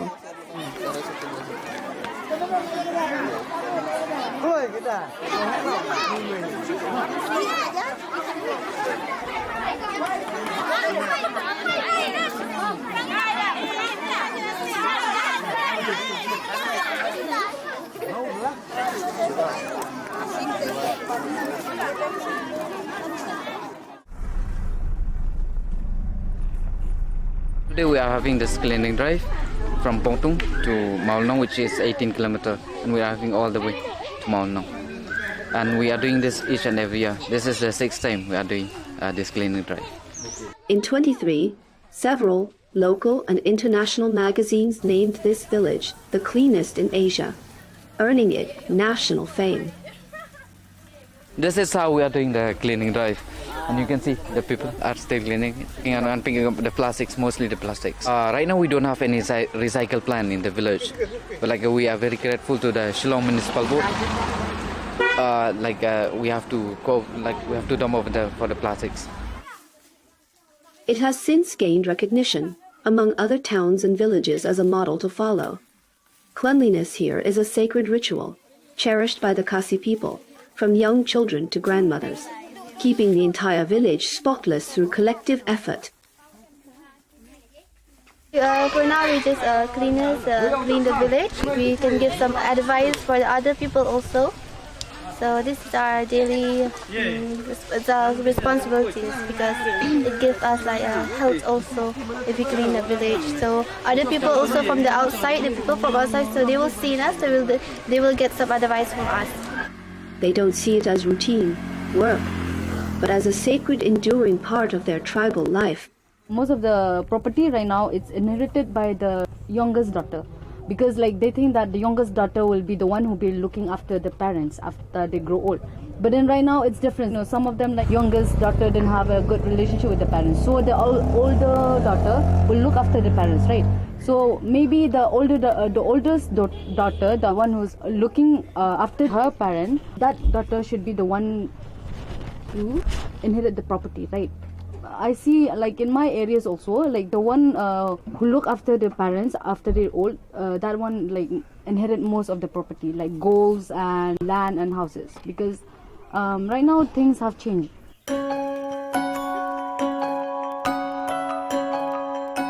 The art of weaving, living plant roots into bridges, is unique to the Khasi tribe. It was created to span rivers. The entire community works together to design, manage, and maintain each bridge. A process that takes more than a decade, shared across generations. The young people caring for these bridges today will walk across them in the future.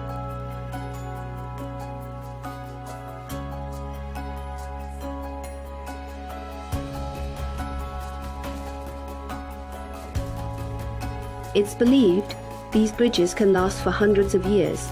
But will the Khasi traditions endure just as long?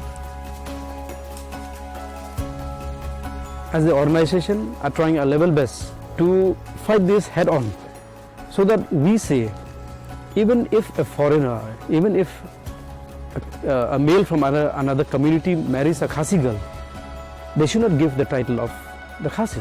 They should give the title of that Khasi male or that male from the other community. Material society, it will be different afterwards, but then material process will still go on. But then I think that some of them will also, like as I've seen now also, like some of my friends like inherited the father's title, their father's titles.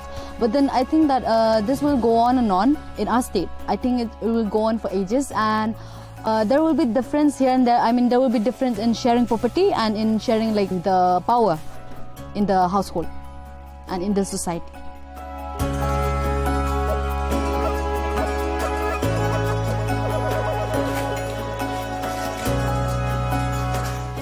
something we have to adjust with the modern society. Some a little bit we have to adjust. Like I think this system will go on.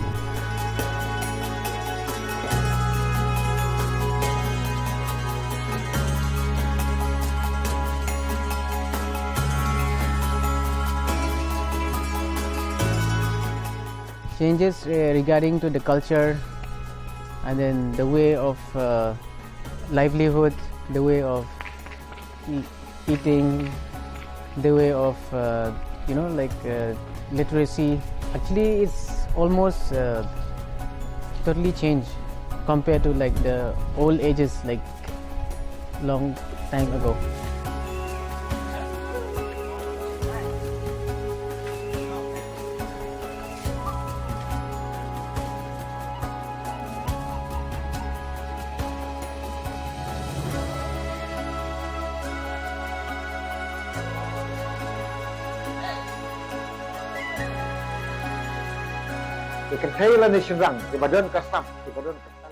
We hope women will come forward to join the village Durbar. We will work hard together to bring change to our community. Women and men can work in all fields, and they will do it well.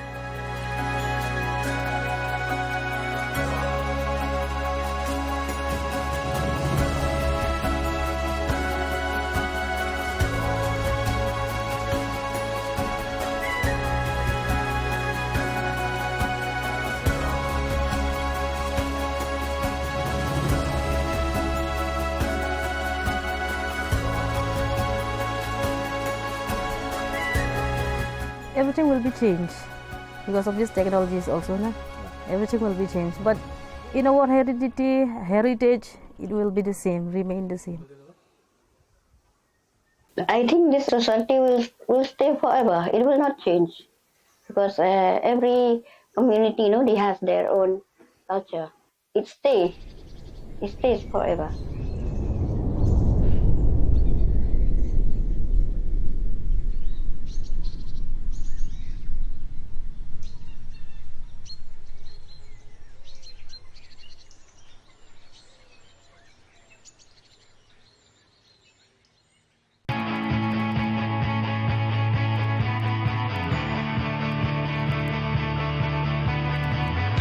Welcome to the metropolis, the big city.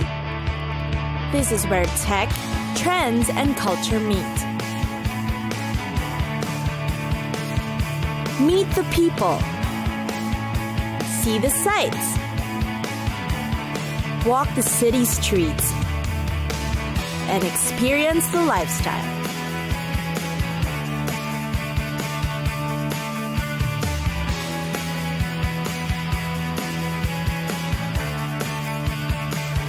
This is your first-class ticket to the cities of the world.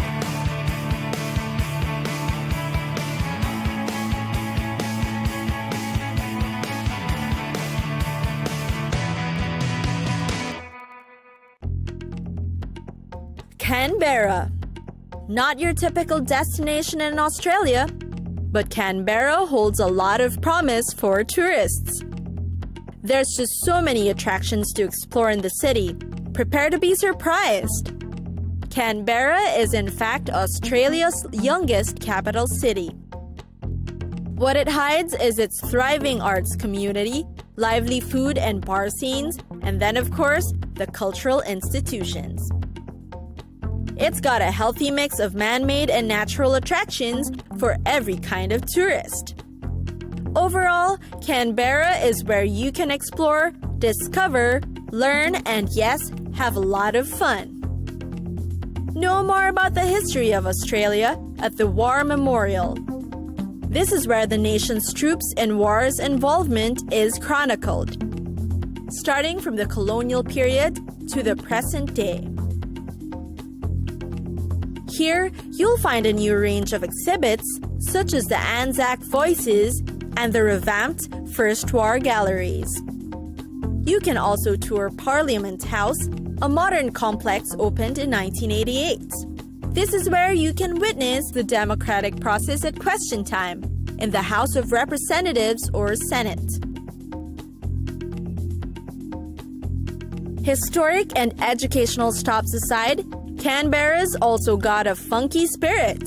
You can experience this at the weekly Old Bus Depot markets held every Sunday.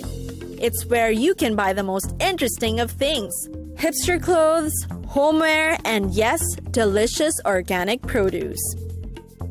It's also where you can shop for souvenirs to bring home. The city is also a haven for art lovers. Small art galleries line the city, not to mention that some of the country's most important collections are displayed here. The National Gallery of Australia is the nation's preeminent public gallery, housing collections of Australian, Indigenous, and Asian art. There's also the National Portrait Gallery nearby that you might just be curious enough to check out. And then there's the Institute of Sport. Get up close and personal with elite athletes, gymnasts, swimmers, and cyclists that train at the Australian Institute of Sport in Canberra. The Institute welcomes visitors and offers tours for them. The place houses many facilities like swimming pools, tennis courts, and of course, a fully equipped gym.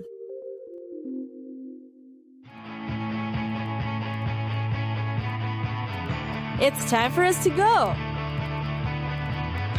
Pack your bags and get your tickets ready. And we'll see you on the next destination. Catch us again next time on Cities of the World.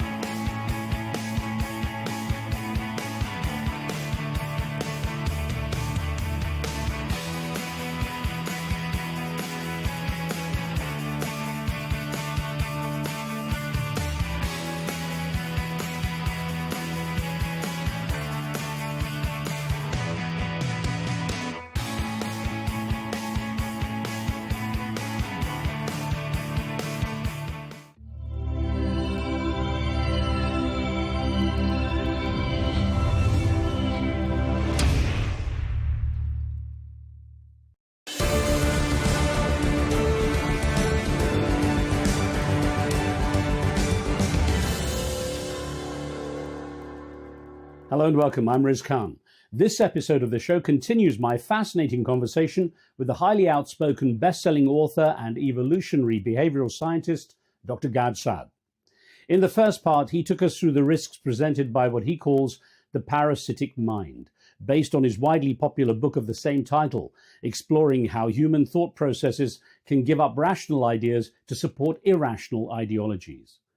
In this episode, the professor turns his critical lens to Islam, a religion he considers to be a major threat to peace and stability in the world. As I spoke with him in his hometown in Montreal in Canada, he justified his concerns, pointing to what he sees as a huge influx of Muslim immigrants into the city. Could I have predicted, based on the immigration patterns in Montreal, whether Jew hatred was going to go up or go down in Montreal? It doesn't take a fancy professor to give you that prognosis, right? Or that prediction. Well, and the reality is there's been an orgiastic, exponential increase in Jew hatred in Montreal. And it's largely driven by the fact of these demographic changes. So we have to be able to say that openly without being accused of Islamophobia. Professor Saad also previewed the concept in his upcoming book, Suicidal Empathy, where he posits that irrational support for policies such as open border immigration is behind the increasing destabilization of societal cohesion.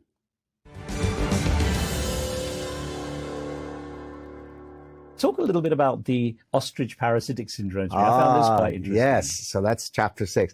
So there I'm using the metaphor of the ostrich that buries its head in the sand to avoid reality. Which, as you say, they don't actually do. Which I was going to say, which they don't do, but everybody now understands this as an apt metaphor of going la la la, I don't want to hear it. And so in the book, I say that that's a really very dangerous malady, because to my earlier point about never being willing to change your opinion about something, despite the incontrovertible facts that I am showing you, that's a manifestation of ostrich parasitic syndrome. So, and the example that I give to demonstrate that is I start looking at what Westerners have come up with to explain the real cause of, say, a terror attack.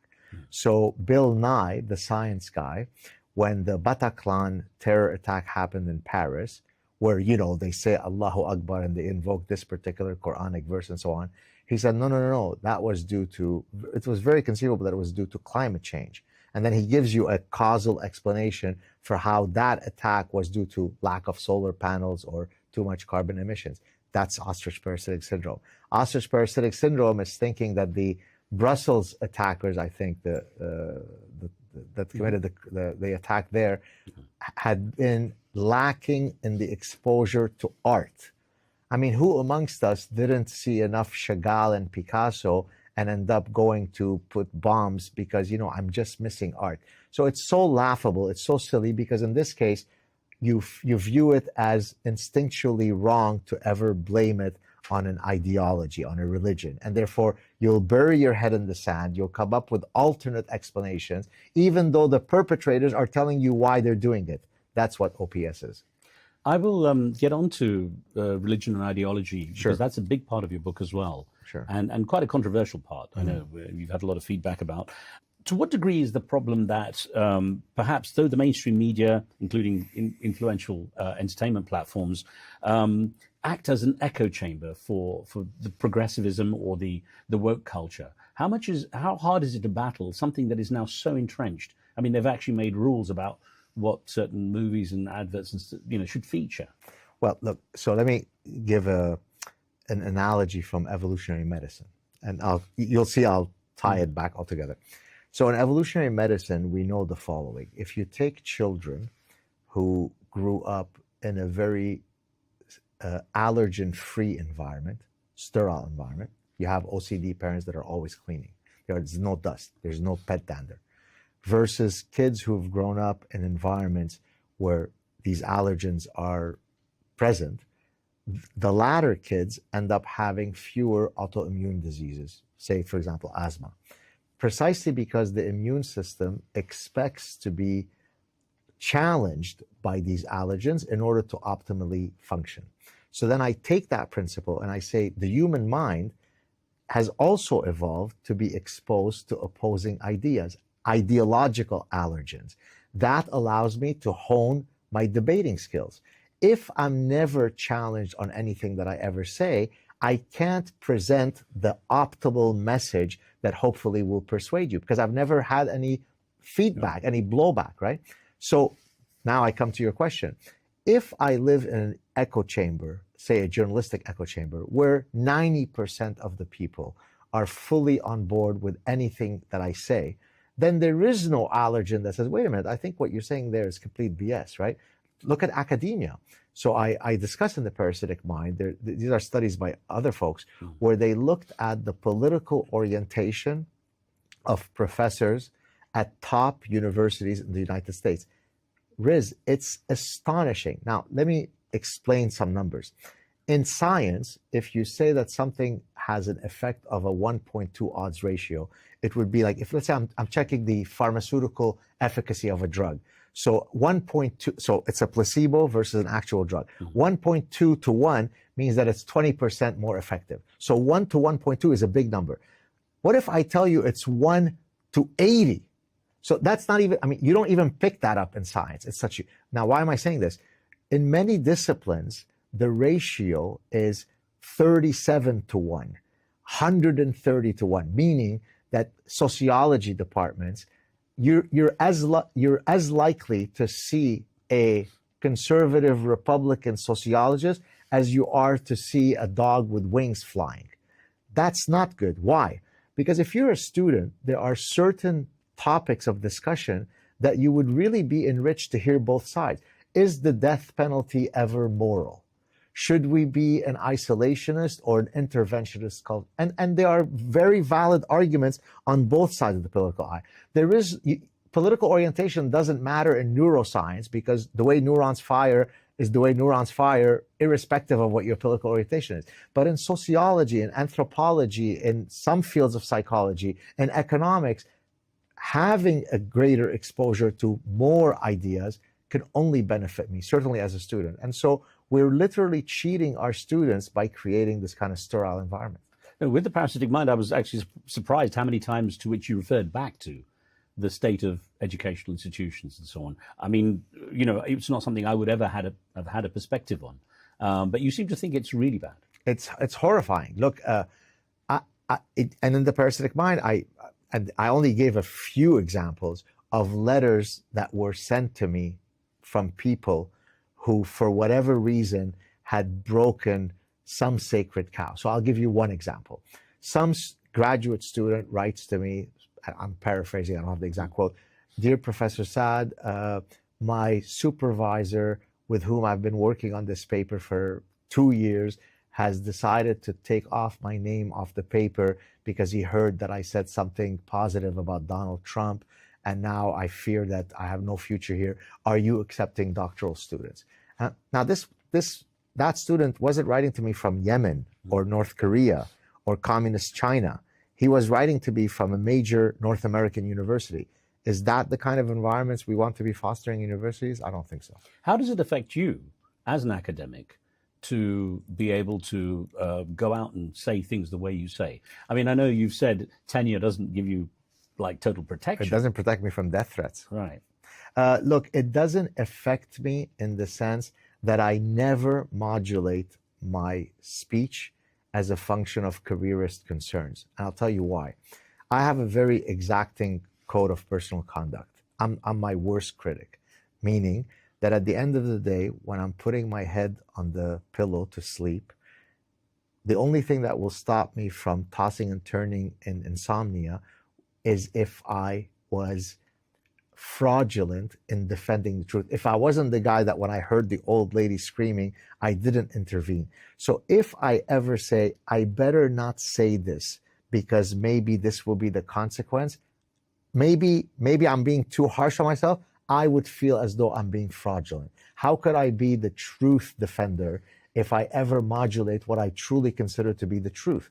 And so therefore, I've never modulated. I don't care. So you've never not hit post on the button? I never not hit the post. Never. It's not a reflex that I have. Listen, Riz, literally on any given morning by 10 o'clock, I have posted more controversial stuff than all other academics alive combined. It's just, I don't care. Now, it's not I don't care because I'm an irreverent a-hole who doesn't care about people's feelings, but because you need people in academia to be willing to say what, by the way, the silent majority agrees with me. So I could show you millions of emails from truckers and corrections officers and policemen and majors in the Canadian Army and other professors who say, thank you that you exist. I would have lost my mind if you were not around. So I'm not saying this to pat myself on the back, but you have to be a truth teller. And that's why you get invited to Elon Musk's house. Well, so you're getting these kind of responses. Do you feel it's having any real impact on the situation the way you see it? I mean, not only because of me. I mean, there aren't too many people in academia who do what I do, but Donald Trump does it, Elon Musk does it. There are a few people in high positions of power that are irreverent honey badgers. Joe Rogan doesn't. Why did Joe Rogan become Joe Rogan? People have asked me this. Because he is fearless. He's willing to speak to anybody. There is no topic that he's not willing to address. He's intellectually curious. He's engaged. Why didn't Kamala Harris agree to go? Because she can't go and be her authentic self for 3 hours with a guy that he's never given me a script of what we just press the button and off we go. We may talk about Bigfoot or we may talk about psychology of decision making. I have no idea where we're going. Well, it takes a strength of character to be able to be sufficiently confident to sit in front of a camera where 20 million people are going to consume this without knowing what's coming at you. The reason why he can do it and I can do it is because we're authentic people. And so be authentic. By the way, in the book Between Suicidal Empathy and Parasitic Mind, which is called The Sad Truth About Happiness, right. I have a whole section on what the ancient Greeks already told us. Know thyself, be authentic. And so I try to live with full authenticity. Does that controversial position risk at all you not becoming James Bond? Did you see me tagging Jeff Bezos? I saw that lovely picture there of you. By the way, people think that was AI. It's not. It's not a real photo. No, of course. I know, No, but some people thought it was real. Right. Yeah. No, it's amazing. It just looked. You looked a bit too comfortable with that Aston Martin. Well, so Jeff Bezos, who's the head of Amazon, I think the next James Bond is being done through Amazon Studio. I hope I'm not misspeaking. And so to play along, that's right. I tagged him and I said, "You're looking for the next James Bond." Now, here's the question for you, the really important question. Can I pull off being James Bond at my current height? Yes, I'm astonishingly good looking, but am I tall enough to be James Bond? Give the right answer, Riz. Well, I mean, look, there are presets. They say president, how many bald presidents have there been in the US? And there's so many of these characteristics people analyze. I was just thinking, as the kind of person you are, you could shoot first and ask questions later then. Exactly. And by the way, so we've had my daughter who's sitting here off camera grew up, and my other child, they've grown up with Belgian Shepherds. Are you familiar with Belgian Shepherds? Right. So Belgian Shepherds are usually the dogs that are used in all the military. Oh, the Malinois. The Malinois are one of four types of Belgian Shepherds, and so they grew up with these Belgian Shepherds. And I always say, to your point about shoot first, ask questions later, our male, his motto in life was he attacks everything in sight, and then he worries about the consequences later. So maybe that's why I picked them. Yeah, it's a German Shepherd Alsatian, as I grew up calling them. So there'll be no double oive. Now, for those very wary of that woke culture and the situation the way it is, there is a reluctance to speak out. You've spoken out quite a lot when it comes to religion and Islam in particular, and that's caused a lot of debate. Of course, you defend yourself and say, I'm not Islamophobic.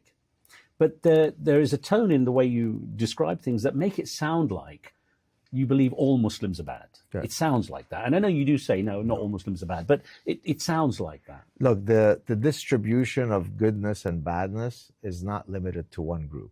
There are demonic Jews and there are lovely Jews. There are horrible Muslims. There are lovely Muslims. It's nothing dispositional, right? It's not Jews are kind or evil, Christians are, right? So individuals, I hold no ill will towards anybody. I'm friends with more Muslims than probably most people will ever meet in their lives. How could that have happened if I think that all Muslims, right? On the other hand, I'm also shaped by reality. So let me give you a few examples that might help.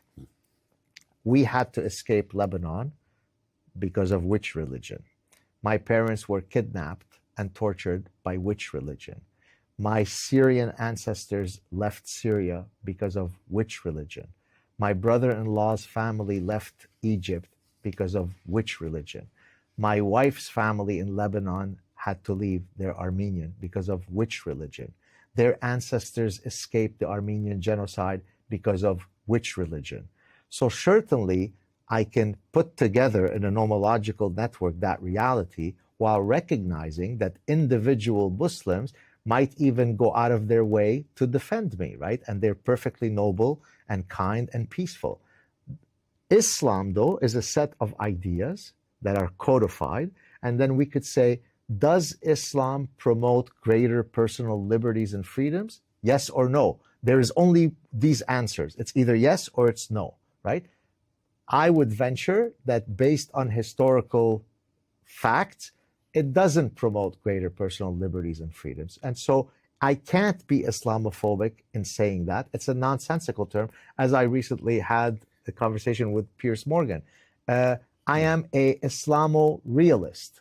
I recognize that the great majority of Muslims, like in any other grouping, are perfectly lovely, but the codified ideology of Islam, does it promote individual dignity? No. The nomological record you quoted, though, sounded more like personal baggage.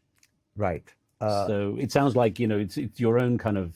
I'm informed by my personal history, but I can share the data from realities that have nothing to do with me, and it's not going to be a good outcome for Islam. Could you not look at all religions, though, at the basic root in, having come from centuries ago, or even millennia ago, as having certain characteristics that could equally be compared, when you say when it comes to freedoms and so No. So, for example, badminton is a sport and MMA fighting is a sport. They're both called sports. The likelihood of my getting a head injury is not the same in badminton as it is in MMA fighting, even though they're both called sports, right? So the content of religions matter. If you are a Jain and a practicing Jain, by definition, because of the codified content in Jainism, you're a pacifist. As a matter of fact, you're so much of a pacifist that as you walk down the street, you walk with a broom, lest you might inadvertently step on an ant. So an extremist Jain is one who is extremely peaceful, right? On the other hand, if you're Jewish, then you're not going to eat shrimp or pork. If you are Christian, you're going to eat the prosciutto sandwich. So there are real consequences to the content of what's codified in those books. Now, Islam is a proselytizing religion. It says that there are two binary encampments of the world. There is Dar al-Islam and Dar al-Harb. Dar al-Harb is the house of war. Any land that is not yet under Islamic dominion is one that inshallah will be conquered. Now, is there 1400 years of history that supports that edict? I would venture yes. There are 56 countries that are members of the OIC today that once upon a time were not Islamic. On the other hand, Judaism really sucks at expansionism, right? It's a terribly bad marketing religion because it can't seem to attract new customers. Why? Because it's not a proselytizing religion. As a matter of fact, it's forbidden to convert others. As a matter of fact, if Riz Khan wants to become Jewish, the theological position is you should be dissuaded because that's an honest measure of your desire to become Jewish. On the other hand, in Islam, you just say the Shahada publicly and voila, you're now Muslim. So Islam is a brilliant religion when it comes to expansion. Judaism is the exact opposite of brilliant. So I talk about the ideas behind the religion, never about the individuals. But isn't there a danger, and I know you've addressed this before as well, but just for our audience, of mistaking cultural behavior for what is actually religious behavior? Of course, although these tend to go together. I mean, culture doesn't evolve out of a vacuum. By the way, if people ask me, for example, what am I? My first instinct is to say I'm Lebanese. So I'm very, very much wedded and proud of my Arabic culture, right? My mother tongue is Arabic. The food that we eat is Arabic. I've tried to make my children listen to the Arabic music that I grew up with in Lebanon, right? There are many elements of the Middle Eastern culture that are uniquely beautiful. The culture of hospitality is true. I mean, yes, there are many cultures that have hospitality, but really, the orgy of hospitality of a Middle Eastern home is something gorgeous, right? And so, yes, we can debate which parts are due to culture, which parts are due to religion, but it would take someone that truly suffers from ostrich parasitic syndrome to say that there's absolutely no evidence that Islam has ever done anything incorrect historically. I don't think people would necessarily argue that, but what I got the sense from the parasitic mind is you're equating Islam to essentially the Middle East. And the reality is that there's only a small minority, technically, of Muslims who are from the Middle East. You have Kazakhstan, you have Indonesia. Of course. Of course. And depending on, you're right, depending on the cultural ecosystem, then the manifestation of the religion will take a different shade. So you're exactly right. It is an interaction. So I concede that point. But again, if we link it to, say, immigration patterns, look, Montreal, where we're sitting right now, is a place that I moved to from the Lebanese Civil War in 1975. From 1975 to 1998, and the reason why I remember it is because it was sort of an episodic memory for me. In 1998 was the first time that I ever saw a woman veiled. So from 1975 to 1998, I never saw it. From 1998 to today, I could walk out of my house, 5 out of the first 10 women that I see are veiled. Now, most of those women are obviously not bad people and are perfectly lovely and they want to sit down and have hummus with me. That's fine. But the reality is, could I have predicted, based on the immigration patterns in Montreal, whether Jew hatred was going to go up or go down in Montreal? It doesn't take a fancy professor to give you that prognosis, right? Or that prediction. Well, and the reality is there's been an orgiastic, exponential increase in Jew hatred in Montreal.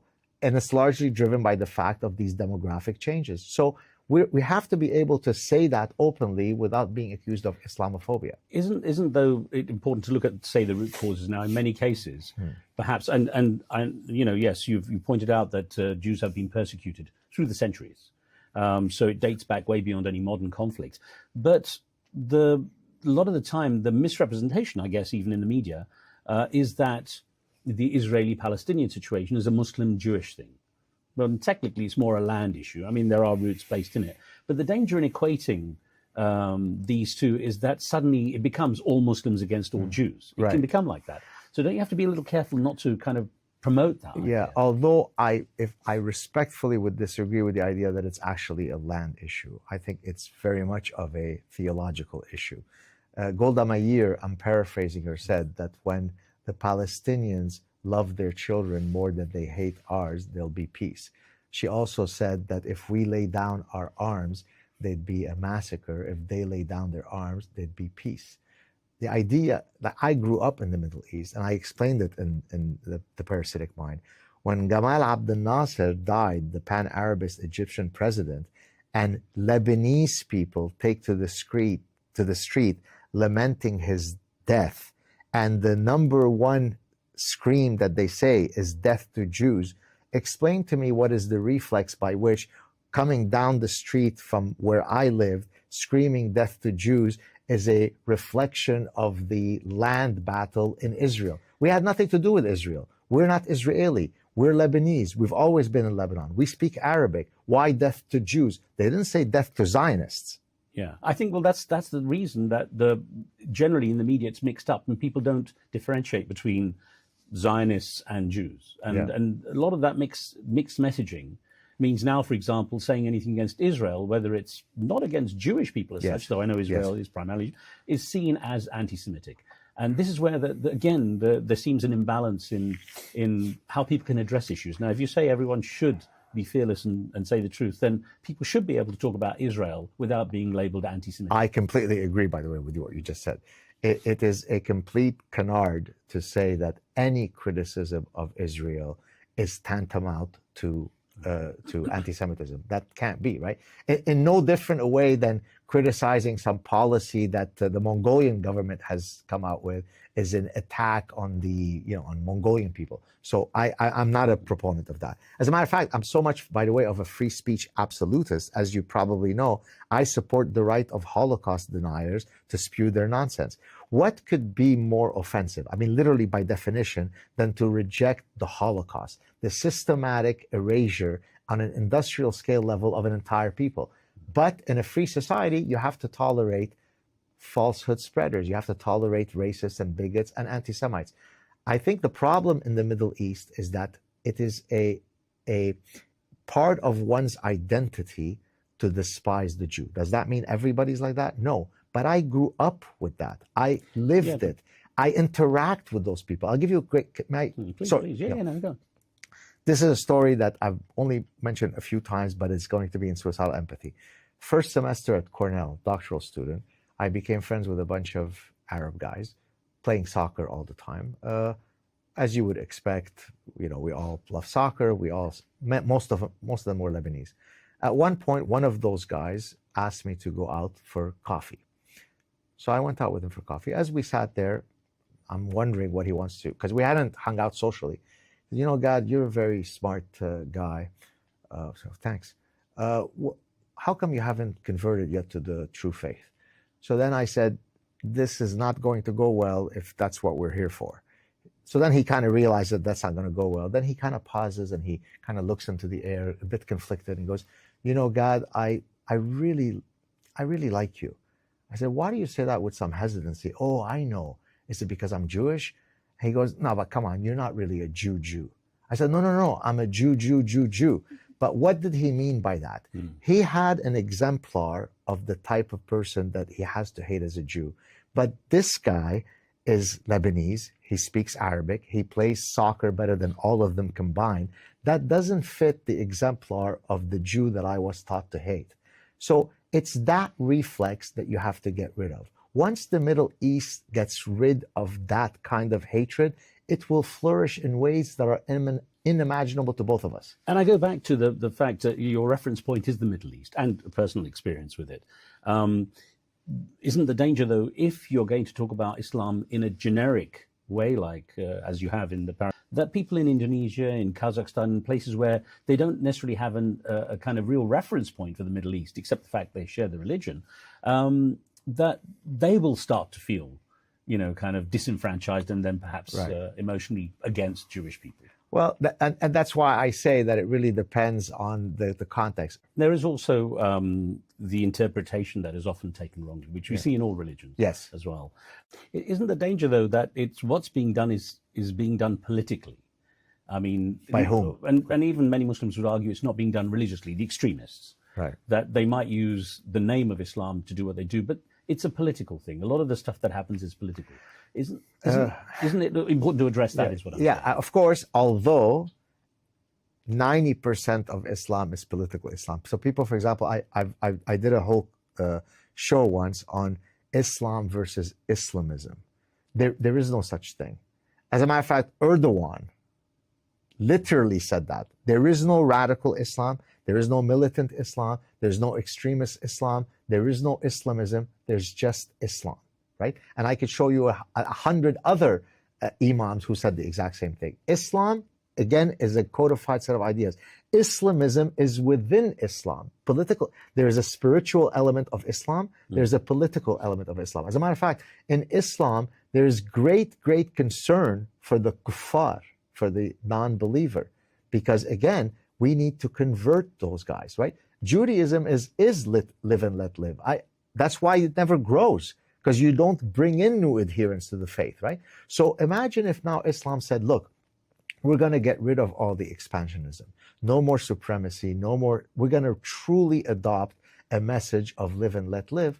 Then all of the beauty of Islamic society can truly flourish, because I'm the first to understand Islamic poetry, Islamic architecture, the era of Islamic science. So it's not as though there aren't an incredible number of things within that cultural trajectory that we can be proud of. The reason I'm getting into, or sticking with the idea that it's the politics that drive so much, is that you don't see, people from Kazakhstan, and I use that as an example because I know the country and it's a Muslim country, or largely Indonesia, or any of these countries where the people behave in any radicalized way that has an impact on Western nations. That's why I'm wondering where your reference point is very much the Middle East and the politics of the Middle East that result in what we're seeing a lot of the time. That's true. As I said, depending on the ecosystem, different variants of the manifestation of Islam will take place, right? So it's not as though in every Islamic country they're going around beheading everybody who's not Muslim. Look, we were fine in Lebanon until we weren't. It's the shingles analogy, right? It's there.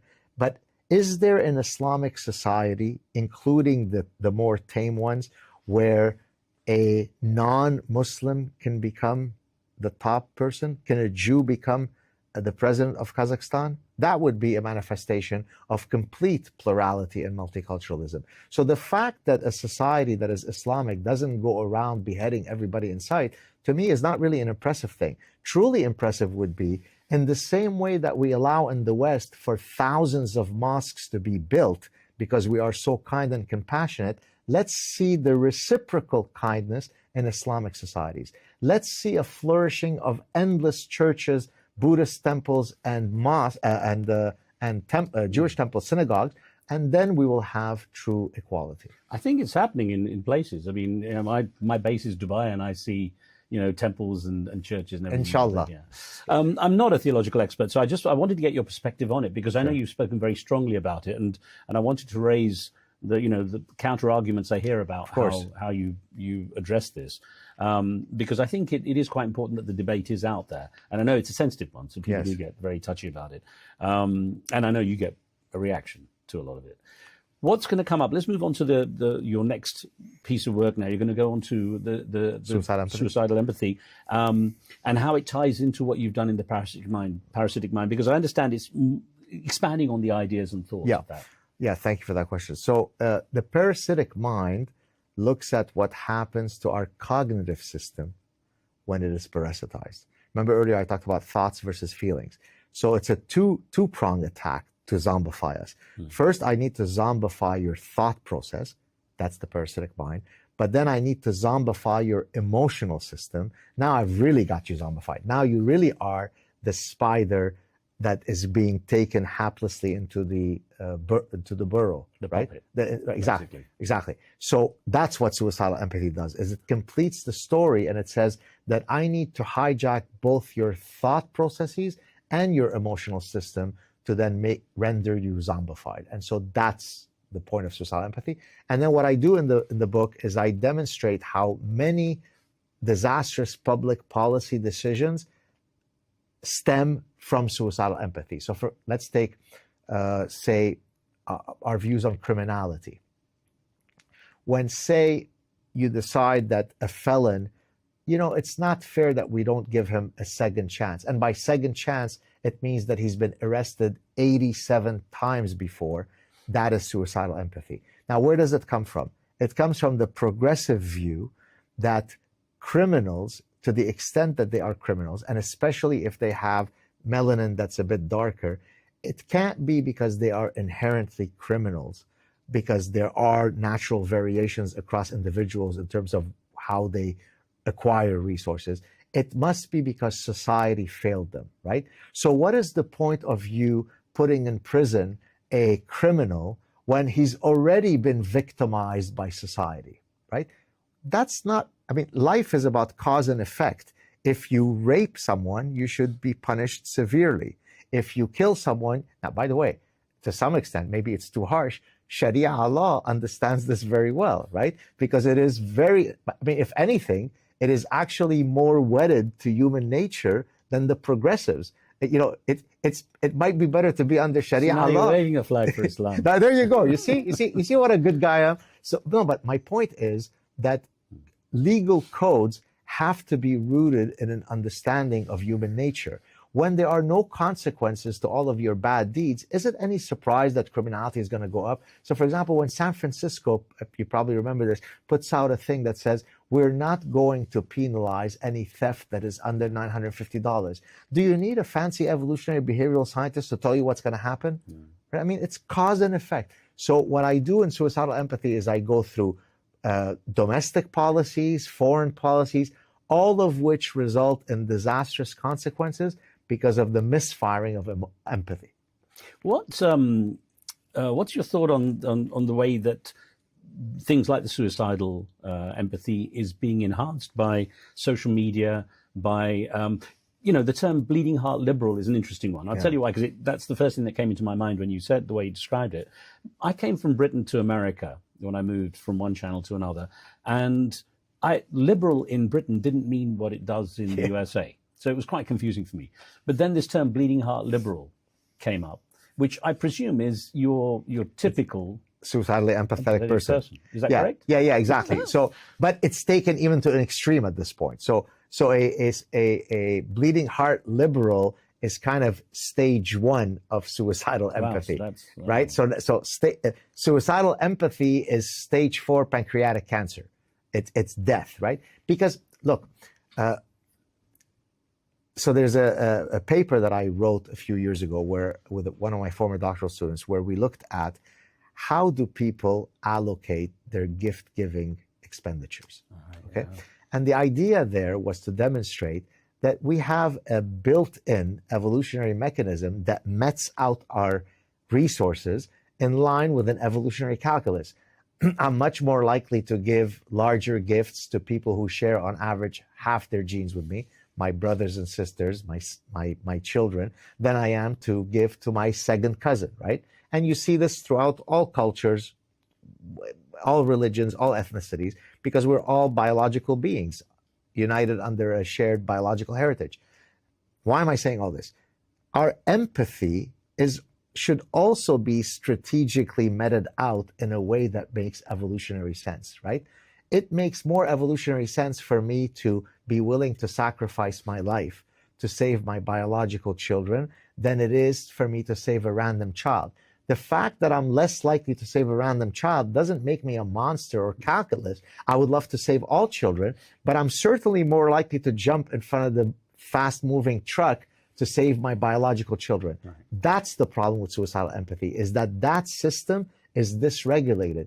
The El Salvadorian MS-13 gang members, they deserve more empathy coming in here illegally than American vets who lost their limbs fighting for America.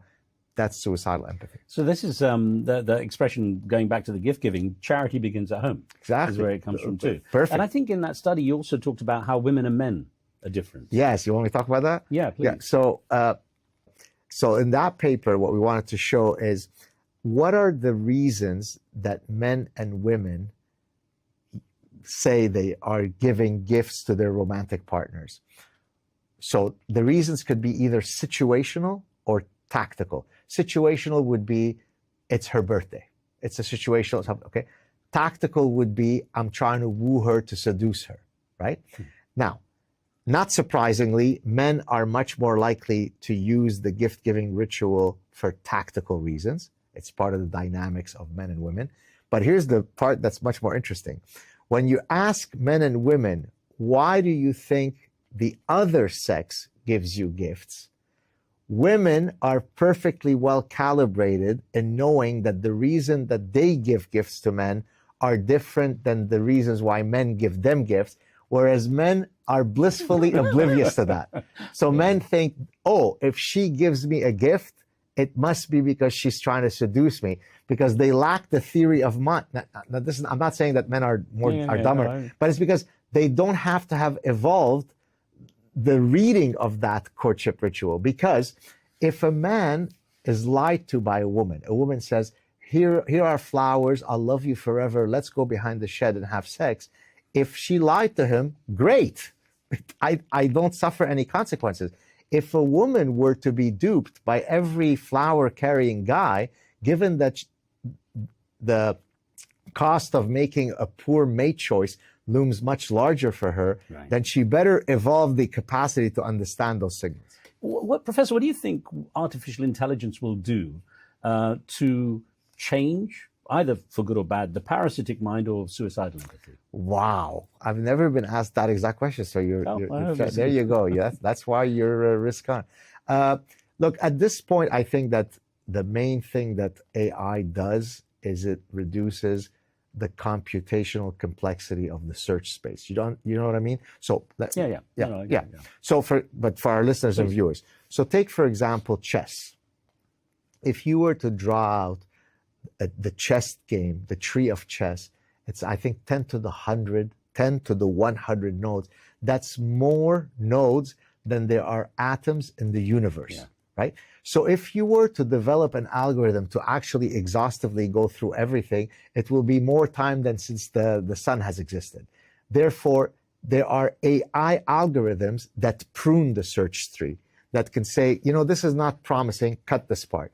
And I first learned of this as a mathematics computer science student in the mid-'80s. And I was very excited about AI, but then AI went through a winter storm kind of where it died out, and it's only in the last 5-10 years that it has resurfaced. So I really see things like in medical diagnostics and in things where it can do searches so quickly and in much quicker way than a human could ever. That's where I see. I'm not a fatalist when it comes to AI. The machines are going to take over and eradicate us. I don't know what else to say. It's not so much that. What's interesting is it still suffers to some degree, AI, from the biases that are programmed into the big data that it draws from. Like when you ask it for George Washington, it comes out with a black guy. Oh, have you seen that? No. Oh, you didn't see those? No. Gemini, when Gemini first came out, because it had been programmed by super woke people, every single historical figure in the United States came out as a black individual. That's interesting. You should go back. And now they've checked it. They've kind of recalibrated it. Now, I don't know if this was, someone playing around or whether it was real, but there was a time, many years ago, if you typed into Google, white men stole my car, it used to ask, did you mean black men stole your car?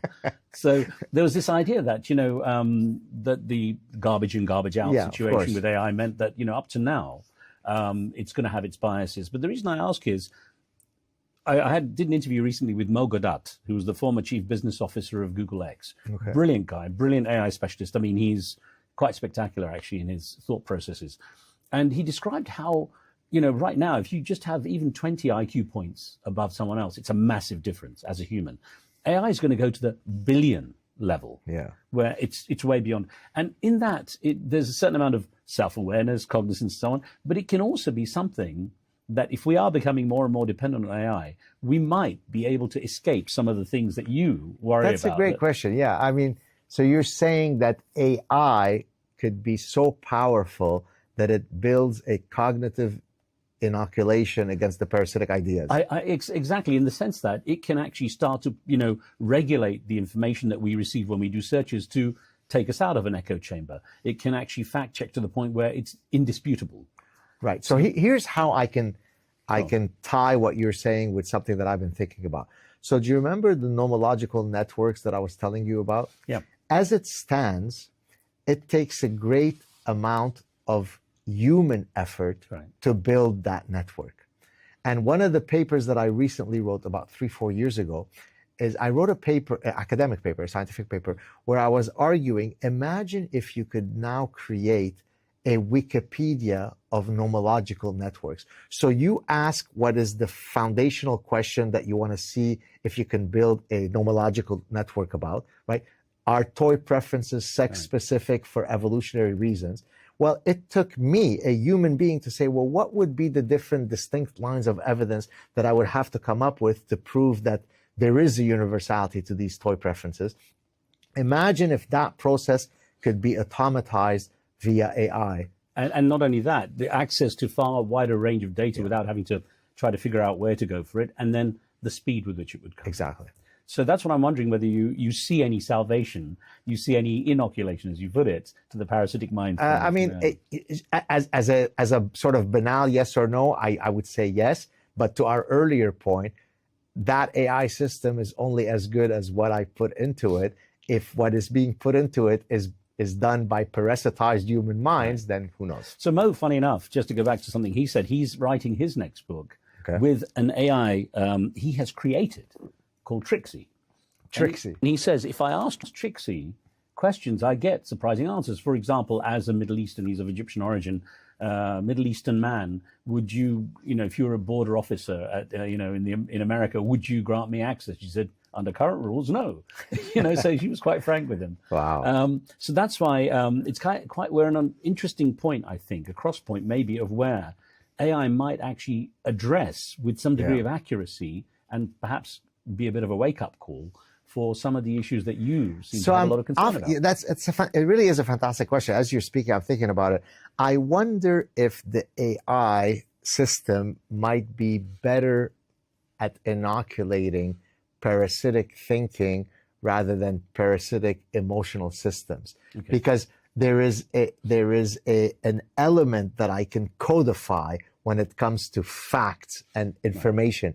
It's a lot more how do you parameterize emotions via an AI system? Well, that apparently is the next step. AI can get to the stage where it's, emotions are firing of neurons. I mean, my background is neurophysiology. That's true. So it's kind of ironic. We are literally, in a way, form of. Are your parents disappointed you didn't become a doctor? Well, I think my mother kept saying until she saw me on TV, and it was like. Then it was okay. She said no. She just said, "Is that a real job?" But I do think listening to people who are experts on this, that it might be an interesting situation. I wonder how that's going to tie in with your work, because everything will be factually far more accurate. The veracity of information will be far more, metrically codified and accurate. Yeah, I mean, I don't know what else to say about it, but I know that my wife recently was interacting with Grok. Oh, yeah. Grok 3 or whatever. The X one. And because we have different options right now we're facing in our personal lives in terms of different universities. Right. Yeah. In terms of universities that are making me offers. And so she was entering into Grok, what's the best place for us to live? And then she came up to me very excitedly because she said, this Grok is so smart. So, She said, wait, Montreal. No. I don't think Grok is ever going to come up with that. If it comes up with that, it must be a scam. Yeah. Montreal is no longer the place for us. So it's interesting, you're getting a lot of offers. In spite of your willing to jab at academia. Yeah, well, so can I tell you why? Because I think the zeitgeist is changing. Okay. Because the exact same people who were mortified that there was a professor who was talking about such corrosive things such as, oh no, only women can bear children. Yes, freedom of speech is important. Freedom of inquiry is important. Well, those people are now realizing that they really went down the rabbit hole. And not all the universities. Many of universities still think I'm, the ostracized pariah. But a greater number of universities are now coming around, maybe because Donald Trump won, who knows. But so a lot of schools that historically would have shied away from speaking to me are now, there's the God love train is in full motion right now. And you're ready to ride it. I'm riding it. Yeah, go ahead. You've seen, as someone, who deals with this kind of behavioral psychology of people, the various movements that come up, and you've touched on a couple of them. The Me Too, for example, and Black Lives Matter. Yeah. Do you see more of these kind of things happening along, that we will see more of these kind of movements that I know you see as on the verge of whether it's suicidal empathy or parasitic behavior ideology? As I said earlier, the capacity for the human mind to be parasitized in endless number of ways is an inherent feature of, the architecture of the human mind. So I can't predict whether there'll be more or less, but it's just, by the way, when I first started my training as a doctoral student, I was studying one type of rationality. And I hope this doesn't get too technical. You'll tell me if it's boring. So are you familiar with the work of Kahneman and Tversky? Do you know? Kahneman and Tversky are two Israeli psychologists, actually. Kahneman won the Nobel Prize in economics for his work that he did in psychology. Tversky didn't win it, his co-author, because he had passed away before they won it, and you can't get it posthumously. Yeah. But what their work was meant to show was that the hyper-rational expectation that economists have of us, that we are these perfect calculational machines. When I'm choosing which car to buy, I look at all of the alternatives, and then I use some utility maximization function to say that it's going to be the Mazda. That's not how people make decisions, right? So for example, here's a violation that they identified. It's called the transitivity axiom. If I prefer car A to car B, and I prefer car B to car C, it must be that I prefer car A to car C. That's called transitivity. If I don't do that, I'm being, quote, irrational. But throughout 40 years of work, they showed that consumers are hardly rational in the way economists expect us. And so it is an indelible feature of the human condition to have these little blind spots, in the same way that you can do experiments in psychophysics where you could show certain visual illusions that people succumb to. We also have these mental spots so I don't expect that moving forward we will be less likely to succumb to this. It's just part of the lacuna of the human spirit. So one of the interesting things is that we live in a very different era now from even decades ago and centuries ago. So even tying into religion, for example, word spreads so much faster. That's true. The judgments get much faster. So in the same way, decision making is sometimes through speed. Yeah. People react. I don't. Do you recall that the head of the women's soccer in Spain, Luis Rubiales? The kiss. Yeah, kissing. Yeah. And he just got sentenced, or he just got the adjudication was that he was guilty of doing this. And of course, it gave a lot of power to the Me Too movement in Spain when this happened. Now, there would have been a time where this wouldn't have gone around. Yeah. And I wonder how this interconnectivity, the greater interconnectivity we have. That's a great question.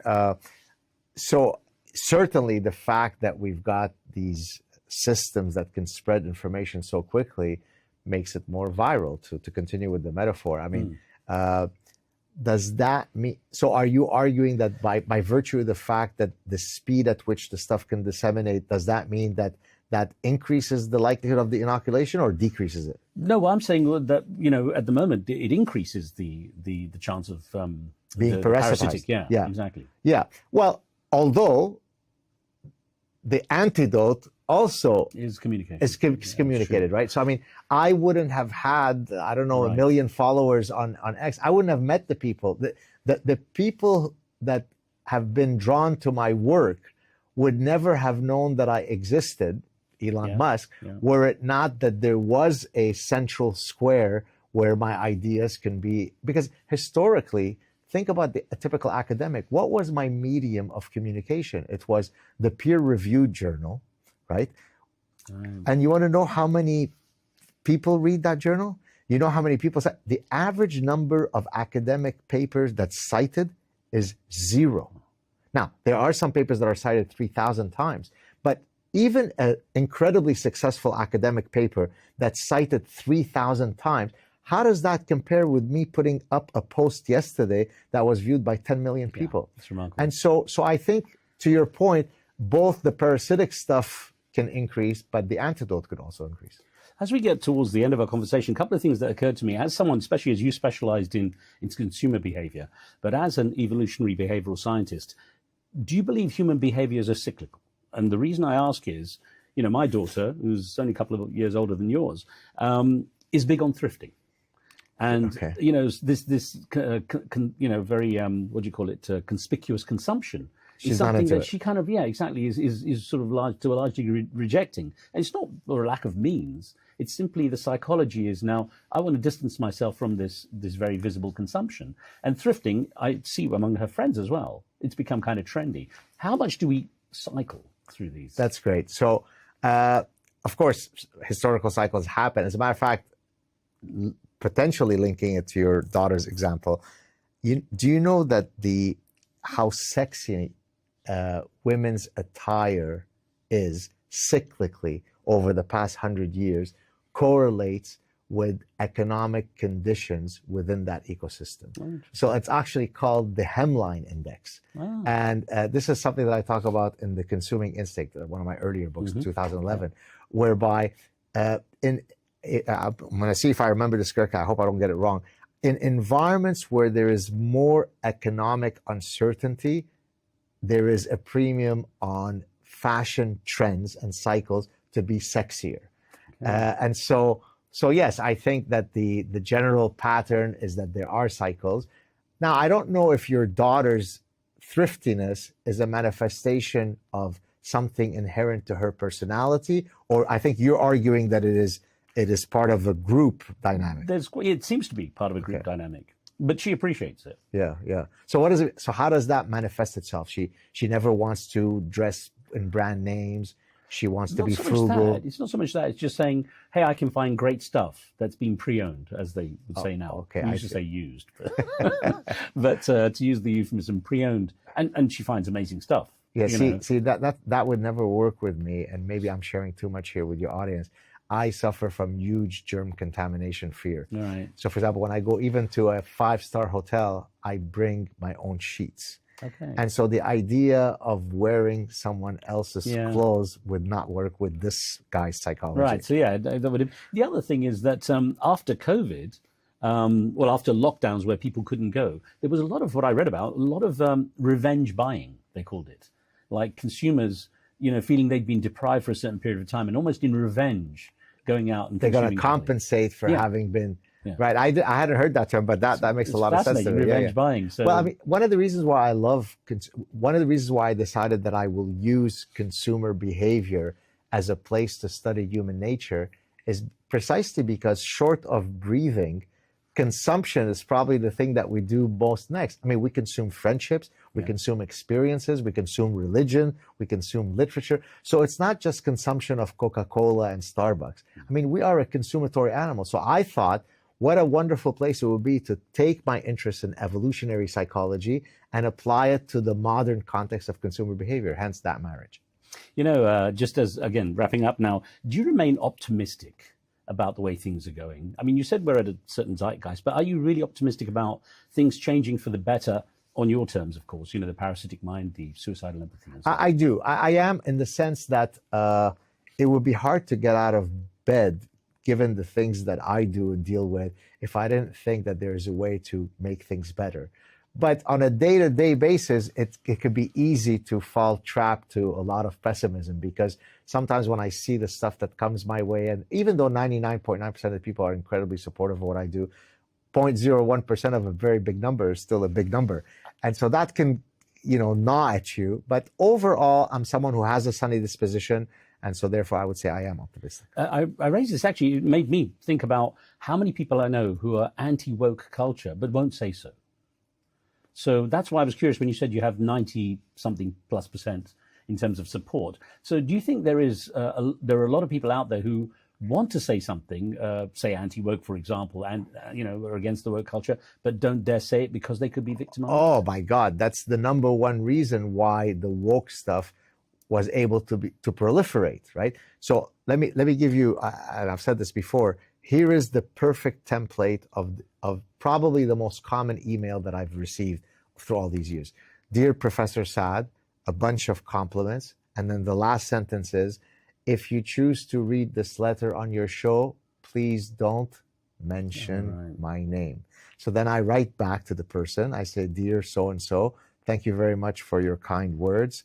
I appreciate them. Don't you think the last sentence in your email is precisely why we are in the position we are? And oftentimes that really slaps them in the face, and they'll write back to me and say, but they always argue that they have a uniquely justifiable reason why they shouldn't be the one speaking, right? So if I'm a student, I shouldn't speak because I won't get a good grade. If I'm an assistant professor, I shouldn't speak because I'm going up for tenure. If I am tenured, I shouldn't speak because I'm going for full professor. If I have full professor, I shouldn't speak because I'm applying for a grant. So your career will end, and there's always been a justification for why you shouldn't speak. Speak. Stop being a coward. Don't diffuse the responsibility on a few of us that have to bear all the risks. If we all speak in unison, we'll get rid of the problem by Tuesday. Well, and academia apart, it's also because there are real-world consequences for people in other jobs too, I guess. That's yes, although, and not to seem as though I'm being cavalier about it, whenever someone says that to me, I say the young men who said, I'll go and land on the beaches of Normandy, were they guaranteed safe passage? Or did they know that 80-90% of them were going to be mowed down as though they were insignificant mosquitoes? Yet they did it. So I understand that people have real concerns. And so I'm not asking people to be reckless martyrs, but just say something. It could be you only say it within the confines of your friends at a bar. If they say something insane, challenge them.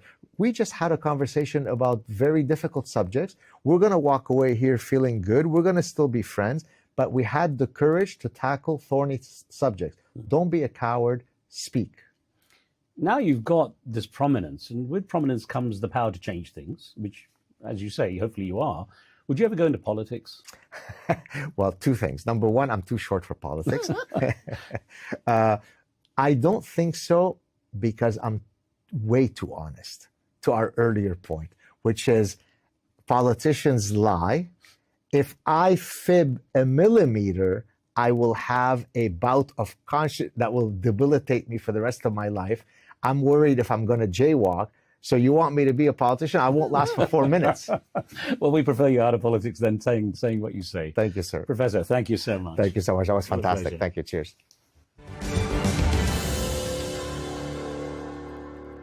Well, Dr. Saad ending our extended conversation there by calling for people to ignore the woke culture and to champion truth and freedom of speech, whatever the risks. His next book, Suicidal Empathy, is due out this year, 2025, and expands on his best-selling publication, The Parasitic Mind. That's all for now. From me, Riz Khan, and the rest of the team, thank you for watching. Don't forget to leave your thoughts and comments and subscribe to the channel. We'll see you next time.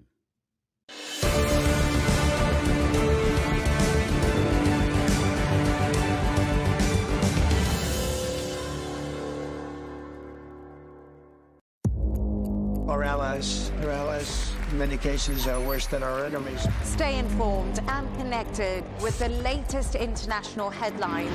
There obviously is a risk. From breaking news to in-depth analysis, it would appear that this war is coming to an end. Who buys this stuff? Investors, pension funds. We deliver the most important developments straight to your screen. Iran always wanted to deal with militia. Join us for compelling, expert-driven conversations. A curfew order has been established. And an insightful look at the issues shaping our world today. There are a lot of proposals about European architecture for security. I'm Leigh Ann Gerrans, and this is W News. We dealt with this when I was Chief of Staff in the first term. Where you don't just hear the headlines, you get the full story. It feels like decades are passing by in a matter of weeks. Seismic shifts in the world order. Never, ever will be part of America. With so much happening and so much noise. Whether it's political upheaval, Canada has been ripping us off for years. Economic shifts or social movements. And no one wins from tariffs. I think America can be more friendly to the rest of the world. The in-depth analysis and all the latest developments across the globe. To have an inclusive policy together. The meetings with Hamas gave me some hope. We're in another nuclear arms race. The most important developments straight to your screen. Welcome to the dressing room. I'm on my own. I need backup. And an insightful look at the issues shaping our world today. It was not going to happen, that war, and it happened. Join us on Arabiya News, where the world talks.